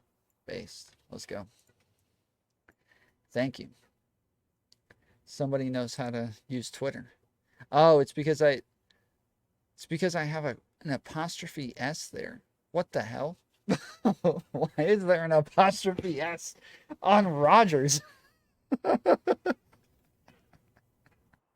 What? Friggin' autocorrect. Damn. This is 2021. Well, thank you guys for coming on. You know, I put a poll in the chat about who won this debate. It's like literally right down the middle, 50-50. Wow. Well, that's good. Wild. With all of Destiny's 50-50. So 51% is what needed for the beyond a reasonable doubt or whatever. We're not even there. Balance of probabilities. Oh, yeah, so you're at your reasonable suspicion at the moment. Yeah. But the Just point, like the Andrew Tate case. but I think I think I did well because we've got all of Destiny's fans probably voting for you as well. So, but then you probably got Tate fans voting for me. So. Oh man. Yeah, I mean, it's a clash of fans. Is there anything else you guys wanted to go over that you felt like you didn't get a chance to? No, I think we agreed. Yeah. Okay. Well, I'm kind of curious on a macro level. Mm-hmm. How do you feel about all the statements Tate has made about young women, about how he would kind of get people into his business? Do you have any feelings about that at all? Or do you think all of that was just like bravado and fake? Yeah, so it seems like it was bravado and fake, and that's just me being honest. Because when you look at what his operation was, based on the evidence that we've got, now it could be he had that, and then he completely downsized his business, and then no longer had that, or it was just bravado and it wasn't there. In terms of his ethical framework, like I don't agree with it. So, for example, from my perspective, my ethical framework doesn't agree with any of this exploitation or this sexual exploitation, like I said. But sure. And so when Tristan says he's got like 6 girlfriends at the same time and they all work for him, and when Tate says he's got 75. Okay, this is ending. Don't go anywhere. We've got major drama to cover. Apparently, not so erudite has been lying about her credentials. And we are going to get into it. 5 cam girls and they're all. You think they're just lying about all that? That's all fake. yeah. 75 is a lot. Yeah, I don't believe that's the case. I don't to have 75. Sass, chill, calm down, okay? Down, girl. 5 girls, you would have to have a massive operation. It's just propaganda to basically. It's similar to when he says he's a trillionaire. We know he's not a trillionaire, but it's just to basically propagate your business, propagate your life. But he did own all those cars, right? I'm just trying to think. He did own 75 girlfriends times. Let's say you spent 30 minutes with each of them a week. So that's a lot of. Sorry, go ahead. That's too much time. That's a lot. Yeah. I mean, what do you think? Do you think he had a 75? That's like, too logically, much based time on what with we're women. seeing, based on the information we've got now. I don't know how many he was managing, but based on the videos I've seen, based on the ways that I hear them talk about women and their strategies and everything, I think that he had a lot of women that he brought over that thought that they were going to be something special and ended up working for him, and he ended up like taking most of their money. I do think that. I just don't think that he took most of their money. I think he just followed normal cam business practices, and you can see that with the regards to the fact that basically he says 50%. You see in the court documents, actually the worst one is he's only receiving 25%, and then others is much less. You say he's only getting 25%. It's 25 to him and 25 to his business associate. Do you right? believe the statements that he said? Because if you believe the ones where he was saying he didn't pay the women enough, do you also believe? Because I've seen videos of him saying that he's made women millionaires, and he's talked about how rich he's made a lot of these women. Yeah, but that's usually in defense of people saying he's exploiting women. He'll say that like, oh well, no, I've made them millionaires. But when he's being explicit about how he do you believe that statement? No. Okay, so that's just weird to me. Like, why wouldn't you believe that if you believe the other one? Because in one, he's just giving a guide on like, this is what I do to take advantage of the women, and then in the other one, somebody's like, well, aren't you explaining this? He's like, no, I've made them millionaires. Well, like obviously that's just a defense of himself, rather than like he's never said that ever in any of the other videos. One is like a characterization. The other one's not. Where he's just being very frank and he's talking about how he manages them. He's never been like, oh yeah, like, and these women make so much money when I've got them with me. His statements are always like, I own them. I have access to all their media. I'm the one that chooses how they get paid. They don't even see their original paychecks. I handle all the taxes. This is what I do. Those are the statements he makes when he's being more candid. So a question linked to what you just said. Do you agree with his statement that basically these women on their own would not have they wouldn't have made as hardly any money, and it's the only reason they made significant amount of money and got rich together is because they joined him and... Yeah, but this is like the minimum wage is like a great example for this every time where like, yeah, somebody could pay somebody like 10 cents an hour and they wouldn't have made 10 cents an hour if they hadn't had that job, and maybe they like had a lot more ability to like feed their family and do all sorts of other stuff because they got 10 cents an hour. But we would still consider it exploitation because we don't believe that there's any work that is so that is only valued at 10 cents an hour. We think like at the minimum, the lowest type of work would be like $7.25. And so even though, yeah, they would have had absolutely nothing if they didn't get the 10 cents an hour, sure. But we still consider that exploitation one way or the other. And because he was an expert in the field and he knew how to propagate the women in the manner that he needs to, and therefore they became rich together. Do you agree with that? I agree with all of it except for the last part. They probably wouldn't have made as much money. They wouldn't have, well, let me be clear. They wouldn't have generated as much revenue because I don't believe any of them kept that much money, but they wouldn't have generated as much revenue without being connected to him. But that's because he was a master scam artist, right? Him and Tristan detailed on multiple shows how they would scam men over and over and over again to get money to try to meet these girls or meet them and scam them out of more money, and that's what they would do. The problem is, Destiny, when you say master scam artist, basically what you're referring to is the exploitation of men, and No. the issue. No, because what you're actually referring to is that basically a man would get hooked by a woman, and then he'd be sending considerable amount of money to the woman with the hopes that maybe he could have a relationship. Guess what? That's the entire sex industry, and No. I agree they all exploit men. No, it's not even close. If you have an OnlyFans girl and you send her money to unlock a video or whatever, that's you sending her money to unlock a video. That's extremely different than a girl saying like, "Oh, I'm gonna meet you. I'm on my way to the embassy. Like, just send me 1,000 more and I can get to that." Like one of these is very now. You might be of the mind, and it sounds like you are, which is fine by the way. That all like sex work is some type of exploitation, which is fine. But if you're gonna say that, there's levels of exploitation, right? Paying a girl money to unlock a video is way different than a girl promising she's gonna meet you if you just send her 1,000 euro more. No, but in terms of the cam business, you've got a scenario. So you're talking about a scenario when you're unlocking. So that's OnlyFans, and that's TikTok, isn't it? And with OnlyFans, that's actually what he's been charged for. He's not actually been charged for the cam business. Yeah, we're not talking about what he's been charged for. We're just talking about general impressions. So in terms of the cam business, other cam businesses, they have the same type of process where, not all of them, obviously, because I'm not generalizing, but generally speaking, from many of the cam people who we've Not all of them, because I'm not generalizing, but generally spoken to, they say that, yeah, the aim of the game is that where a man likes a woman and then he wants to spend time and then he spends loads of money.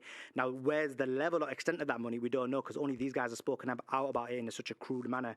But in terms of the rest of the businesses, we don't know the level of where they go to. Sure. I mean, I've heard that before, but the woman generally actually meets the guy. I've been friends with some very big cameras, and I've heard them talk about these details, right? You'll get these, they call them whales, your favorite term. But you'll get these whales or oilers that will spend a whole bunch of money, but they actually do meet the woman. Now I'm not saying there probably are girls out there that are scammers that lie about ever meeting the guys. I'm sure that happens. No, but I would call them scammers as well. But Tristan and Andrew very specifically spoke about how they masterfully engineered scams on how to get these guys hooked, how to get them to come back, how to mislead them over and over and over again. They were very explicit about it. Not every cam girl does that. Yeah. So I did see a video where they actually gave examples of when they met as well. So my point is this, that, when you look at this exploitation and who does it, you may know somebody who does less level of exploitation or whatever it may be, but generally the aim of the game is to get a man hooked so you can get money. Sure, but even when you said examples of where they met as well, I remember that clip. That's where Tristan was speaking very specifically in the beginning. Sometimes the girls would finally meet, but what they realized is they could make even more money if they never met. Do you think the women it was the Tate clip. Do you think that the women were Andrew. taking advantage of the men in that situation?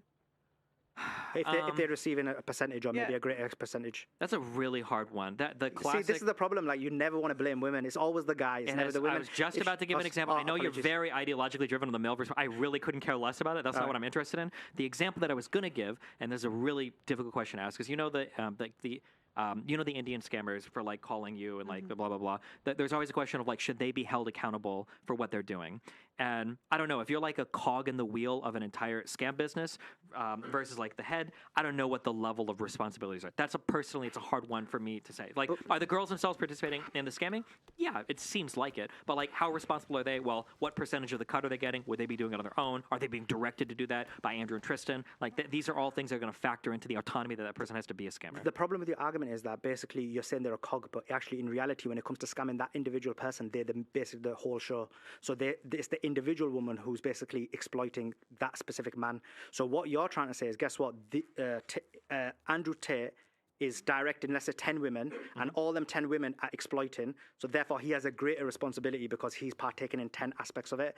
But that woman is partaking in that aspect. So from a macro level, you're right. But from a micro level, they both partaking in the scam, and they're both equal shareholders in that If they're getting paid equally, maybe even on the micro level, but on the micro level, even on the micro level, I don't think you're correct, because didn't Andrew and Tristan talk over and over again about how they were the ones running the DMs? I think Andrew's joked multiple times about how, well, the girl's in that room and then I'm in the other room and I'm blah blah blah. Like, he's doing the DMs. He said that multiple times. That was one of the reasons why he said he was making more money with these girls than they ever could have, is because they'd engineered down to like a fine, perfect formula what they needed to type to guys in order to get them hooked. No, but that's because that was their business model, wasn't it? But in reality, when you look at it, it was actually specifically the woman who was in the screen who was basically getting the man to be interested in him so that he could be exploited. And when you look at it, as we said, if it was a 50-50... Well, no, the business model isn't just, I'll show you videos. No, the business model is way more personable than that. That's why they're not just posting this stuff on Pornhub. They're posting it on OnlyFans, because OnlyFans gives you the ability to like really have that that parasocial connection with the viewers. That is the business model. That's what like makes it so different than everything else. And that's why it's so successful, is because it gives you that parasocial aspect that Pornhub doesn't. So like, yeah, if they were on Pornhub, yeah, his argument would be correct, but they're not on Pornhub. They're on OnlyFans. From a micro level, they're both 50% responsible. If it's a scenario where it's 50-25, then let's say there is a scenario where she's receiving a greater cut, 70%, 30%, then she's exploiting much more. Possibly. For that it changes a little person. bit, but like here's the reality, right? If you've got a guy that's at the head of a scam, and then he's recruiting people and paying them to be little scammers, and I guess, yeah, you could say they share some responsibility depending on how they were recruited. That's a really important part. But they share some of the responsibility. But most of the responsibility is always going to go to the head of that thing, of course. Just like you're gonna blame like a major dealer over like random kids dealing on the street, of course. So why does it depend on how they were recruited?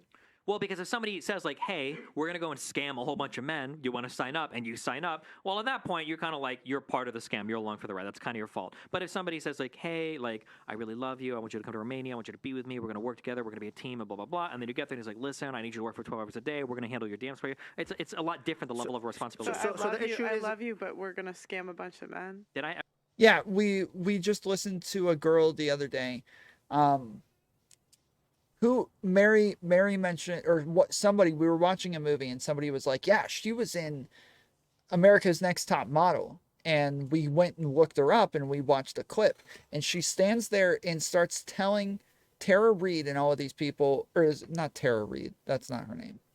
I can't remember her name. But anyways, she's on America's Next Top Model and she's telling them this story of how she got human trafficked. And she's saying like, yeah, I went on a date with this guy. Or sorry, she's like, they said that they wanted to recruit me for a modeling agency. And then when I went and tried out for the modeling agency, they were like, awesome, okay, we'll give you a call. And then all of a sudden they were like, hey, come out to dinner with us. So she's like, I just went out to dinner with them and they sat me next to this guy and we're like, here, meet our friend. And then it turned out that I was like, I didn't know, but I guess I was like supposed to be his date for that night. And then all of a sudden they call me and they're like, hey, we're in Saudi Arabia. We're going to fly you out here for a job. And then they fly her out there. And again, all she's doing is just going on dates with these guys.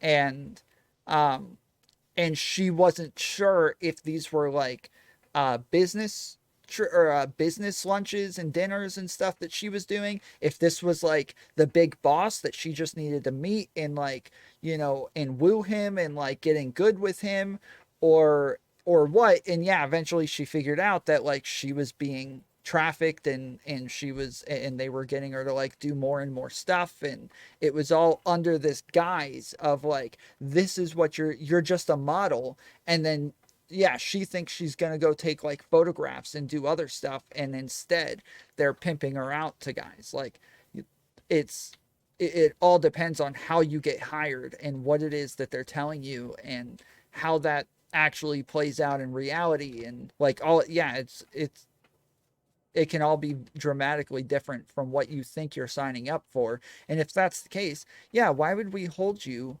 accountable for something you didn't even know you were getting into? Like, why would we hold you accountable if you don't even know what it is you're doing?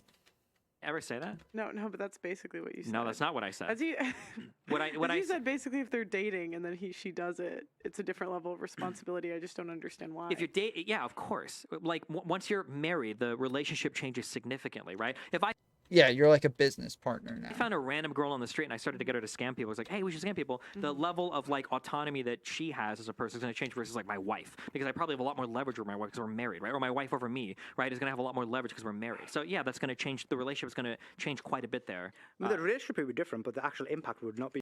I can't believe Pearl even asked that. She's such a grifter.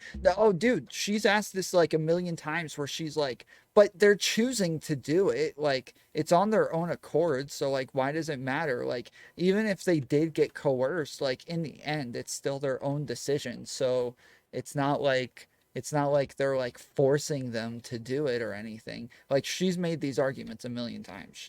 Yeah, this is par for the course for Pearl. Be different. And no, in but terms we're not talking about impact, right? No, because we're talking about the impact as exploitation. And then in terms of the women, is the impact the exploitation? I guess I guess it can be.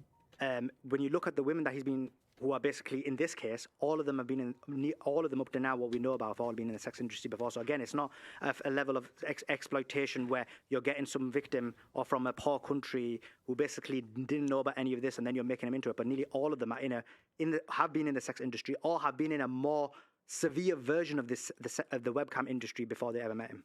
So Tate's original claim was that most of the women, now I don't know, for the victims that have come forward, they might not have been in the sex industry. They all been. Yeah, but Tate's original claim was that most of the women that have worked for him weren't involved in the sex industry before. Now, whether that was bravado again, we don't know. And you agree that doesn't matter, in the sense we're not of... talking about charge. Yeah, I'm just saying, but also, when you say the impact equals the exploitation, that's not true. The exploitation is going to lie in the intent, right? If I go to a shop to get my car fixed and they try to repair my brakes and they legitimately make a mistake, right? Well, I'm going to go back and I'll get, my brakes fixed again because I messed up. But that's a lot different than somebody intentionally saying like, we're going to fake this one and charge them anyway, right? Even if the impact is the same, the intent is going to matter a lot when we talk about exploitation. Because exploitation is a crime that exists in the mind. It's not just in the final outcome, I think. I agree, intent's important, and the intent is the same. So, because if you get your wife to basically exploit someone, or you get a random person to exploit someone, the intent is the same. What your argument is that the influence is different, but the intent is the same. Well, do you think any of these girls that worked with Tate would have been this scammy with men had they not worked with Tate? I thought we all agreed earlier that they I couldn't. I believe see they a lot were. of, I I see a believe they lot were, of yeah. girls that are this scammy with men for free.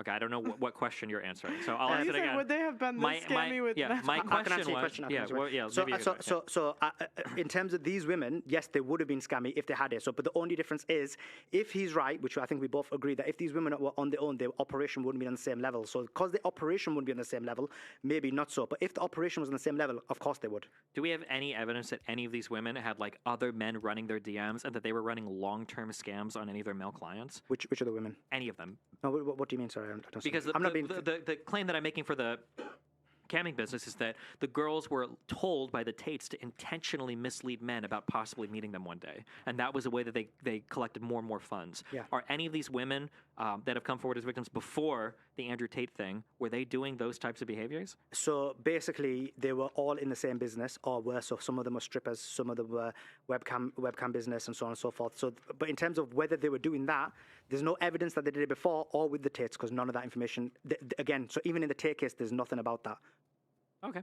Well, if the Tates are lying, then obviously I don't agree the exploitation is there. But I mean, if they're being truthful, I mean that's a level of exploitation that I don't believe any of those women would have engaged in had they not been part of the Tates. What do you mean? What do you mean by lying? Sorry, I just missed your point. If what the Tates were saying were true, the way they were in their business, then I would say that level of exploitation is not something that they would have taken part in before. Just stripping is not the same as lying to men saying you're going to meet them, et cetera, et cetera. But it's possible the Tates were just lying about everything. In which case, then And I disagree. I said they would have if they were at the same level of fame. I'm curious, would your opinion change if they had OnlyFans accounts today? So, like, if the girls in 2023 had OnlyFans accounts? No, because I don't consider OnlyFans exploitation. No, I don't get you. It's not the same thing as cam work.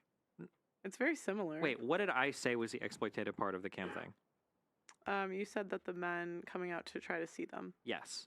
Okay, but you don't. Okay, but yeah, so your If on your OnlyFans- worldview yeah. is that you don't think that's exploitative at all. Wait, that was not exploitative. You at don't all. think OnlyFans is exploitative. I never said it's not exploitative, but if we're going to From measure this aspect, it's yeah. going to be completely different.